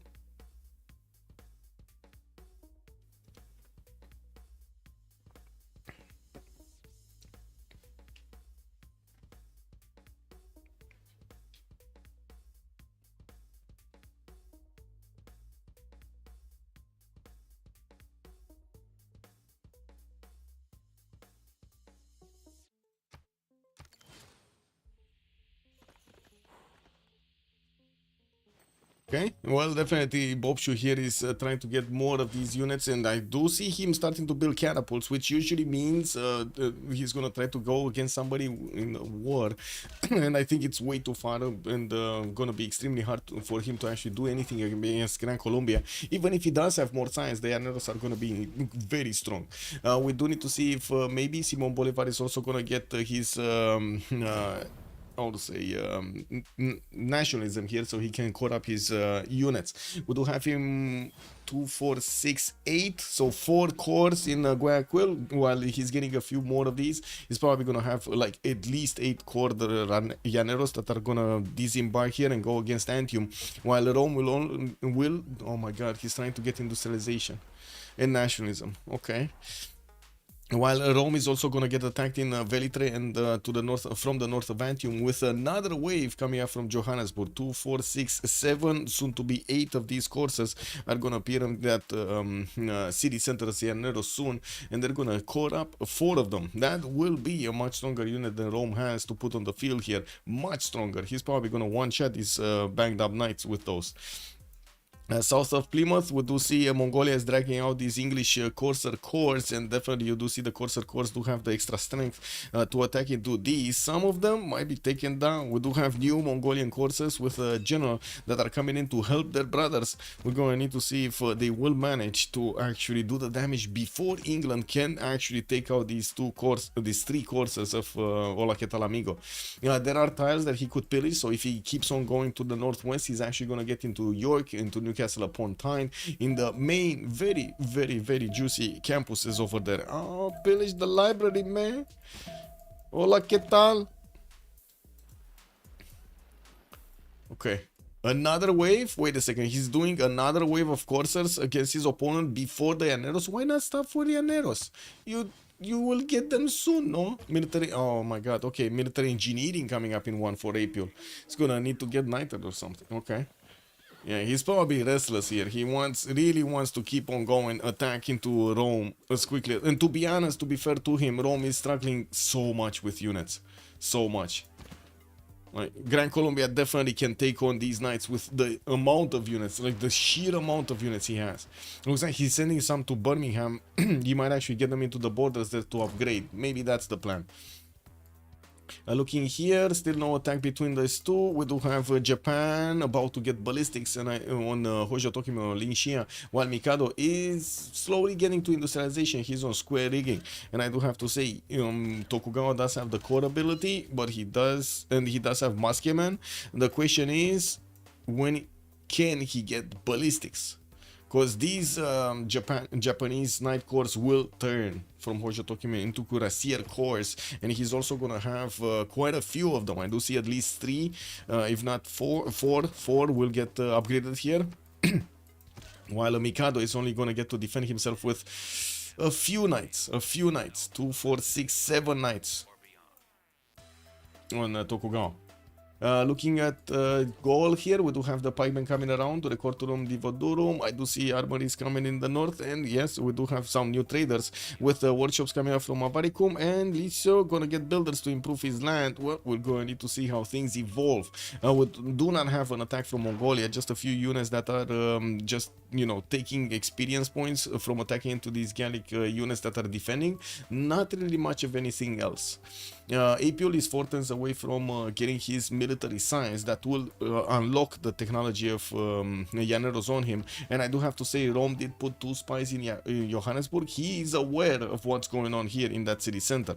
He's not aware of what's going on in Guayaquil though, where there are another big wave of there's another big wave of coursers in there. Did we see the attack going? We didn't see the attack. Okay, one courser did get taken down. Another one will probably fall next turn. Finally, the coursers of Mongolia do have +6 on their opponents on England. And these coursers are going to start pillaging the northwestern territory, going to slow down here Damori as much as they can. And I do notice Baptiste does have 200 science, just the same as Damori, 200 science. We do have Bobshu also getting to 200 science, much more than Simon Bolivar. And he is also getting slowly to field cannons. He's 2 turns away from getting metal casting. While I do notice Olaque Talamigo is getting into the tiles of England. He's starting to pillage every one of them. He's not pillaging with the raid card, no? Because I don't see the double cards. Yeah, he doesn't have the raid card. Gothic architecture, I think he started building terracotta. He did finish terracotta. That's how he got the level 2 spy, no? Level 2 spy activated in Plymouth. Beautiful. Okay, in second wave of attack coming in, K6 moving strong towards Norwich. That city does have Sea Dog in it, which is strong enough to actually take out these K6, 2-shotting them, also the coursers. While I'm pretty sure the ancient walls are going to defend that city center, that won't stop the Mongolian coursers from pillaging every one of the mines they can get their hoofs on. And the fact is, a lot of these coursers already had the level 1 on them, and when he got Terracotta Army, Mongolia did get the level 2, so he will get the opportunity to pillage more tiles with the same amount of movement. Colossus finishing on London. We do have a few more turns until this era is going to be over. 4 turns, and I do notice Damori is only 5 points away from getting his golden age. Baptiste going dark, Olaque Talamigo going dark. Linxia 4 points off from getting golden. Doesn't seem like he's getting it, no? I don't think he's getting it. He's getting Theatre Square festivals projects. Well, he's gonna need like 3 projects here. He's not getting this. Yeah, he's actually, wait a second. It's in the artist. He's gonna get an artist. Okay. Can he get something else?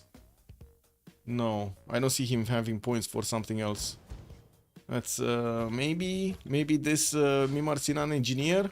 If he's getting a project for engineers, maybe he can get that one. That's gonna be another point. Anyway. He did manage to upgrade his cuirassier cores, and look at the damage between the cuirassier cores and the knight. We got 82 against 71. The cuirassier cores definitely coming up on top. Field cannons are going to be strong enough to two-shot the samurais from afar, and I'm pretty sure soon we're going to start the attack against his opponent. If he puts this field cannon here on the 2-2 base, he's going to get to shoot the 2 of these knights, actually. Do they struggle with gold? They are struggling with gold. 122, 33, 20, and 72 is not enough gold to turn here for the Golden Agers. And especially since they are getting milked quite a bit from by their opponents in the lands of Rome here. That is quite sad. We do have also the milking going on of England, right? We did have these Mongolian coursers just moving around everywhere, taking out the mines one by one. Oh my god, look at these coursers, man. They're taking out everything. Oh my god, this is not worse as Mapuche, but still very bad, very bad. Yeah, good thing Damori does have Sea Dogs to protect himself in some of his tiles, and will have the opportunity to take out some of these units, but will not stop the pillages. The lands of Damori are getting bullied into some mission here.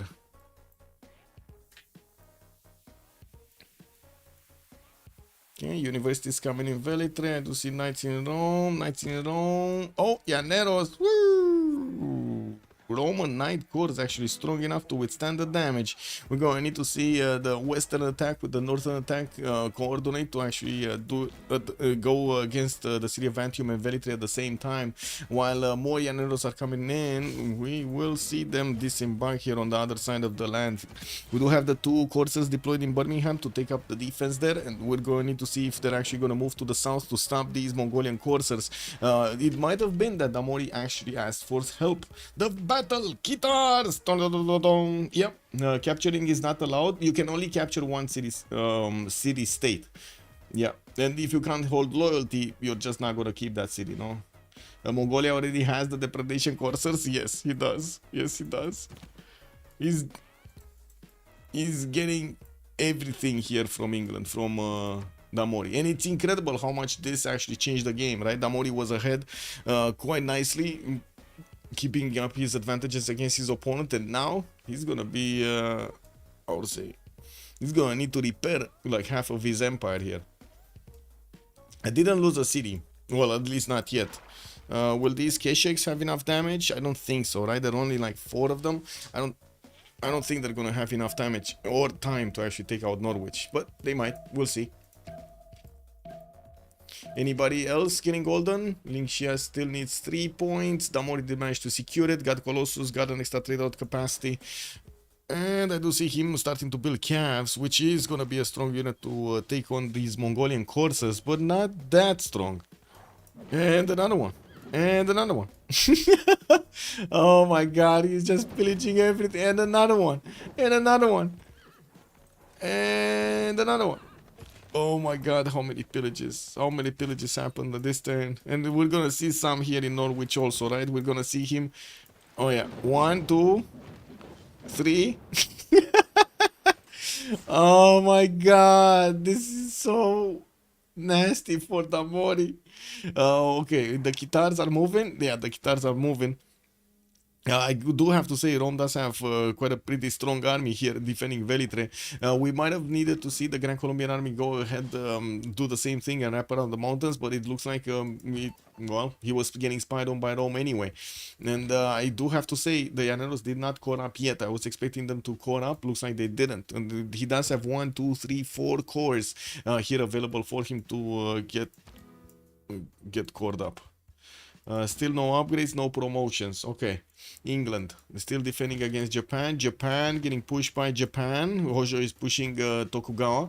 Mikado is 2 turns away from ballistics, and well, no, he actually has ballistics already. And I do notice we definitely have a lot more science here on Mikado than we do have on Lingxia, both of them in a pen brush and voice golden age. Now we do need to see if Hojo is actually gonna get the opportunity to push into his opponent and create a pathway for his units to attack.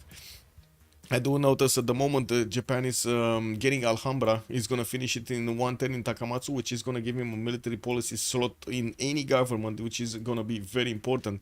Coal power plants for the production, and he does have 452 points of production here on Mikado. While I do see Lingxia is only on 285, he does have 280 to use into buying units and with faith.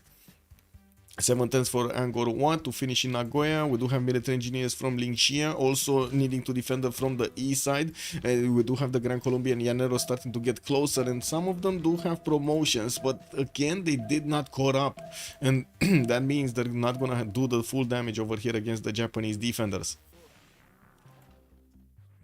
Wait, why is this unit? Oh, Defender of Faith, I see.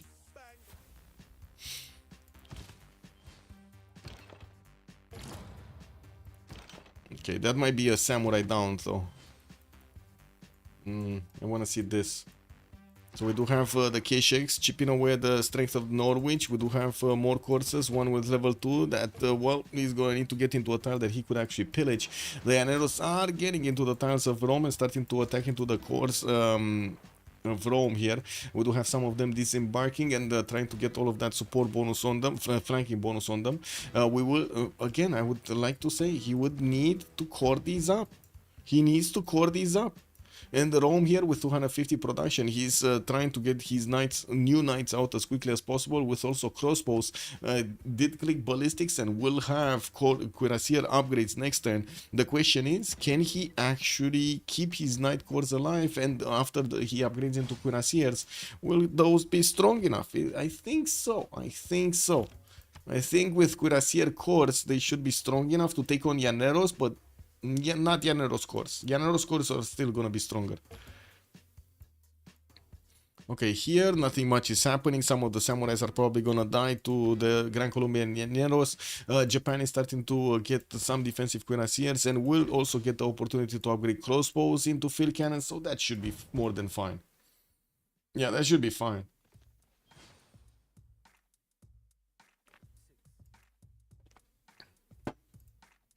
Ooh.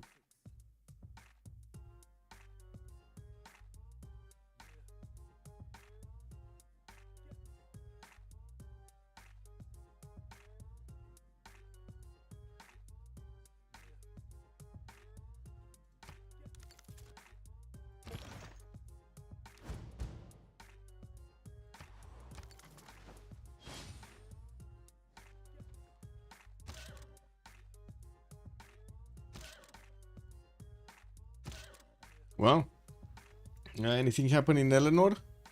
Not that much. I mean, the attack of Mongolia did do a lot of damage, but yeah, he's just gonna need to repair.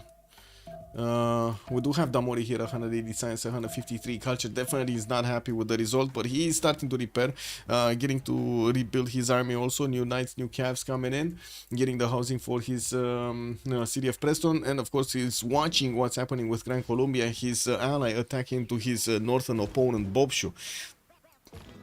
Yeah, cuirassiers immediately upgraded. Like I said, cuirassiers, oh, man. Now Gran Colombia is going to be forced to get cores. There's no way he can actually win this without cores.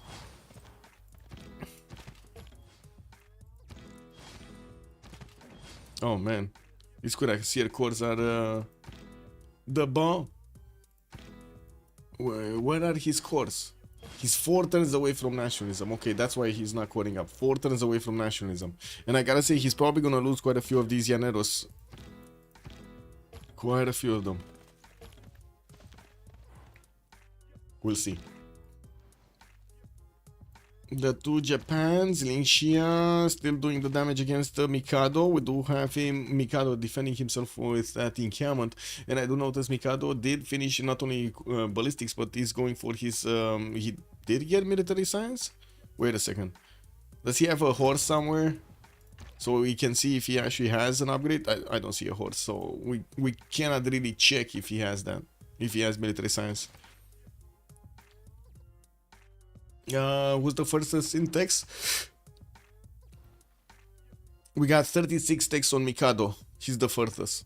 And the 36 texts on Baptiste. They're actually tied to each other. Right next to each other, they're tied to each other in text. But Mikado is on 300 science and Baptiste is on 187. Did Baptiste actually get industrialization? He did. 15 mines. Okay, he did. Interesting. We probably didn't get a lot of the one-turners that Mikado needed to do. Like ballistics and the cav technology and so on. Oh well. I do also notice we do have some English ironclads in the water, while we do have Japan getting some caravels out to defend himself here. There is a sea dog that might actually convert one of the caravels to himself. Baptiste is using the sea dogs to also pillage some of the mines of Japan that are on the coast. And he does have commercials also exposed and a dam here in the city of Sendai. Ooh, wait a second. If you pillage the dam, does it destroy everything? Guys, if you pillage the dam, does it destroy everything? I believe that the best fighting strat for Bolivar is to hit with every Llanero to half HP, then use a commandant heal, and only after then core up. It might be. Okay, let's put this. We got recon. It floods? No. Alright. Okay, recon preserve. We're gonna have a pause for 2 minutes.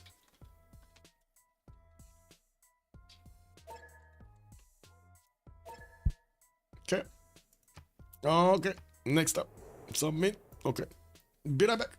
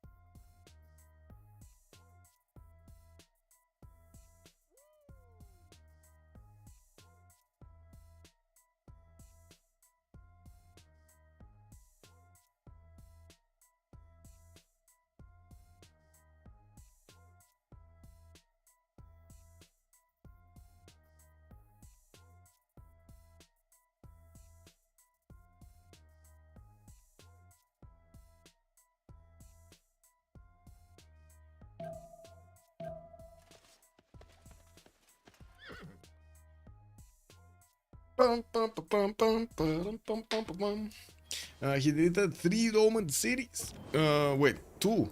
What is the third one? 2 of them. He deleted this one and this one, right? 2 of them. What was the third one? Was there a third one? I didn't see. Those 2 ironclads will completely destroy it. Yeah, he's definitely not ready for this. And we do have the Dianaros trying to go around here. The defense of Rome, they will actually get to pick off these field cannons if they're left exposed. And of course, we do see he's attacking quite strongly Antium. That is the 77 defense strength city, though. We do have light calves getting +5. Oh my god. Industrial zones 100% production towards them. And of course, Hojo did get the 2 Diplo. We do have him getting Angkor Wat in 4, still not building his Diplo wonders. And I do see him fighting off Mikado on the land, while Mikado is trying to get into the lands of Japan. No, sorry, he's trying to defend against the incursion of England on the seas here. The dam has been... Oh, now we see. Nothing happened? How is this possible? You pillaged the dam and it didn't flood? Okay, this is kind of stupid. I was expecting a flood here. I was honestly expecting a flood. This is kind of stupid. Anyway, we do have a frigate in Tokyo, and I do see he's one-turning bombard, so he's gonna have a strong enough unit to attack into any kind of coastal, let's say, unit coming against him. It should be fine even to push back that ironclad slowly but surely with the bombards. Looking at gold, Xifi here did get 140 science, 140 culture, but is minus gold. He's getting the gold from Damori, while also Damori did manage to push back the units of his opponent of Mongolia from the city of Norwich. We do have a new wave getting trained over here in Armalicul, Ambatar, Karakorum. We're gonna need to see if also, oh my god, Xifi coming in with Pike shot cores from the north can two-shot the cities of Mongolia. And Apul here is, wait a second, so Ola Ketalamigo is trying to get ballistics. That's not gonna help him that much. That's not gonna help him that much. Pike shot cores are gonna be so strong. So strong. Like these coursers are getting 2-shot by these, or some of them are getting 1-shot, even with the military advisory resolution on them. This is so big, and this is such a surprise for Mongolia. Let's see him 2-shot the city of Ulaanbaatar. If he manages to take one of the core cities down of Mongolia, oh my god, that's just... I mean, they already bullied Bobshu, right, into basically submission. That we do have Gran Colombia applying so much pressure against him, and then Xifi is being deployed to attack into Mongolia to allow Damori to free sim. If Damori is allowed to keep on simming, that's gonna be a bit too much. A bit too much for them to handle. Anyway, Tokugawa did go normally, 300 science, 150 culture, much more science than everybody else on the game here. We do have Damori 150 science and 150 culture in a reform the coinage, getting that gold generation going, and also has 381 points of production. Xifi 140, we talked about him. Dark Age, he can use the +5 card against his opponent, which again is going to be massive. Another +5 on his units are going to make them extremely strong. Baptiste 200 science, 80 culture, Dark Age on England, and we do have England quite close to Japan. He's probably gonna die at tanks or something, or he's gonna get jet bombered / planed over here. Fighters are gonna come out soon from Japan, and he's gonna want to get his tanks also quite soon. Now we do have also La Que Tal Amigo, Dark Age, very little science and culture, 115 and 43, just the same as Apule. But Apule, I gotta say, he actually is very relevant, while at the moment Mongolia couldn't really keep his relevancy in the game, especially when he's getting attacked by Xifi with such a strong force and might actually lose his core cities here. Like, yeah, there's a very strong possibility he's gonna lose his core cities. I'm quite surprised we didn't see one of his pumpkin shots attacking to the city center to put it in half HP. Very surprised about this. But anyway, the ancient walls are gonna go up. We do have a battery ram that is also on the way, and Mongolia just doesn't have an answer to this. Lingxia 200 science with 140 culture. We do have Hojo Tokimune here getting his massive attack going against Japan's Tokyo, city of Gifu, of Mikado, of Tokugawa, and I do see field cannons are getting deployed to stop. Bombards are getting out from quite a few cities, which is surprising because bombards don't usually help you out on the defense. You still need field cannons and cuirassiers, and or later on tanks. Now Mikado is quite close to getting his steel walls and also getting combustion. He's 3 turns from rifling, getting mobilization in 5 for the army production, and I do see he kind of stopped the incursion of his opponent here on the coast in Tokyo. He's kind of finding it hard to stop the Sea Dogs though, even if he does have enough of these bombards deployed. He's just not finding the correct shooting solutions against his opponent. Oh, the general, this bombard just got out of the general bonus and he's not gonna get to shoot. The general needs to move. The general needs to move close to them. Anyway. It kind of feels like this attack is over. And let's see what's happening here. Rome did manage to cord up quite a few units, but then Gran Colombia also cored up quite a few units, and we do see the Llaneros are still trying to figure out ways of getting into the borders and picking off tiles here, getting some extra gold on his side. Now we do have Apule on 458 gold right now in the bank, and I do notice Rome did manage to take out another one of those Llaneros. He's taking out so many of them before they getting cored up. That's a bit of a problem here for Rome. Yeah, and it does seem like Gran Colombia's plan is more to pillage rather than take out cities from Rome. Rome is forced to put so much military to defend himself here. Now, we do have coal power plants coming up from Damori to get his production up, and he's recovering quite nicely. He does have builders moving to repair all of his mines that he did get this pillaged by his opponent, by Mongolia. While we do have him back on 438 points of production, he's still struggling with the science and the culture department.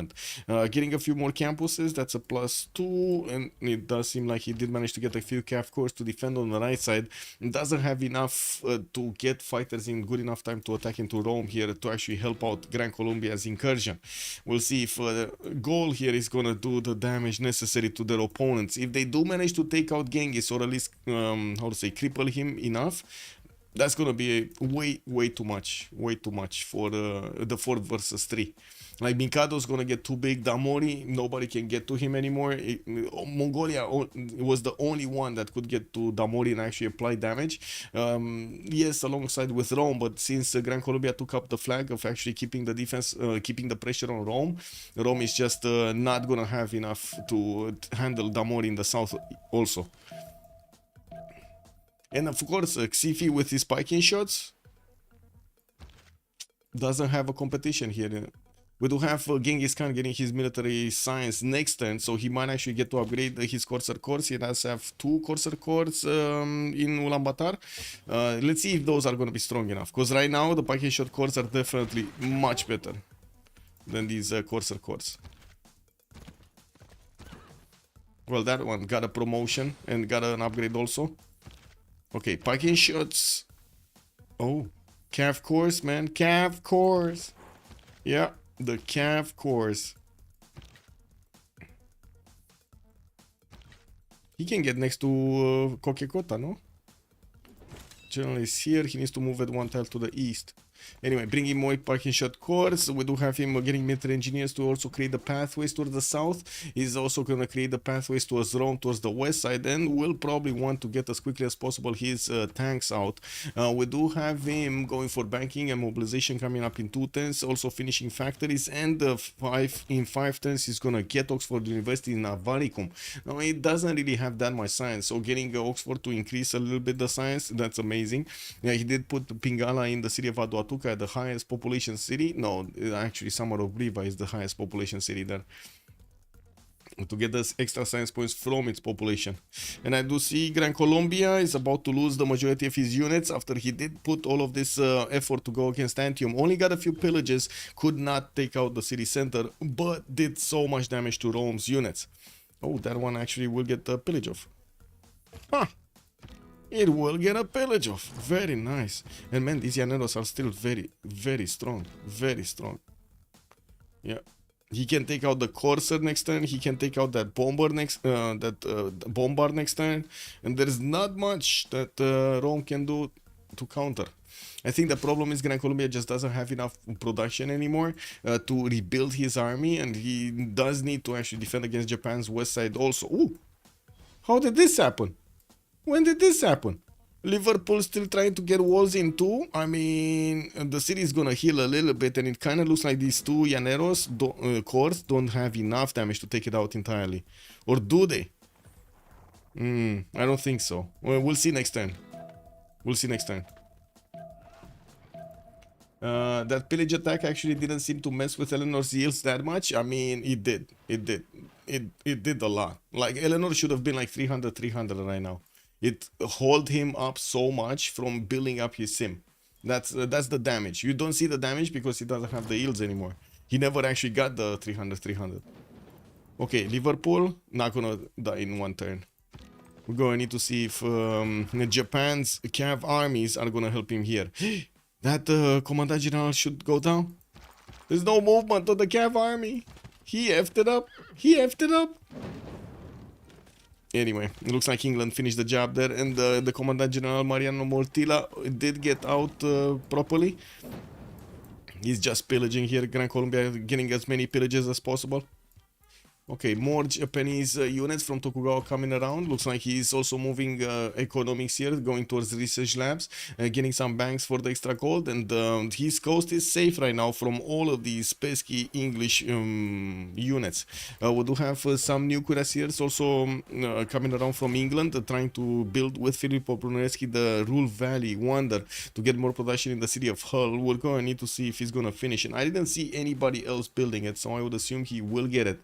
We do have factories coming in also from Gaul. Gaul got to attack into Ulaanbaatar again and did manage to take out all of the walls defense and half through the city's defense. We're going to need to see if he's going to have enough damage next turn to take that city down. He should have enough.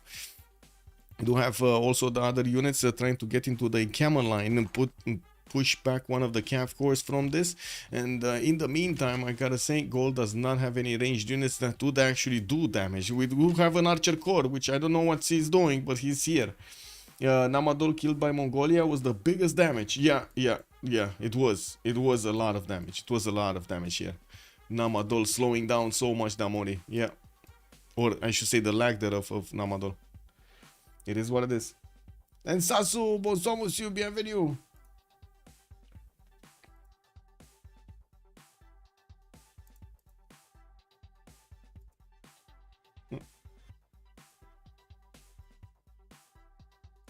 Just give me a second.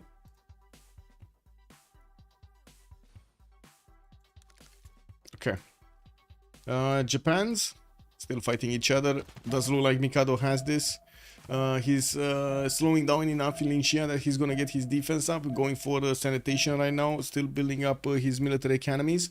Goal, not only putting his production in order, 429 right now, 150 science, 160 culture, but he will have stronger units to go against Bobshu. We'll see if he's gonna manage to actually get to tanks and also attack into Rome at that moment in time. Since Rome did put the majority of his defense on the western side, we will be exposed on the right at some point. And we do have Xifi taking down Ulaanbaatar and then lost it. Wow, he didn't click the buttons. He didn't click the buttons fast enough. Took down one of the encampments also. Was that Ulaanbaatar's encampment? No, it wasn't. I'm pretty sure it wasn't.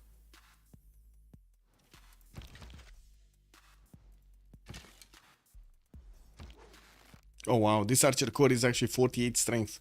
Kek W. And I'm pretty sure next turn the city of Mongolia should die again. It's just a matter of time.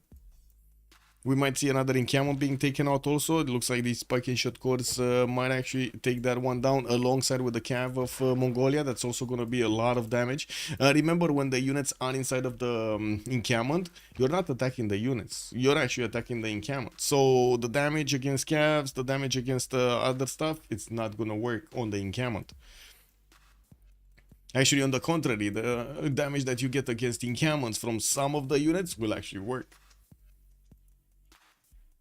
Gran Colombia assuming in GPT now that he doesn't have to pay all those pesky soldiers. I mean, he did jump up to 150, but that's also the result of him putting so many traders in the water to connect with England, and did plug in Reina in the city of Cuenca. So he got all of the bonuses going here. Started to put down some encampments for probably oil generation. And also hard building armies here, cores and armies. I mean, armies, what am I talking about? It's 42 culture. It's gonna be a miracle if he actually gets to mobilization in this game. Refining in 4 turns from him, Linxia getting rifling next turn, Ramori also rifling in 2. We do need to see when Mikado is gonna get his rifling and also going to combustion. I don't think we actually saw steel walls over here coming up from Japan. He just wants research labs as quickly as possible, while Japan next to him, Hojo Tokimu, is gonna try to get to tanks as quickly as possible. Well, Mikado is banking on the fact that he has again significantly more science than his opponent, with significantly more production also. 606 points of production, 360 science points. Electronics factory is coming in for more production capabilities. We do have him also losing gold right now on -7. The bank should actually stabilize, get him into the positive side. We're gonna see if that's gonna follow. 35 culture Rome. Yeah.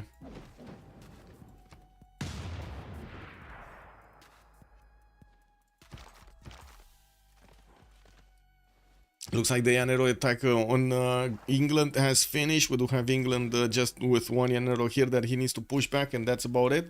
We do have him taking the other one down. And taking a look at the cities here of Ulaanbaatar, looks like Sifi is going to lose these units. He might actually take out the city of Ulaanbaatar again and finish the job there. But other than that, he's in a bit of a pickle. Only has a single pocket shot core that could actually attack successfully into that city center next turn to take it down. Is that gonna be enough though? It might be enough. That's 72 against 63. It might be enough. It all depends on the first moves, if Overdose is gonna manage to click faster or not. New power plants also coming in from him, coal power plants, to get the double adjacency bonuses from, to get the adjacency bonuses from his industrial zones as well as production.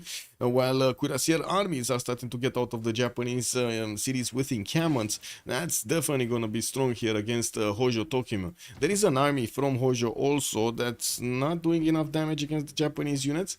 Okay, steel walls coming up in 2 turns here from Mikado. Looks like he's coming back on getting steel refining on the mobilization and the combustion. While in the south, England just got Rule Valley next turn. He's 1 turn away, a few points separating him from actually finishing that wonder. Few points are separating him actually. London was trying to build it, but he's not gonna get there. Also, I do see London trying to get Statue of Liberty. This is so sad. We should have seen Ling Xia try to get Mahabodhi Temple and Statue of Liberty. I do have to point out Ling Xia is on 8 out of 20. He would have had with Statue 11. He would have had with Mahabodhi Temple 13. If he did get also Botala Palace would have been 14, with Noble 15, and boom, he was one Congress away from getting this victory. In the score tab, well, I guess they wouldn't have had that many of these Diplo favor points, right? We don't really see that many here. Yeah, we don't see that many. City-state screen, no more science city-state. We do have Caguana being held by Damori for the extra culture. Cardiff also held by Xifi for the production on his workshops there, on his industrial zones. Bandar Brunei being kept by Mikado, and Bobshu keeping Venice. Looks like each one of these merchant city-states is sitting on one team. Granada being kept by Olaquetalamigo. And the question is, can Xifi do the damage? And the answer is no.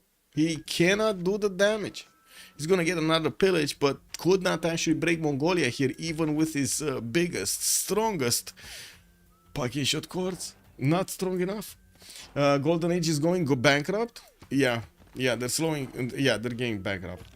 Yeah, 43, 14, 18, and 24. That's terrible.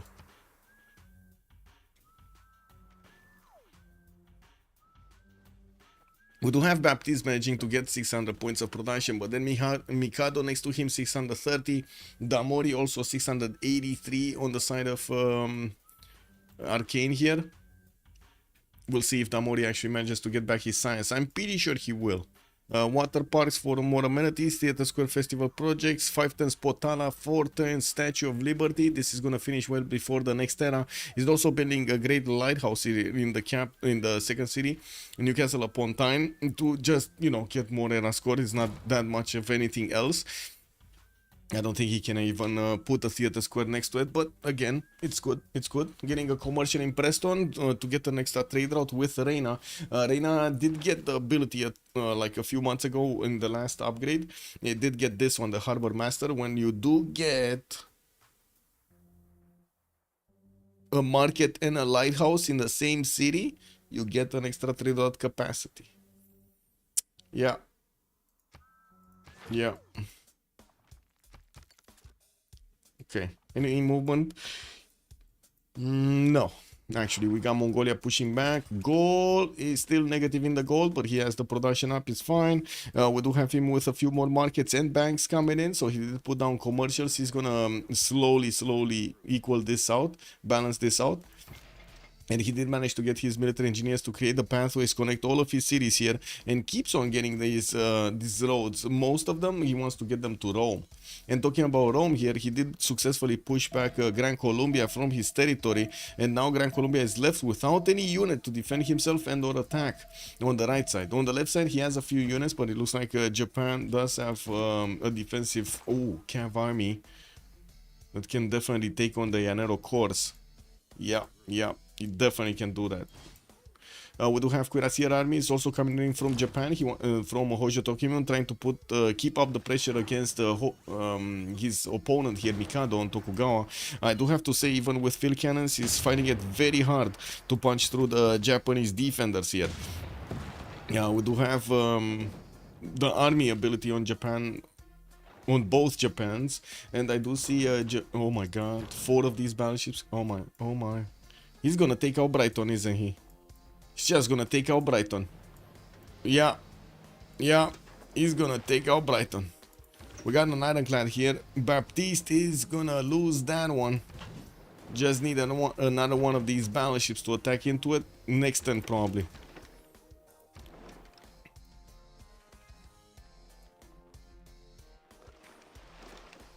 Yeah, it doesn't look like Brighton is actually going to defend over here against 4 of these battleships from Japan, from Mikado. We do have also a lot of bombards that will probably core up, army up later on in the game, and will turn into artilleries. We're probably going to see them being used against his next door neighbor, Hojo. Just tested, Lord Bowser just tested the pyramid trading scheme. It does not work. When conquering the pyramids, all current builders do get an extra charge. Okay, but when you lose the pyramids, all current builders also lose a charge. Oh, really? They lose the charge. Interesting. That's amazing. Okay, we got a pause. Looks like they're asking for a pause. All builders with a single charge are deleted when losing the pyramids. Man, Lord Bowser, that's amazing. Thank you so much for giving us that information. That is very important. Looks like Apul is asking for a pause, so Mikado goes to the bathroom. I suddenly understand why very few people voted for Golden Age to win. Okay. I mean, they're not doing that bad. Pelikanov. Apio did amazing to take out Bobshu's ability to keep on simming. Wallach and Talamigo did do the damage against Eleanor, but couldn't actually break him entirely. We did have Hojo split between trying to get Diplo and putting pressure on his opponent, and it looks like he chose to put more pressure on his opponent and totally like gave up on getting the Diplo. Which is kind of sad. Well, he didn't really give up, but he gave up when he didn't get them at the timing, right? He's now 6 turns away from getting Statue. That's not gonna finish. Statue is gonna finish here in 3 turns in Birmingham. Yeah. Does he have maybe a charge from something? No. He doesn't have an engineer here to get him a charge. It's unfortunate.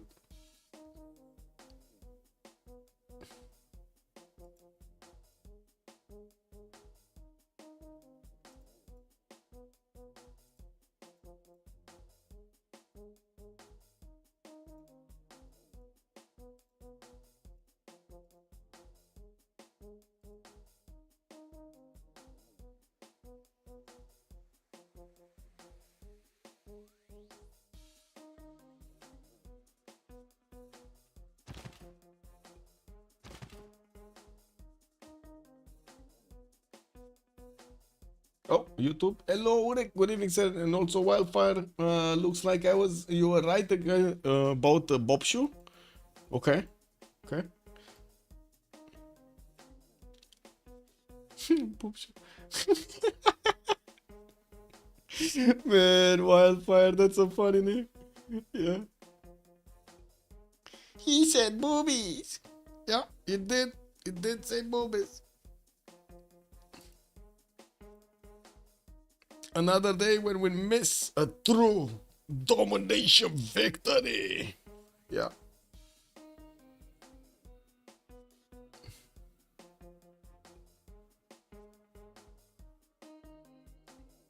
Wait, Mikado's back? So I guess somebody else also went to Shushu. They went to Shushu. Let me see what's going on. There's yeah.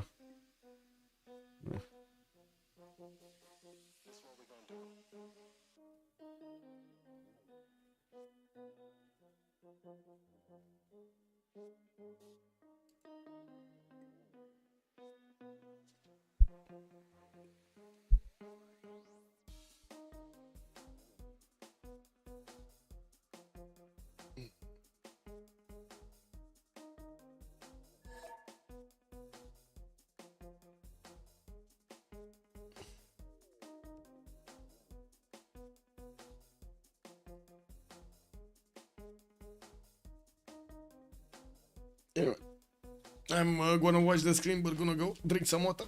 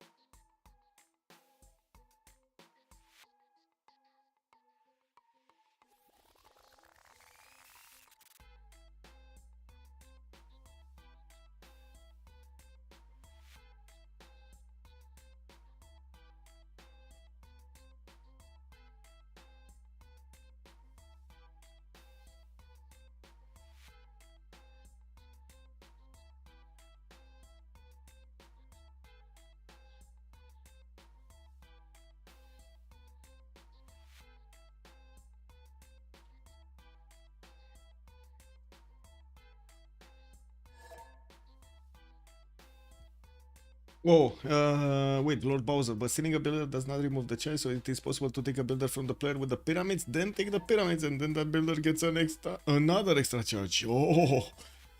Oh, and we're right on time, 3-1, and we're gonna get to see the end of the game here. We still have 12 more turns until the next World Congress, and I gotta say it's starting to get a bit chilly in here, so I'm gonna put something on me.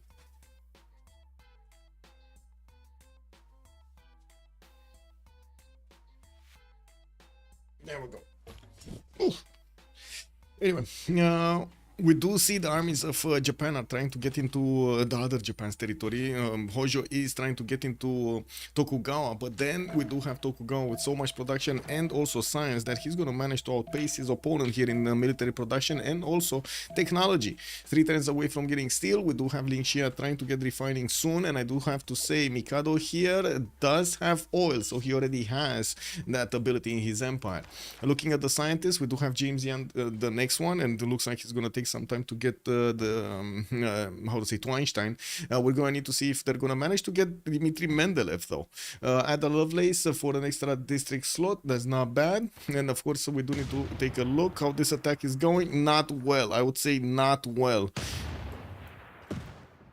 Cav armies coming up from Ling Xia does seem like a long shot to actually get helicopters against his opponent.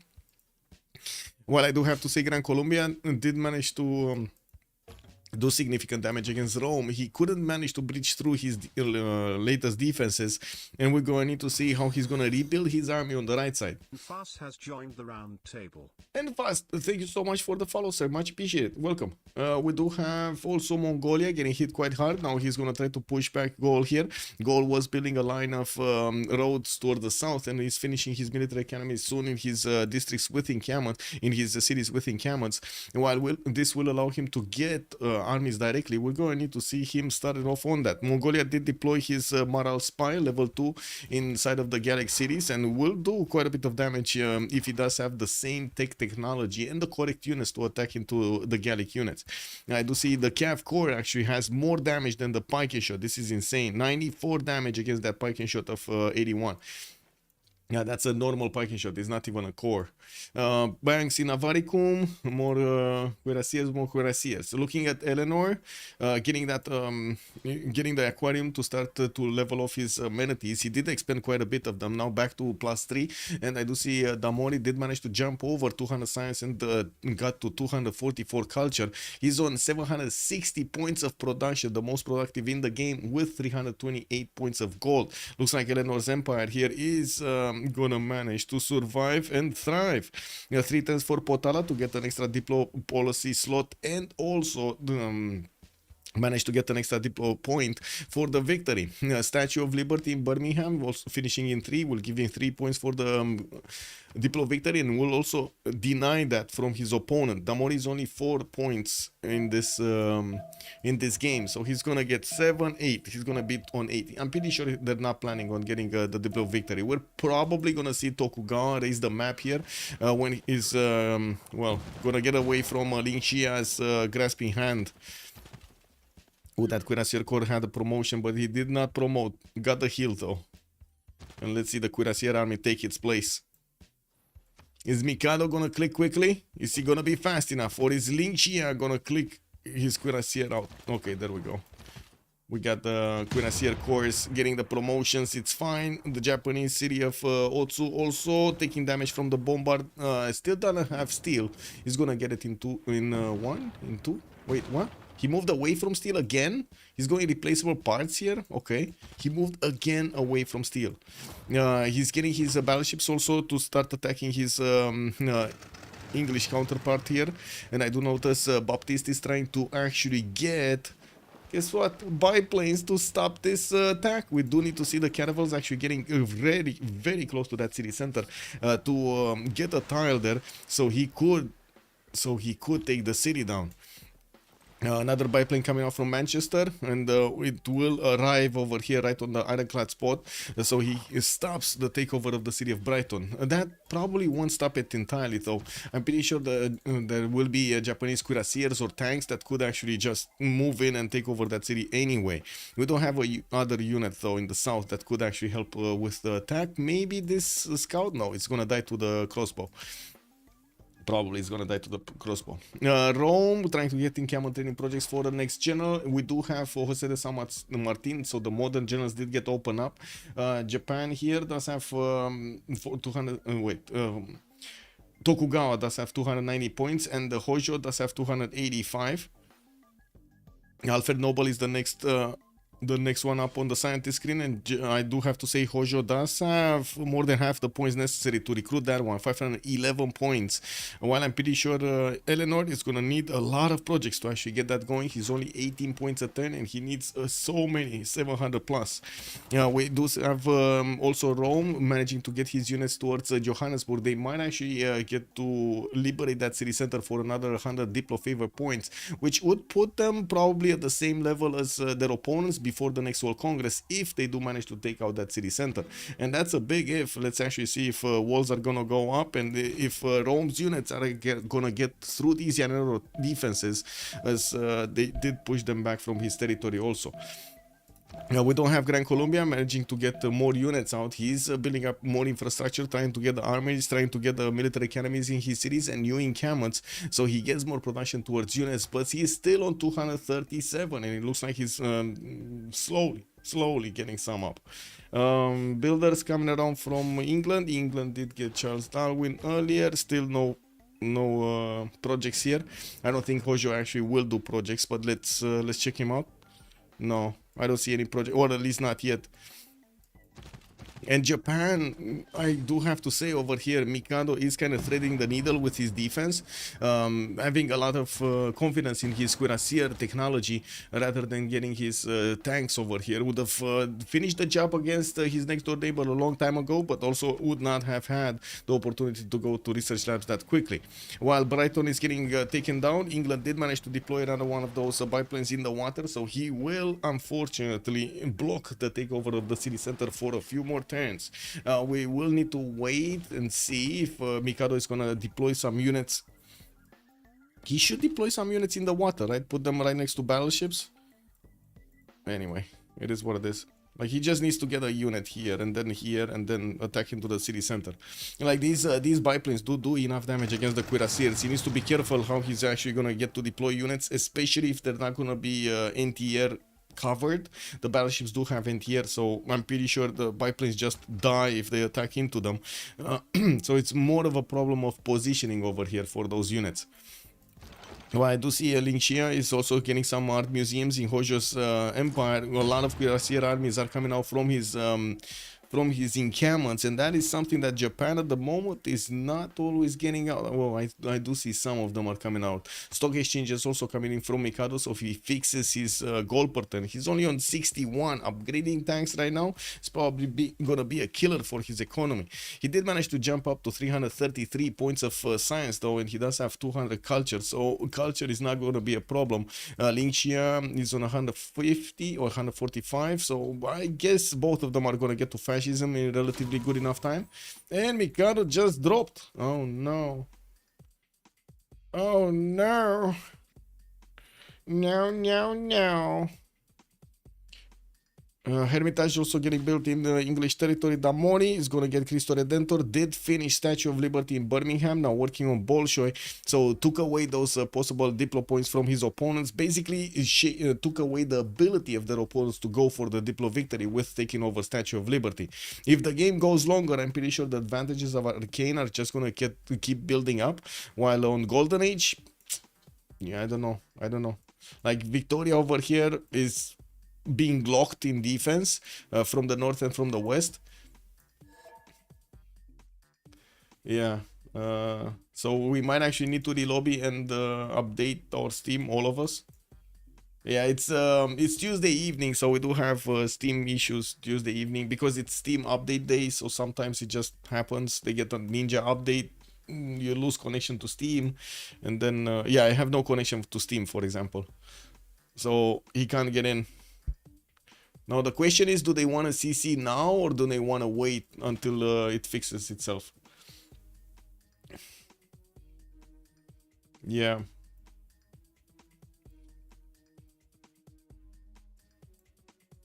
Campus research projects. Okay, so there is somebody. Hojo is trying to actually get Noble. Not that it matters anymore. He definitely won't actually get that much.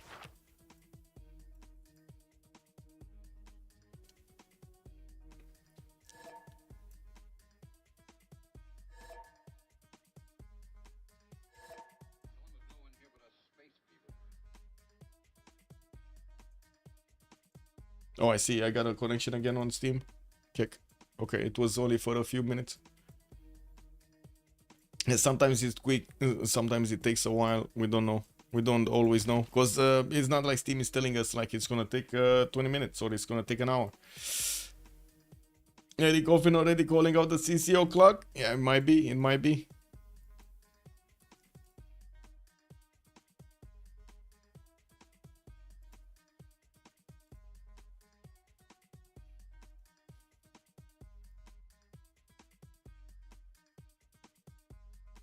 Apul is saying that he cannot rejoin. So we're probably gonna need to relobby. Yeah, I'm pretty sure we're gonna need to relobby. If he restarted Steam, if he got the update. Yeah.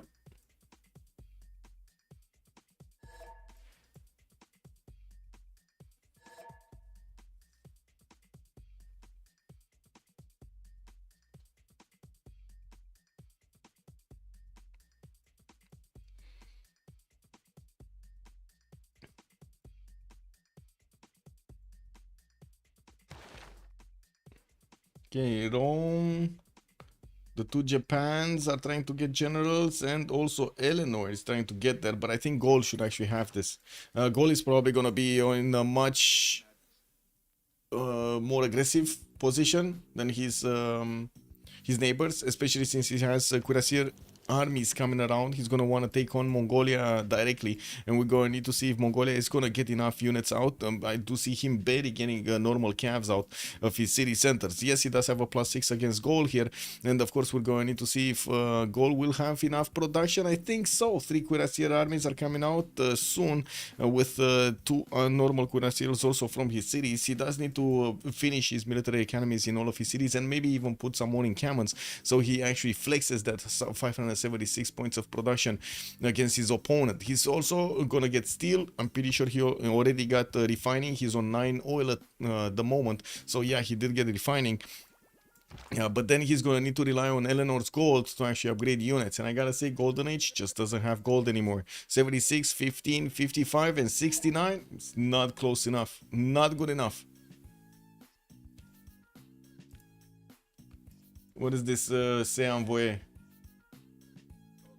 As in it works or not?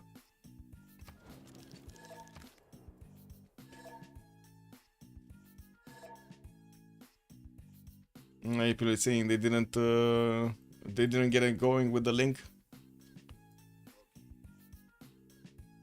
I think Lian is either link or online, right? I think it has both meanings, if I'm correct. Maybe somebody from chat is gonna tell me.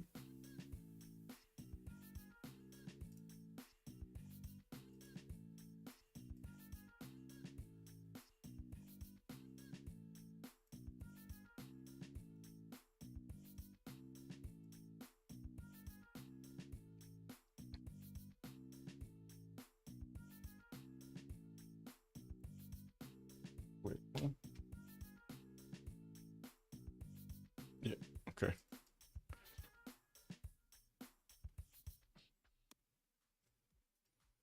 Well,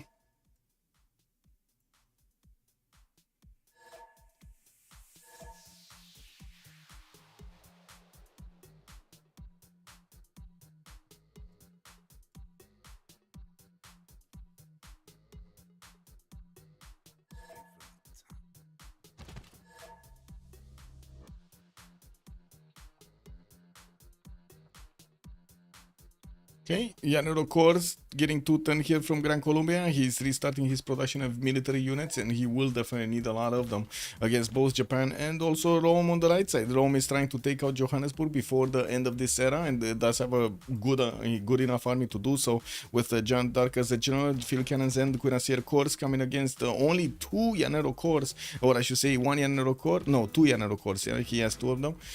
We do have also Bombard that will try to do the damage against Johannesburg, and I think we're just gonna relobby here. Well, APL disconnected also.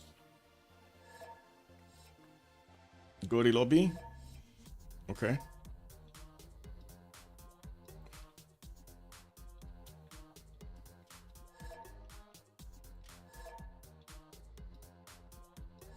Why are they? Oh my god. Oh my god. Wait, who's the host? Hola, ¿qué tal, amigo? Okay.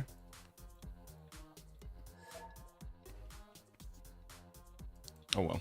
We'll see what they decide. Oh, Casa de Constatación was built also in London. I didn't see this. I did see it put it down, but I wasn't sure what it is. And then he's working on Hermitage now. Okay, they're going for a relobby really quickly. Is it GG already? Well, not yet. They didn't GG yet. I don't know exactly what they're looking for, but it looks like they want to keep on going. Maybe they have a chance. So we'll see. We'll see. I just need to get the link. Give me a second. Need to get the link. Where are they? Let's see where they are. I'm finding them. There we go. Click. Oh, I think I need to restart Steam, no? Let me actually restart Steam. Or do I? Do I need to restart Steam? Because that was a quick lobby. I'm pretty sure he didn't restart Steam. Let me try again. Should I restart Steam?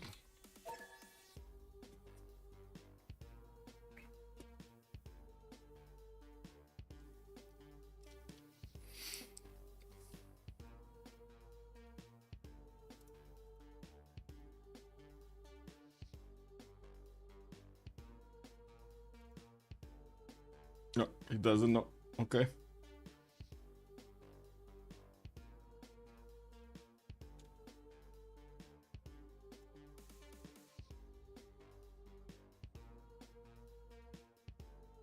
So they don't know.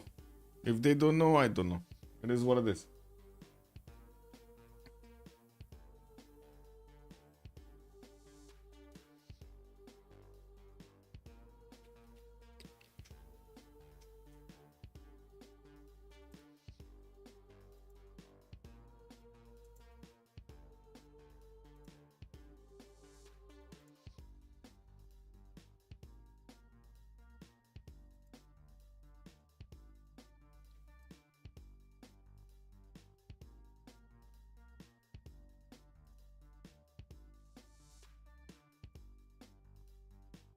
Looks like also in the CPL community there are some problems with some games. They cannot keep going.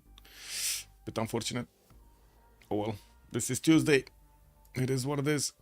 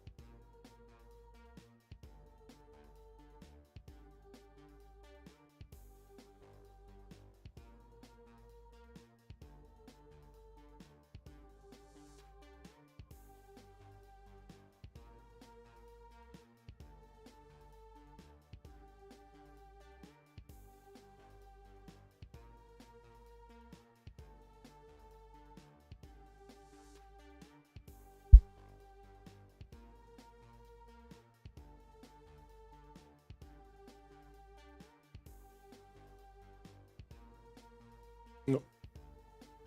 Let me actually rejoin really quickly to fix any 0ms.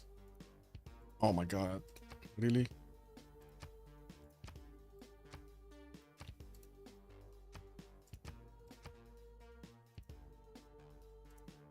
Oh, I hate this. One sec. Stupid game, man. What is it?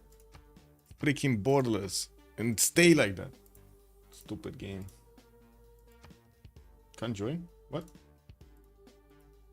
Oh, there we go. Should be fine.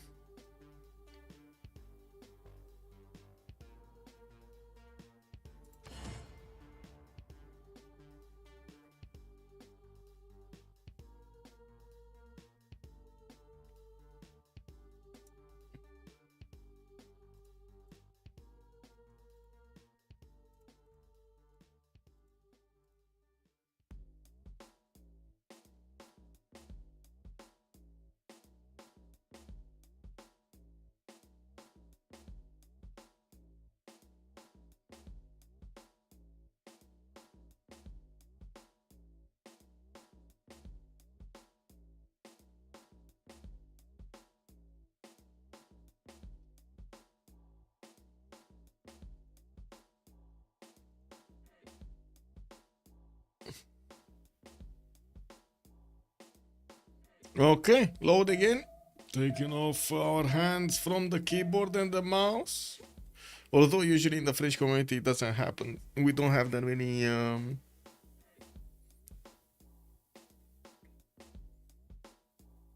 double loads.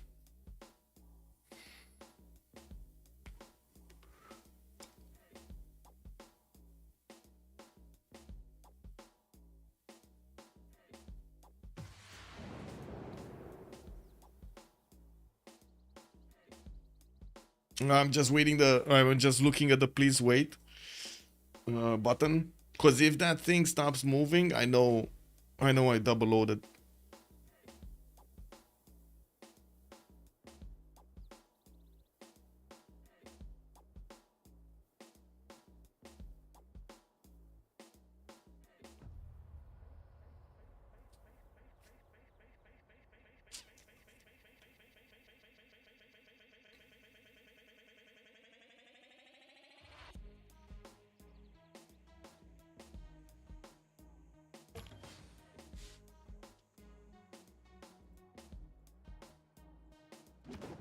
Okay, there we go.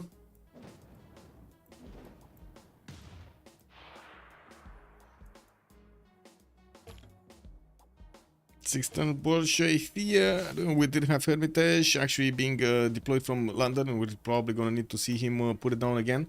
And taking a look at his tourism partner, he's on 156. Tamori is managing to get back his science and culture going on quickly on the next road. Cad is unplugging the router right now. Oh, I hope not. Actually, borders are the new Iron Curtain. Civ gods are gonna be upset that you call the Civ a dumb game. I mean, sure, okay. Yeah, they might be mad. They might be mad. It is what it is. Anyway, it's like me when hosting the how to say the Rooster Cup or the other competition. You know, somebody's gonna get mad, or the Go tournament. Somebody's gonna get mad and DDoS me. You know, try to stop me from streaming, because that's how it is in the European Union and in Romania.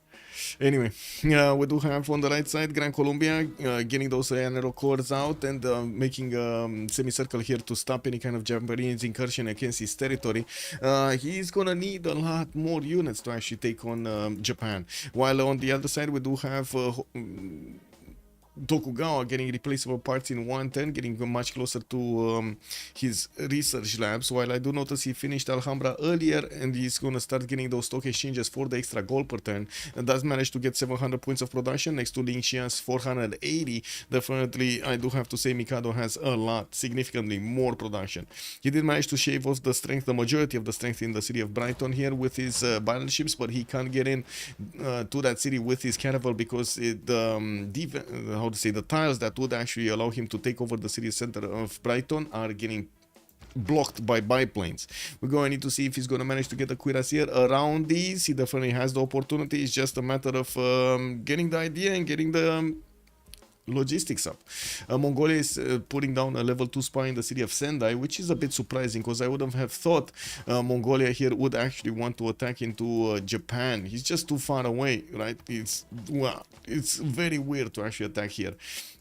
We do have also Mongolia with the ability to go against the Recortorum. Since we did talk a bit about Gaul getting his cuirassier armies and preparing for tanks, we do have him refining in 3 turns, and also Xifi is going to be close to getting ideology. That will definitely secure the kill over Genghis Khan, because he's going to get an extra +5 from fascism, and he's going to have the ability to also get war department, which is going to be 2 very strong bonuses to attack into Mongolia's units.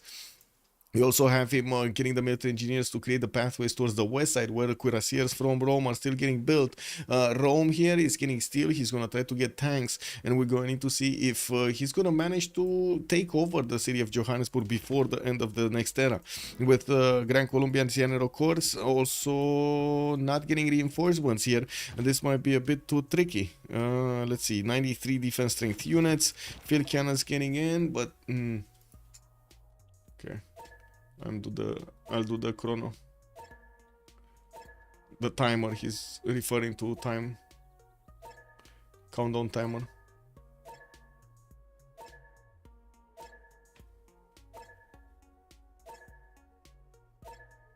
Canadians and their DDoS attacks. Yeah.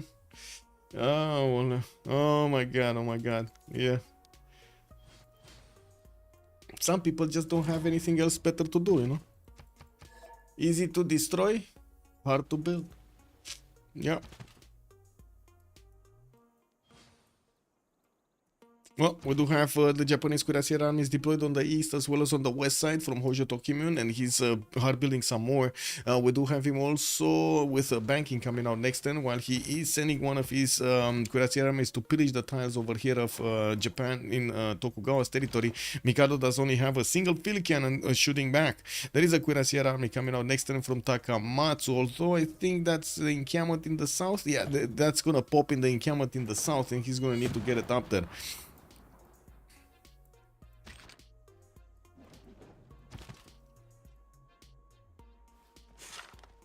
Cuirassier army is coming up from Otsu. Okay.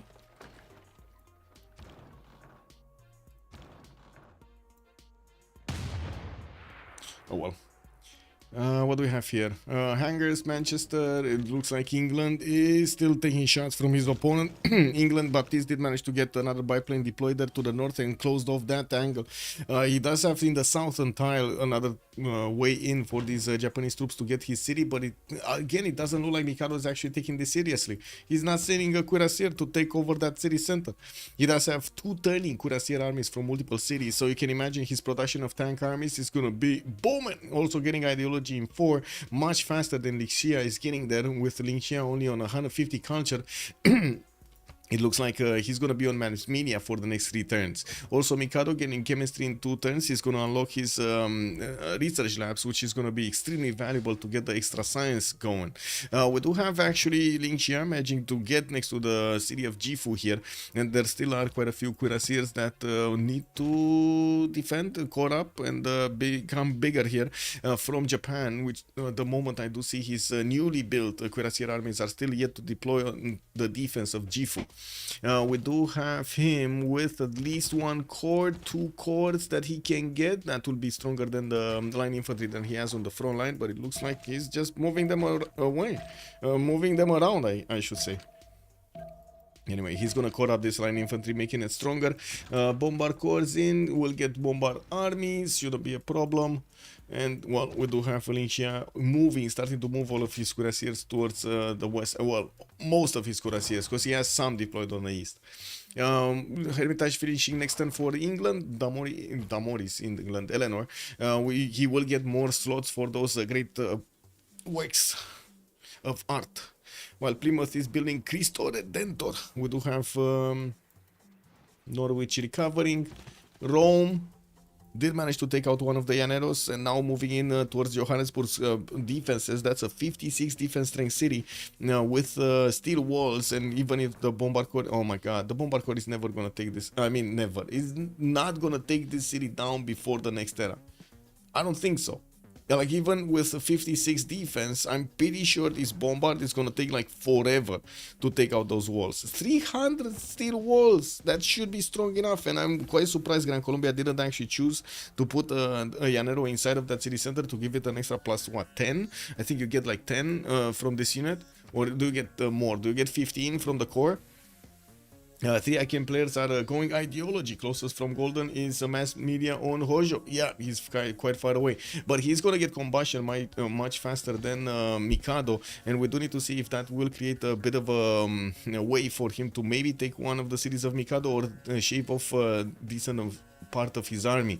Bobshu also getting combustion in 5 turns. It's gonna be faster than Xifi, or maybe faster than Xifi. I do see Ambiorix is getting refining next with ideology in 4, gonna get that going for himself. He's also getting attacked. I do see Gol immediately deployed some of his cuirassier armies to handle the threat here, and Mongolia doesn't have a way in Gallic territory. There is a Gran Colombian Llanero core also just showing up in the borders of random borders of Gol here. We do have more cuirassier armies coming out, normal cuirassiers also that will need to appear in the Durecortoron, and of course Xifi will require a decent amount of gold to upgrade his units here. He does have what, 15, no, 95% with Mikado. Wait, what happened on Damori? He gave all of his gold away probably. Yeah. Oh well, I don't see anybody else actually making that much gold, right? 100 on Mikado, 171 on Apiol, and only Damori is 500 from the whole game. Baptiste 74, Hola que tal amigo 28, Lingxia is 54, and then Bobshu is 40. Looks like in the total amounts, they do have a good enough gold generation for maybe 3-4 tank armies to upgrade from cuirassiers, and then they're gonna run out.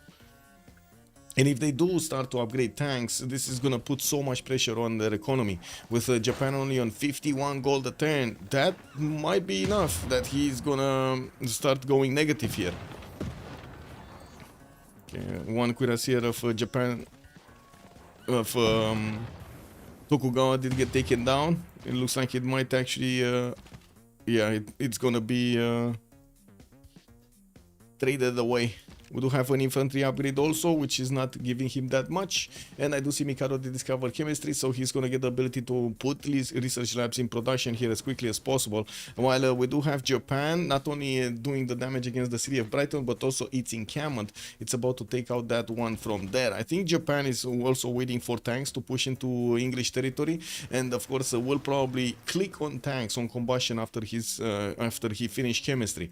2 turns ideology makes him like maybe 6 turns away from getting fascism. Damori also getting fascism in 4 might actually boost Mikado here a few more turns, which is going to be amazing, right? He might actually get it in total in 4 turns, which is going to be much faster than we are expecting, and way faster than we do have over here Baptiste or Lingxia, his next door neighbors, getting that Civic. Research Labs getting 2 turned. I do see Gustav Eiffel also with 2 charges available for Mikado to use, while Alfred Noble is still getting man, I don't know how you do this. How do you say this? Courting is still getting courted. I think that's the correct word, right? He's still getting courted. Closest to from gold, combustion Hojo without gold. Yeah, the without gold is a problem. I don't know how they're gonna fix that, but the without gold is definitely a problem. It doesn't look like he's actually gonna get pillages from his Japanese name. Oh my god, wait a second, where are units? Where are units? So he's getting tank armies, and it looks like he's gonna want to take on Gran Colombia, which is fair. But at the same time, if he doesn't put the tanks on the west side, he's just gonna lose there. Well, he does have 922 gold right now that he's upgrading his tanks with, and yeah, there are a few tank armies here already upgraded, 3 of them. While he's gonna hard build another one in Ormori, he's also upgrading artillery armies, well, to get the damage on the walls.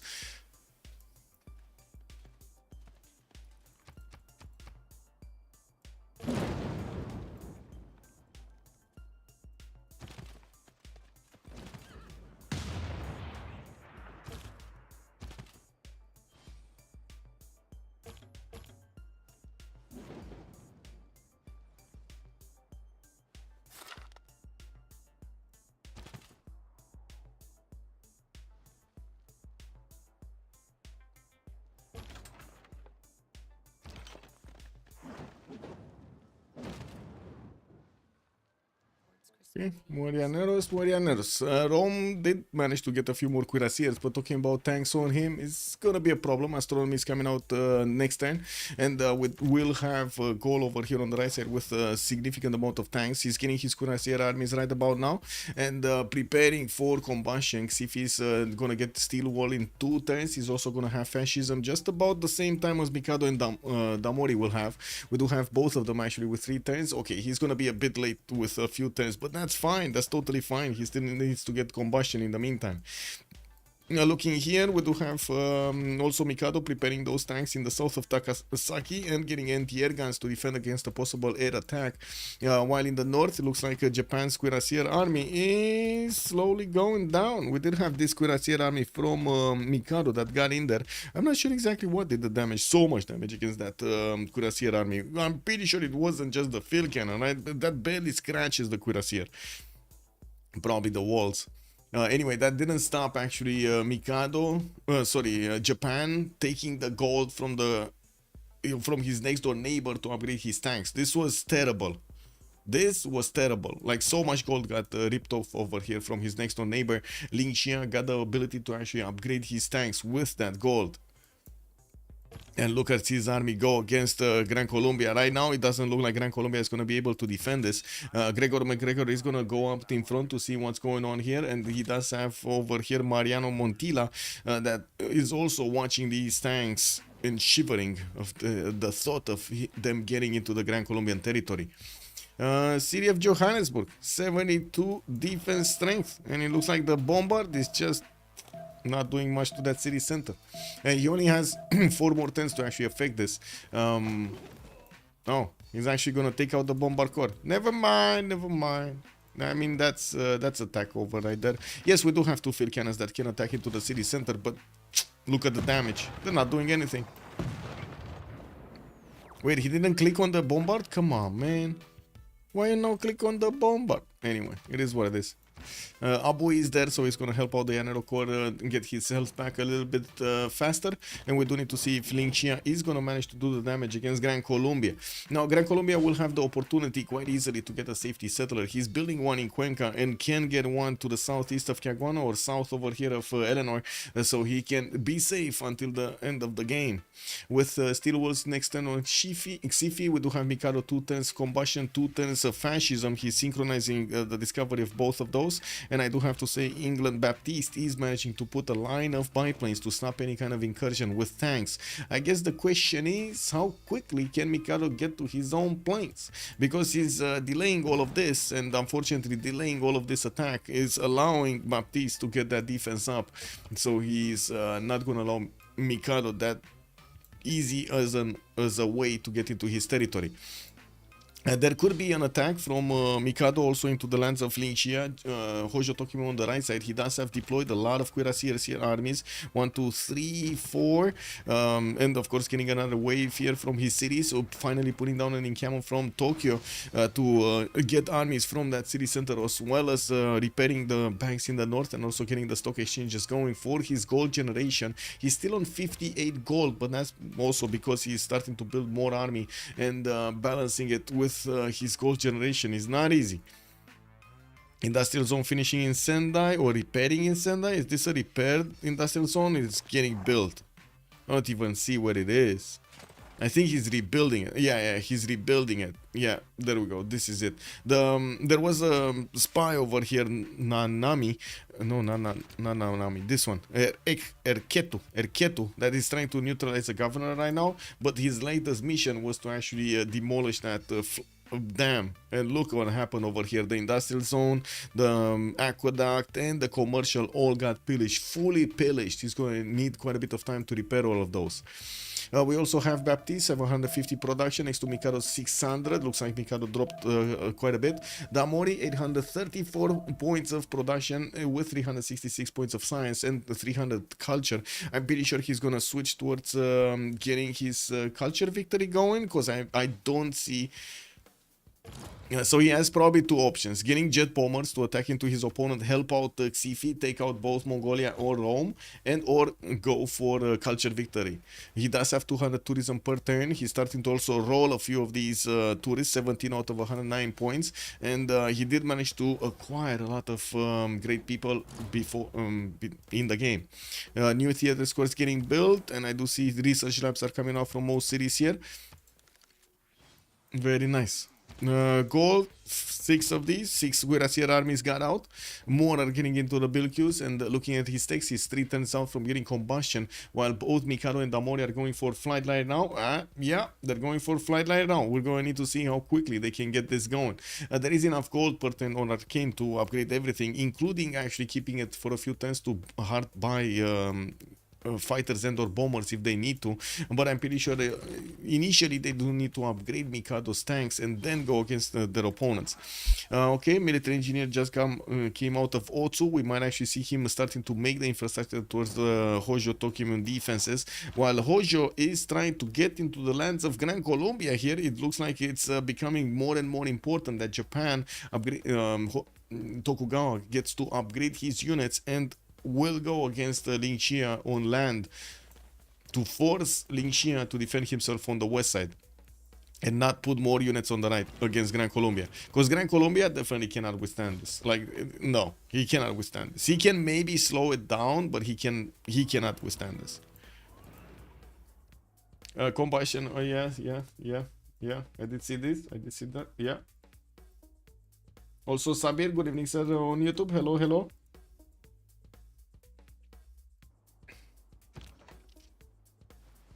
Okay, we're here. Looks like a military engineer stopped with the road there on the west side. He's putting it in Durekortoron, putting 2 of these to Durekortoron to attack into Mongolia. His Cuirassier armies are not doing enough damage against the Mongolian troops. He's definitely going to need tanks and will definitely need more artilleries, not to mention fascism. He's going to need fascism here.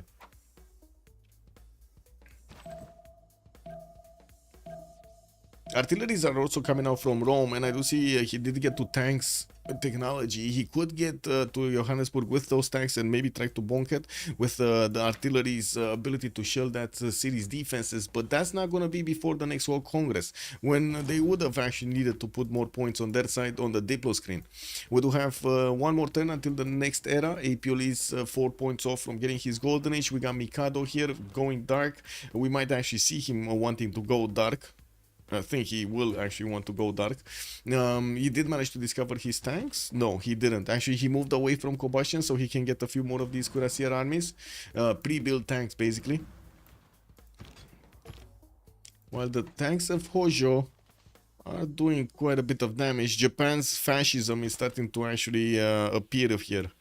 Yeah, it's starting to appear. Damori, Golden Age, Mikado, Normal Age. Xifi, 7 points off from a Golden, doesn't look like he's gonna get it. Baptiste, 4 points off from Golden. Oh my god, wait a second, they won't have gold at all. They're negative already. Like 19, 32, minus 37 and 4. Okay, they're not negative entirely, but they're like on that edge. Japan here is gonna get a golden, reform the coinage, probably Golden Age, but who's he trading with? He's not, oh, I see, he's trading with England. He's on negative. What is he gonna do? Go positive maybe, but very slowly? Okay, that's a problem. That's a significant problem, because this gold they have in their coffers is probably going to be their goal for some time, until they actually, unless they actually get some pillages. And the fact that Hojo is getting into the lands of Gran Colombia here on tiles that he could actually pillage to get the gold per turn, gold in the bank going for other tanks and upgrades, that's going to be pretty good. What's going on here?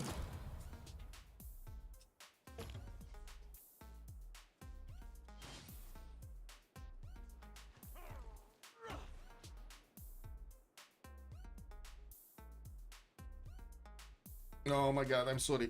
I just figured out two screws from the left arm of the chair are always, for some reason, are getting unscrewed. So stupid. Anyway, I screwed them back. It is what it is.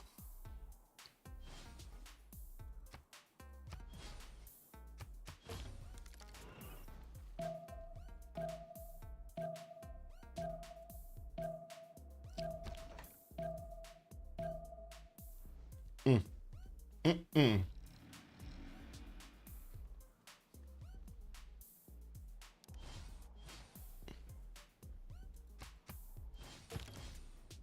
Okay, finally Aerodrome starting to show up from Japan, getting radio in one, going very quickly right now against his opponent. It looks like he's starting to smash through the units of Ling Xia very quickly, since Ling Xia is having a problem getting the funds to upgrade some more. He's going to need to start pillaging the tiles here, and of course we do actually see Gran Colombia killing off as many tiles as possible, so he doesn't get that give that opportunity to his opponent to pillage these mines. Taking away gold is going to be extremely important here for or taking away the option of Japan of getting the gold from him is going to be extremely important. We do see Mikado did upgrade the majority of his army on the right side, getting those military engineers to create the railroads towards Ling Xia, while in the meantime he's getting his biplanes out in the air. We still have artillery armies in production. He has a few bombers that he could upgrade from, and of course we're going to need to see if some are going to be deployed in the south to actually take the city of Brighton away from England. We did jump into the new era. We do have right now the gold generation showing up. Looks like Baptiste did get a heroic. Oh my god, he actually nailed that in the last second. So he does have 205 gold, but then Licia has minus 147. This might be actually big. Oh, wait, what? Wait. Oh my god, he didn't go reformed, he went 2 arms. Uh-oh. This is not gonna help him. This is definitely not gonna help him. Minus 147 gold. That's a problem. He's actually gonna go negative very quickly here. That is a freaking problem. Do we have Timur? We don't have a general here. Wait. Rani is available for Hojo.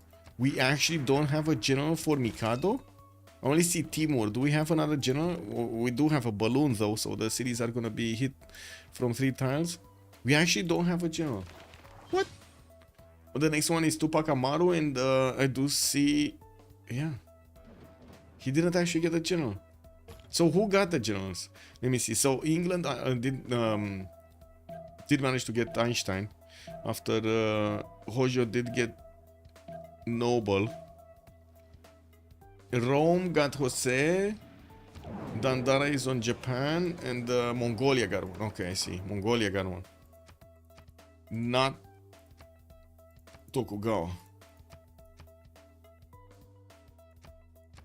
Okay, we're gonna have a pause of 2 minutes here.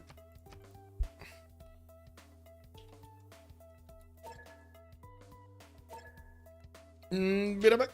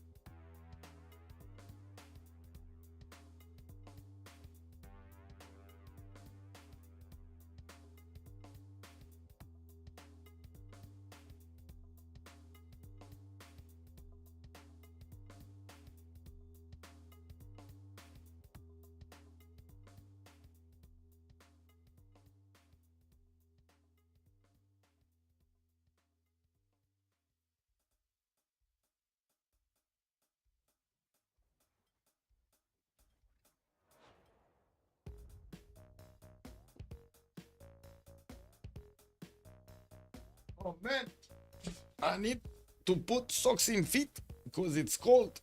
It's very cold. It started to be very cold. Closest from Golden Age is, man, yes. We did talk about that. Yes. Okay, let's see what they're gonna go into this Congress. What will they do?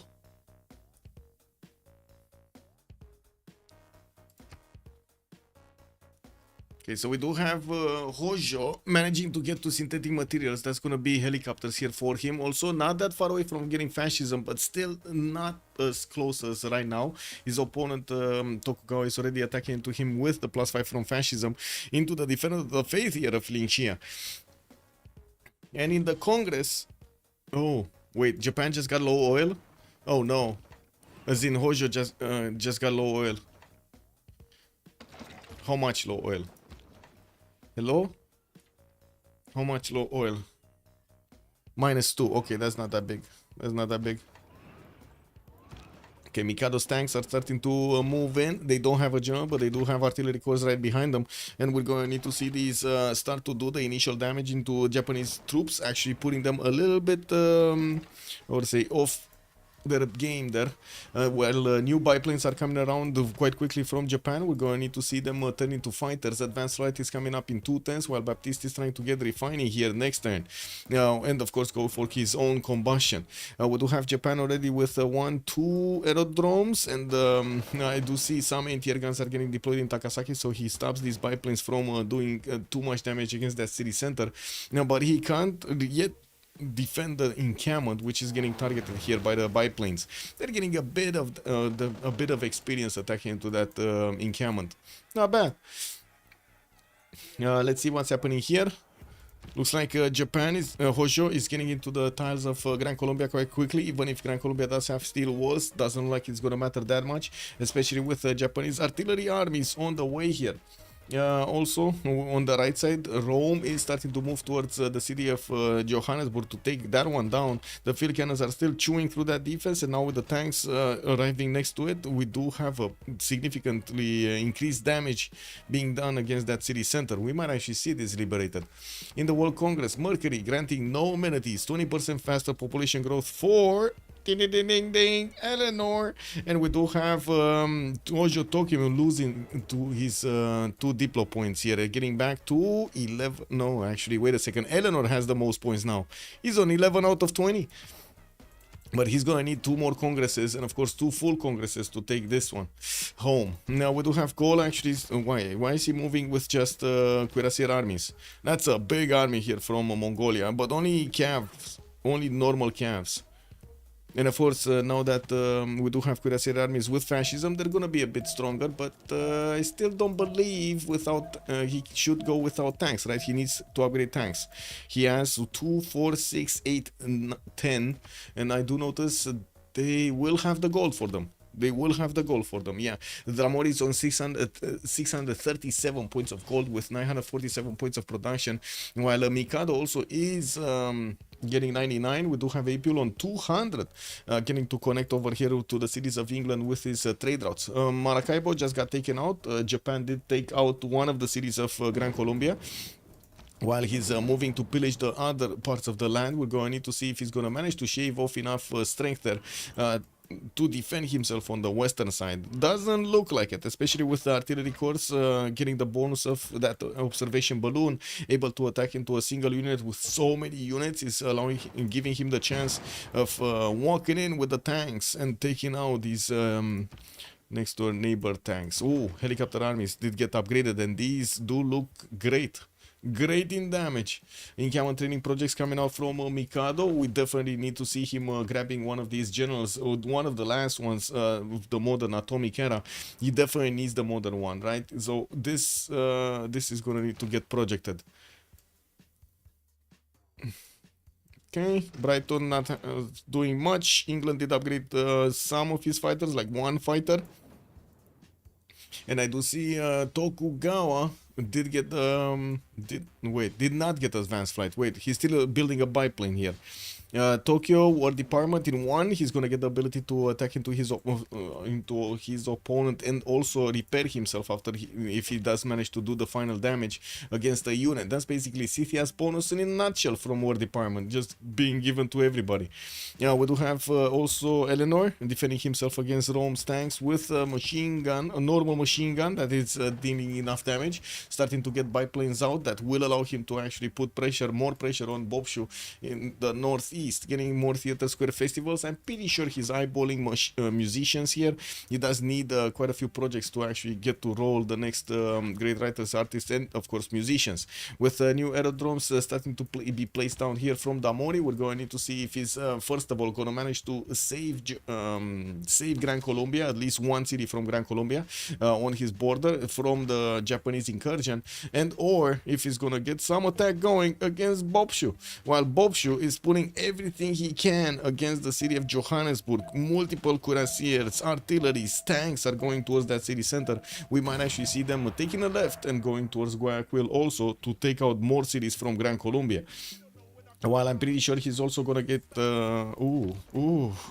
we now start to see the Gallic moves. The Gallic moves. We got the tank armies of Mr. Xifi here that are gonna start bonking through the Mongolian line infantries extremely quickly. Military engineers already creating the pathways towards the south, and Xifi is just about to click the buttons. He's just making way with his cuirassier army on the right side, so he paves the way for these tank armies to get in there. What is he doing with this? Oh, well, I just wanted to build some more. Okay. There we go. That's what I was expecting here. And more tanks moving in. These cities don't look like they're actually going to withstand this. We do have Genghis Khan still getting quite a few cuirassiers, and of course with the amount of tank armies and the fascism that's coming against him, I don't really see him getting out of this alive. They still have gold in the bank, that's good. Production capabilities, we do have Ling Xia on 480, Rome 347, and looking at Ling Xia, let's actually see the attack of Mikado. His artillery did not attack into a unit yet, and it looks like he's switching target to another tank army. He definitely needs to build more railroads for these artilleries to move and shoot, since he doesn't have a general. But he's gonna get a general, right? He's one-turning artillery armies, one-turning projects, I mean, one-turning camel training projects. It's fine. It just needs a few more, like 3 more projects, 2 or 3 more projects is fine. Did get advanced flight, so he's now gonna upgrade his biplanes into fighters, gonna get some more, and I'm pretty sure that he's gonna deploy them against Japan and also in the south against England. Probably wants to take out Japan before he goes to Baptiste, because, well, at the moment Baptiste doesn't have the strength of the army of Japan, and Baptiste is not actually taking out one of his allies, right? Baptiste, Ling Xia is going against the cities of Gran Colombia and trying to do as much damage as possible, while Apil just in time got the tank strength. He's gonna need to get these tanks inside of his city centers to beef them up as much as he can to slow down Japan from doing the damage, or slow down the takeover of his cities basically.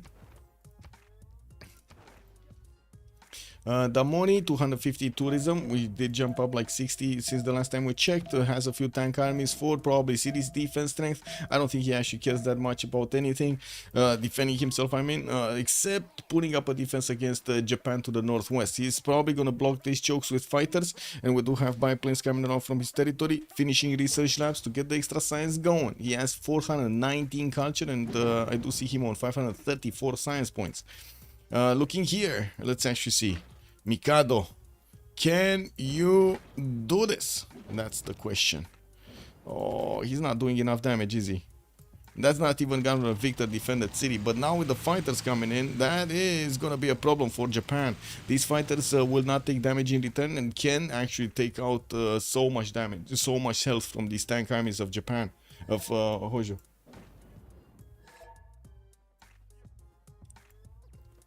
To attack Le General?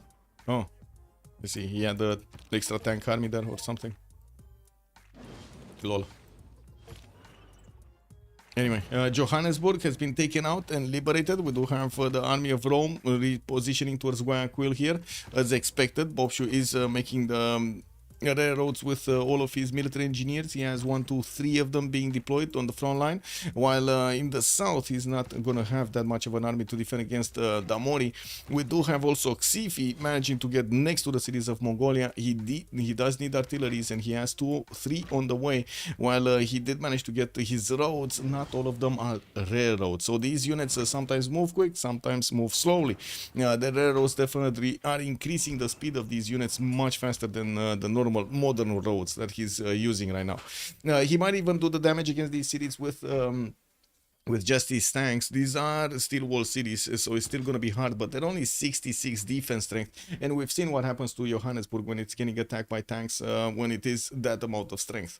We do have Mongolia also getting the safety settler out very far away, actually very far away. How did he even get here? How did Mongolia ever get here? Was this maybe he actually stole a city, or he moved it with the Keshik so fast, so far away? Maybe he did move it so fast, so far away. Look at him GTFOing out of there in the north. Wow. Anyway, Taj Mahal on Baptiste. Steel walls coming up here. Looks like the battleships are at work again, trying to take out those defenses. And we do have Japan not actually getting on the tank army enough strength. It looks like the fighters next turn might actually take out the tank army of Japan. The level 1 tank army in between his units. Pretty sure he's not gonna get how to say pretty sure he's not gonna get a heal.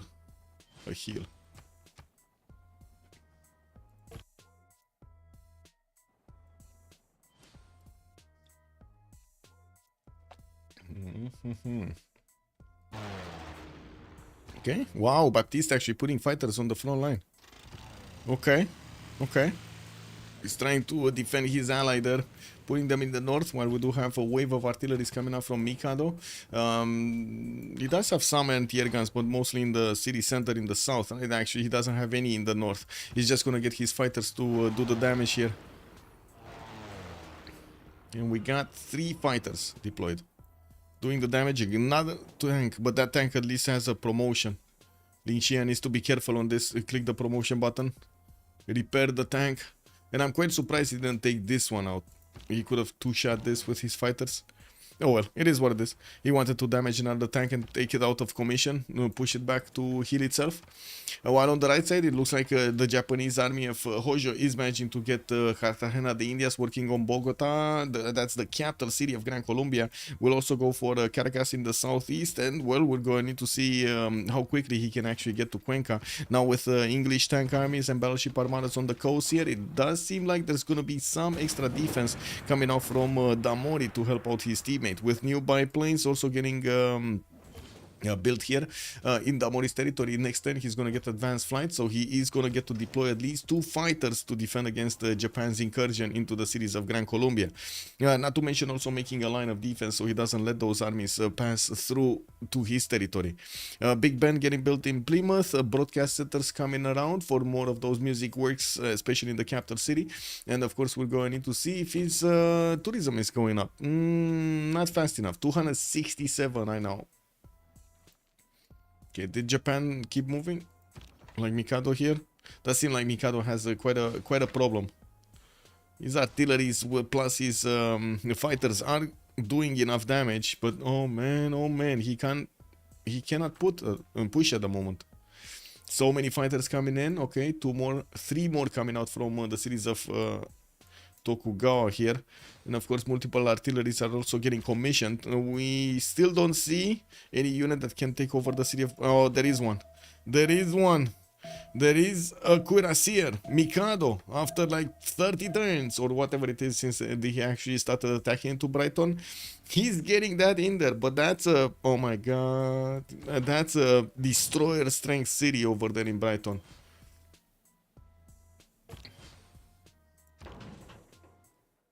That's very hard even for the battleships to actually attack and deal the damage.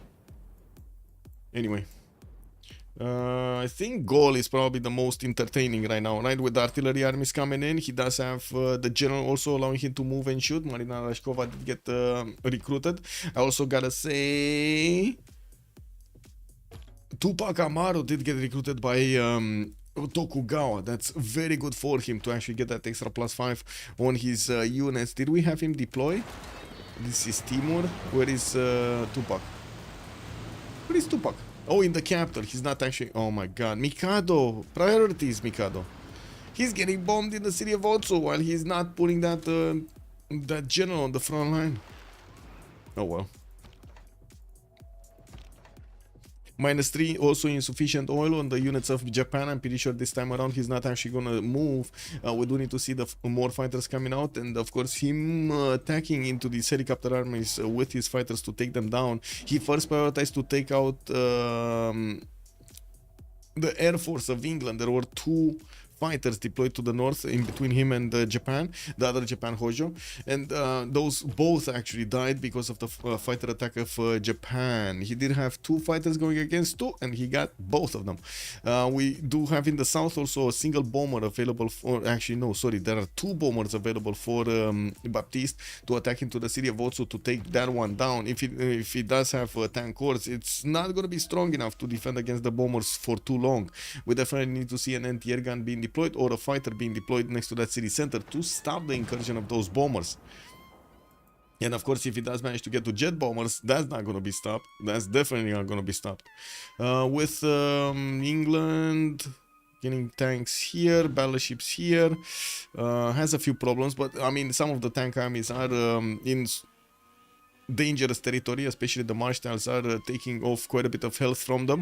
-2 unfavorable terrain, -3 from the damage unit because it's in yellow HP range. And since we do have England also upgrading fighters, he's gonna start deploying them and attacking to the Japanese tank armies. Maybe he's gonna take out these artilleries way before they actually attack into Cuenca. You know, we do have a tank core coming out from Cuenca, which is probably gonna give that city more defense. While I do see a spy is also coming out from Caracas. The units of Rome did manage to get to Guayaquil. 2 cities of Mongolia did get taken out. We do have Mongolia also getting the safety settler quite intact.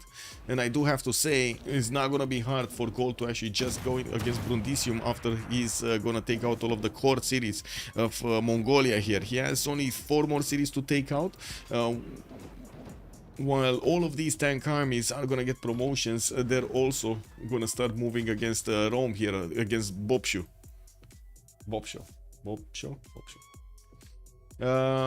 Communism, first time seeing that government. Where is communism? Oh, Mikado. I mean, he's internal trade routes, right? So he's getting the extra points from communism on that. If I remember correctly, you do get a lot of food from communism, no? What is it? +1 production per series and series with governor bonus 10%. Oh, wait, what? This one. Collectivization, +4 production and +4 food for domestic trade routes, +4 gold for all trade routes. That is massive on Mikado, massive. He's still positive in the gold per turn, even after he did manage to get all of this massive army. And I do see he's slowly pushing back Japan's Hojo Tokimun's units from his border. And we do have the artilleries getting more promotions, and I do see they do need to army up. Yes, 2 of them right here that could army up. Oh my god, he's actually gonna lose Otsu. Wait, he's actually gonna lose Otsu? Really? Wow. I mean, he might take out one of the helicopters, but then the other helicopter is just gonna go into the city center. And since we do have bombers from England and no anti-air gun in Otsu, that city is just not gonna survive the next attack. 2 bombers will definitely do enough damage. Did the Mongolia settle? No, he still has his settler between Bandar Buren and Johannesburg. He can settle, don't get me wrong. He can actually settle in place there. It's a non-freshwater city, but he could settle. Guayaquil getting taken out. Looks like England is starting to deploy the fighters to defend against Japan's incursion in Cuenca. And we do have the battleship armada still doing damage to these tanks from afar, from the shores. If you would have had like 3 of these, 4 of these, this attack would have been over as soon as they got into range of these battleships. But anyway, more fighters also coming out from England. The fighters do a lot of damage to the units, even to the tank armies of Japan here. And looking at the text, Hojo Tokimun is getting chemistry importance, conservation. He did get fascism, so he has an extra +5 on his units also right now. And I do notice Mikado didn't upgrade his, didn't promote his tank. Hello? Left an unpromoted, unchecked, unhinged tank army. Just, wow. Sitting over there. Okay. He's probably very worried about the city of Otsu. Oh, battleship. We got a battleship. Okay, that's a anti-air gun, but it's not an armada. And the bombers are still doing the damage. Much less. I do have to say, much less damage. Okay, machine guns, and that's one of the helicopter armies taken down. We do have more artilleries that are shooting down these units from Japan and from Hojo, and we do need to see if Mikado's fighters are gonna make a splash over here in the cities of Japan. He does have some weak targets, like for example field cannons that he could take out quite easily with the fighters. City in the South, Brighton. Oh my god, wait a second. This destroyer actually came out to party and he took out all of the Japanese battleships. Oh my god, Mikado. He waited like 20 turns to get a cuirassier or something. Any unit, even a scout, to take over the city of Brighton. He could have, but he didn't. So now he won't. Yeah, we'll see. We'll see if he will ever do. Looks like Mikado lost that tank in the north. Gonna need to hard build new ones, getting Manhattan approaching in Takamatsu, while he does have a problem with these helicopter armies of Ling Xia. We do have new anti-air guns coming out from him. Cool Whip also. Wait, man, I'm so sad. These Toku war moves are the saddest I've seen in a while. Yeah, the war moves are not great. Yeah. But I mean, he's trying, you know, he's trying against two opponents over here, south and east. It is what it is. Okay, Al Malik gonna be taken out soon. We do have Korabalga soon, and the Mohenjo-dan also gonna be taken out. Looks like a lot of pillages have happened anyway from Mongolia, and we're going to need to see if we're gonna have Mongolia settling that safety settle. Yeah, it's here. It is here. And that seems like he will settle that safety seat. But anyway, it's just a matter of time until the new army of Gaul is going to get into the city of Kume here to shave off the strength of the Roman cities. And we do have tanks being deployed on the right side, only cores from Rome. Bobshu did not manage to get enough culture, so he's not going to get fascism at the same time as, well, the war will start. And we do have Xifi with only a few turns to actually get to Kume. He does have 1, 2, 3, 3 of these military engineers creating the railroads towards the west side, towards Kume. And well, we're going to need to see when he gets there. Baptiste nuclear fission, gonna try to get his own nuclear bombs out. It's still gonna be Japan that's gonna have it faster, with 5 turns to finish Manhattan project in the city of Takamatsu. More fighters coming in, being deployed. Low oil on Hojo Tokyo might actually put him at a big disadvantage over here. Gonna need to see the shots from Mikado to actually shave off the strength here.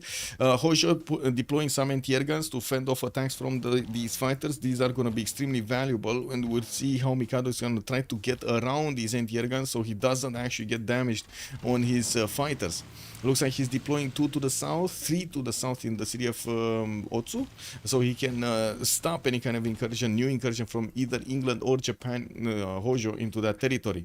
Brighton got saved. Baptiste destroyer is well on its way to take out another battleship here, and it does seem like Japan takes damage in the city of Takasaki from those biplanes of England or the fighters of England. Here Eleanor could not manage to stop the takeover of that city center from Gran Colombia, but I do see he is stopping him from taking Cuenca. He does have multiple fighters deployed around that city center, while Rome did shave off another city here from Gran Colombia. We did have a safety city, Cali, being settled to the south of York, in probably the best Petra city we've seen in a while.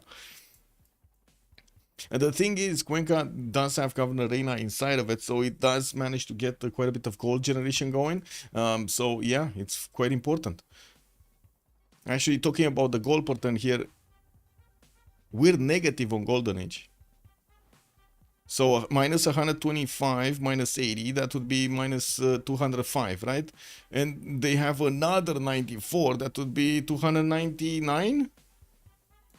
Minus 299? And Baptiste is making 250 only, so they're minus 49. Minus 49 gold a turn. But they have quite a bit in the bank, right? Bobshu and the Hojo did manage to pillage quite a few tiles here. but they kind of ran out of tiles to pillage. Anyway, Gol Xifi Gorabalgasun took out the city on the western side, shaved off quite a bit of gold from his opponent's coffers, especially not allowing Genghis Khan over here to have positive gold in the bank. We do have him, Genghis Khan, with only 2 cities remaining, Gorabalgasun and Mohenjo-Daro, while he will try to place this city. This is gonna be quite close, by the way, to England. I don't know why he's... guys, why do you think Overdose is actually coming closer to one of his opponents with his settler, with his safety settler? Why do you think this is happening? Is this a secret strat that I'm not aware of? Because I would have thought he's gonna go through the north and maybe try to settle around here somewhere, like north of Nazca. So he's gonna be as far away from jet bombers, tanks, helicopters, like anything. Right here, he's in basically bomber range. You know, or tank range. Oh my god. Anyway, safety Mongolia behind Johannesburg might be enough. I mean, you say behind Johannesburg, but it's very close to Damori. And I'm pretty sure Damori sees this. Yeah, he sees Urumqi. If this city would have been settled north of Bandar, he wouldn't have seen it. He wouldn't have known where it is. Okay, fighters from England doing God's work here, defending against Japan. Looks like Eleanor is managing to push back the army of Ling Xia, while we do have Japan, Tokugawa, managing to upgrade the jet fighters. These guys will do more damage against the Japanese Hojo Tokimin's units. He did manage to repair the the city strength of Otsu, getting a few more anti-air guns there, and will need to deploy units in the south to do some damage against England here. Or I don't know, because he's not pushing Japan, he's not pushing Hojo. Hojo just holding strong. The problem is the gold though. With more units getting upgraded, they're starting to be extremely negative. Eleanor? When nukes, Eleanor? When nukes? Tanks. Okay, tanks. Mohenjo-Daro about to be attacked. We do have military academies there being built, not gonna matter at all. And we do have a massive army from Gol getting into the borders of Kume right now. And we do have enough artilleries with balloons that he's gonna do the damage against that city center extremely quickly. It looks like we might actually see the takeout for the entire Roman nation extremely quickly from the game. Apule is not gonna die completely. Mongolia does look like he's gonna take some time to die. And of course, Bobshu here might actually die. Does he did manage to get also one of his safety settlers on the railroads towards Hojo. So he's trying to get out of there. He knows that he's probably gonna die here. Maybe it's not a safety settle. Yeah, maybe it's not a safety settle. That can happen. Okay, tank armies of Gaul, definitely stronger than the tank corps of Rome here. Not to mention one-shotting cuirassiers. Now we do have Damori, 1270 points of production on Eleanor, and I do see Mikado did jump up to 470 science after he did finish the majority of his research labs. 2 turns away from getting Manhattan to drop a nuke on his next door neighbors. We did have nukes 2 turns out in Manchester also. Looks like he 4-turned that project. That's amazing actually. That's a lot of production. While Mikado is going for rocketry here, we do have Baptiste going for his... Oh, another loyal. Wait. Oh, -1. Okay, never mind. -1 is nothing.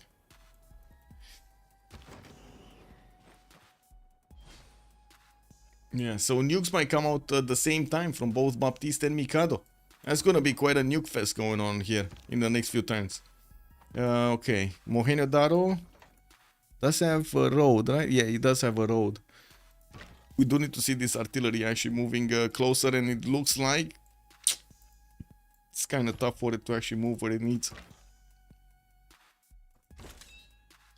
Doesn't have a general for the artilleries. Wait, he only has 1 artillery? Yeah, he repositioned the other ones actually towards Rome. That's a big army going against Rome. He does need to actually take out the encampment, and he does. Yeah, there we go. He's starting to attack into the encampment to take it down. He will have a tank army to punch through. Boom. And of course, with the ability to get a new artillery in there, he's gonna start shelling the city of Cume as soon as he has the opportunity. Even if Rome did upgrade his tanks, these are not doing anything for the defense. They're just gonna be a Gallic food at the moment. CivFR Research Labs, we do have him getting another commercial. Looks like he's getting another spy, and I'm pretty sure he's spying on Rome already. He doesn't have a level 2 spy, but still it gets one extra intel on opponent's movements. And taking a look at the production difference, Bob Shu definitely doesn't have the same production of CivFR. 302 versus 781 here on CivFR. Anything happen here? A lot of jet fighters upgraded. Now these jet fighters are still gonna have a problem attacking to the English fighters, especially when they're close to each other like this. And we do have Japan getting a few machine guns. Machine gun armies could actually take out the tanks of Ling Xia quite easily. And I do have to ask, why is Mikado not using his jet fighters to take out tanks? Or, you know, the weak ones. For example, artillery army. That artillery army is exposed. And he does have one jet fighter just ready to go to take it out. Does he not? He probably sees. No, this is incredible. He sees everything, right? Why is he not taking out these units that are so easy to take out anyway? To get promotions on his units and so on, and get health back? Whatever. Fortens, Tokyo to get the first nuke. We do have in the lands. Oh, Manhattan still needing to happen next turn. For the cities of England, of Age of Steam.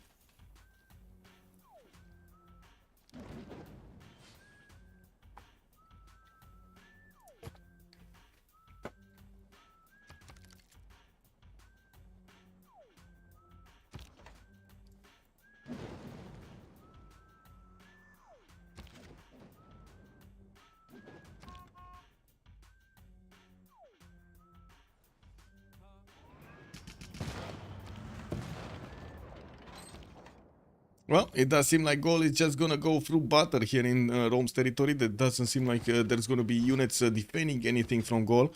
While I do notice Mohenjo-Daro is still gonna wait for that artillery to show up. It will get in there in the next two turns to be available to attack into the city of Mohenjo-Daro. That is an 82 defense strength city, and the Gallic tank armies are, by the looks of it, still milking the city's defense, or I should say the city's improvements. They just did manage to milk everything except the campus, the actual campus.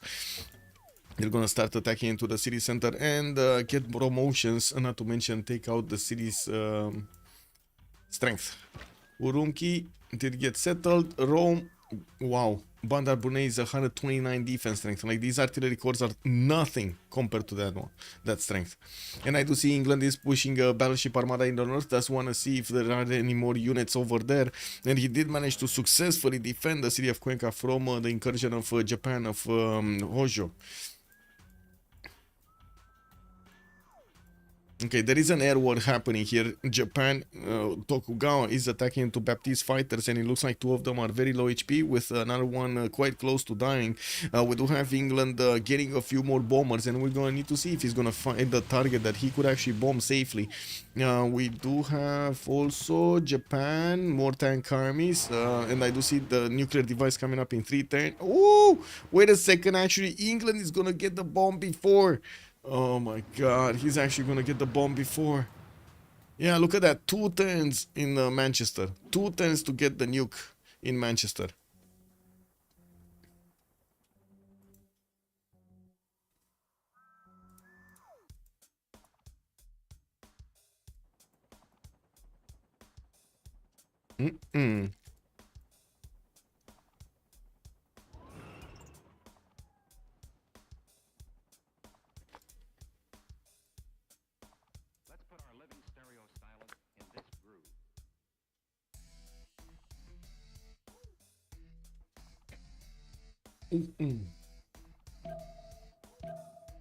Okay.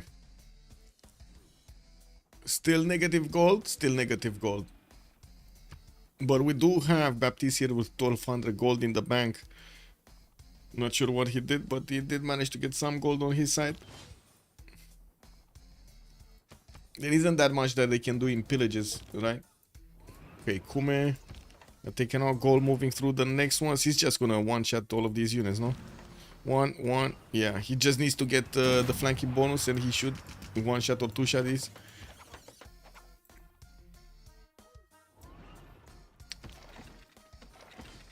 Let's see it. So he can take out a tank and he can take out a cuirassier corps. Actually, he can take out a tank also, like 2 tanks. He can take out 2 tanks and a cuirassier. The cuirassier is getting one shot by, or 2 shot by the artillery army, sorry. So that's 1, 2. No, you could have taken the tank. Why would you care about the cuirassier? Whatever. I guess that's dying anyway. To something. Does have the ability to take out another tank here. Interesting that he's not actually choosing to do so. That has also a military engineer on that tile. But anyway, let's see. Mohenjo-daro did get liberated, so just as Johannesburg did give them 100 Diplo favor points on Team Golden Age, we do have Arcane managing to get 100 Diplo on their side. But I do have to say Golden Age has significantly more Diplo favor on their coffers. We do have a bit of a problem here for Tokugawa. He's negative right now. And still cannot push through Japan's defenses, Hojo's defenses. Alan Turing got up, okay. Nuclear devices 2 in 2 turns, while we're gonna have already England getting 1. Let's see what is he gonna drop it. Oh my god, he can actually take out Takasaki. He could just nuke Takasaki in the south, like get it on the mine over here, and then move in with one of his maybe allow Japan's helicopter corps to get in there? Or does he have enough movement? No, he doesn't have enough movement on the cuirassier. He needs to move 1 turn and then take out Takasaki. So ideally, he could last move this one, last second attack into Takasaki with the nuke, and then next turn take out that city center directly. But is Baptist actually gonna wait for the last second attacks or not?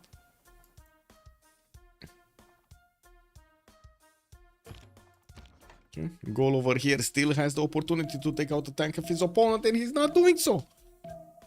Wow, some lost opportunities here.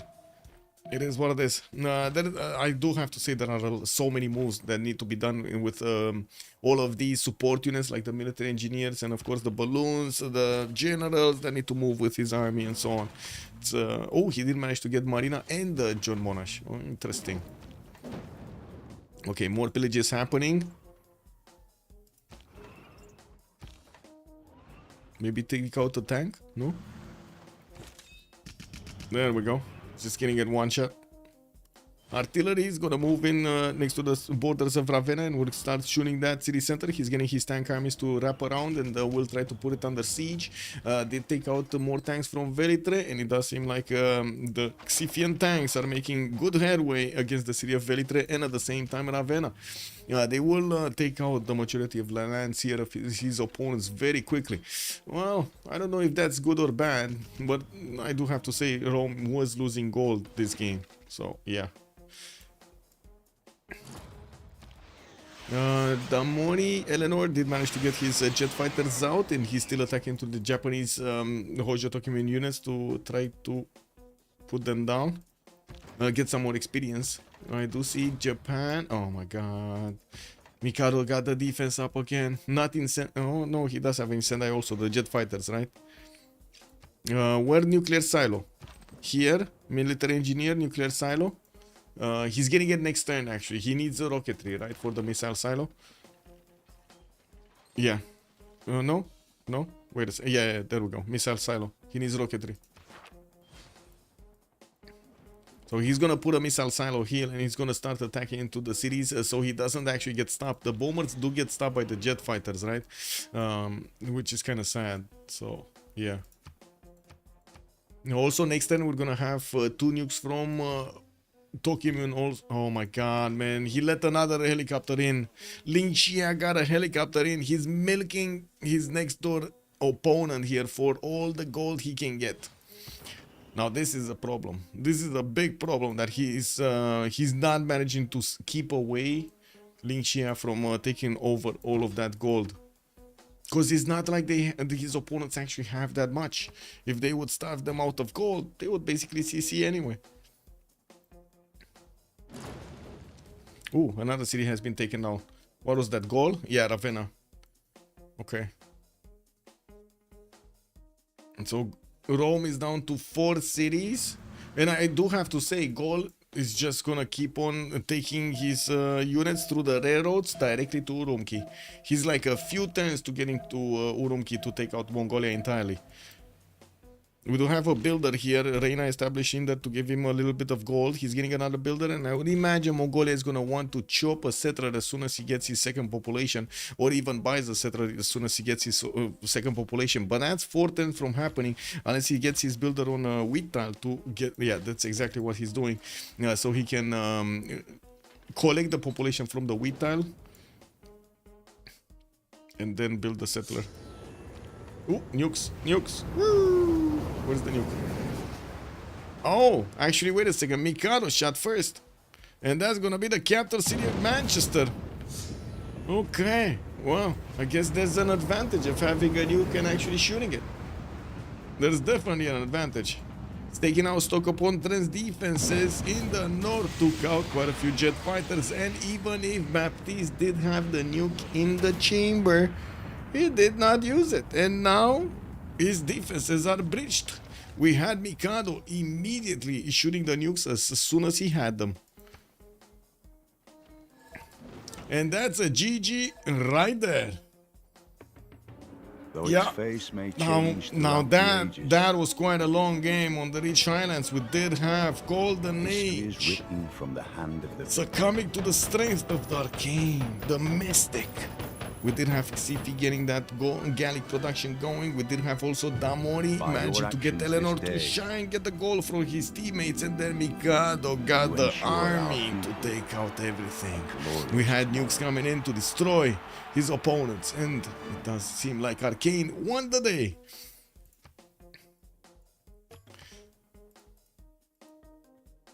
Okay, let's hear a bit of a post-game chat, but I think I'm gonna close the stream a little bit earlier today than usual. So let's see.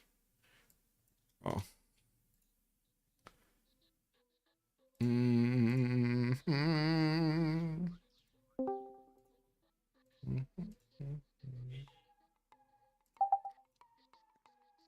Bon, Lingxia, tu pouvais up des roquettes artillerie, mais pour le bien de la game, je l'ai pas fait. À un moment, je lui ai dit, frère, si tu la moindre roquette artillerie, j'explose. GG, well played. Ouais. So you had a nuke, but you didn't shoot it. You kept it over there in the chamber. Yeah, I was just waiting to have fascism and more nuke to use it. In the missile silo, right? You're waiting for the missile silo? Yeah, and fascism. Yeah, I was fucking afraid that if you nuke me first, it's GG. I have chopped my project, but I think I can nuke one turn before.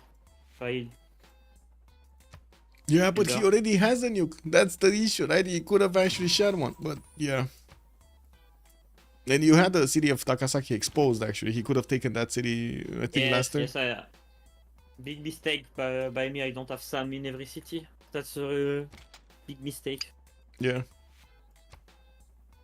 I have too much shit to do, so... Oh, I see. C'était tour combien le CC, sorry? 107. 107. GG. I'm sorry, Michael. I will continue in French if it's okay for you because it's easier for me. Yeah, n'est pas de problème. Maybe just. Merci, c'est bien. Michael, if you have like 1 or 2 questions and then we go full French, maybe. No, it's all good. It's all good. Okay. Yeah, GG will play. Oui, puis de toute façon, on va pas faire un débrief si vous voulez. Si vous avez des questions, des trucs comme ça, vous aurez le cast. Et puis après, vous aurez vos débriefs personnels parce qu'il y aura quand même un BO3. Okay, I'm gonna stop it here. Gonna send you to Leech to actually get this post-game chat. I will need to actually take a look at all of the schedule for tomorrow. We're gonna need to take a look what kind of games we're gonna have, and I'm gonna put them into my schedule. I only know about the game on Saturday, and we do have the Civ game on Sunday. I did put up the games that I know about over there in the schedule, and yeah, we're just gonna need to put whatever's missing. Thank you so much for everything. Much appreciated for the follows, and of course for your support of the stream. Thank you so much for the primes and the subscriptions. Basically putting bread on my table. Thank you. And I do also want to say, let's see each other in the next stream. And of course, don't forget to like and subscribe on YouTube, not to mention on Twitch. Have a great evening, everybody, and see you next time. Bye.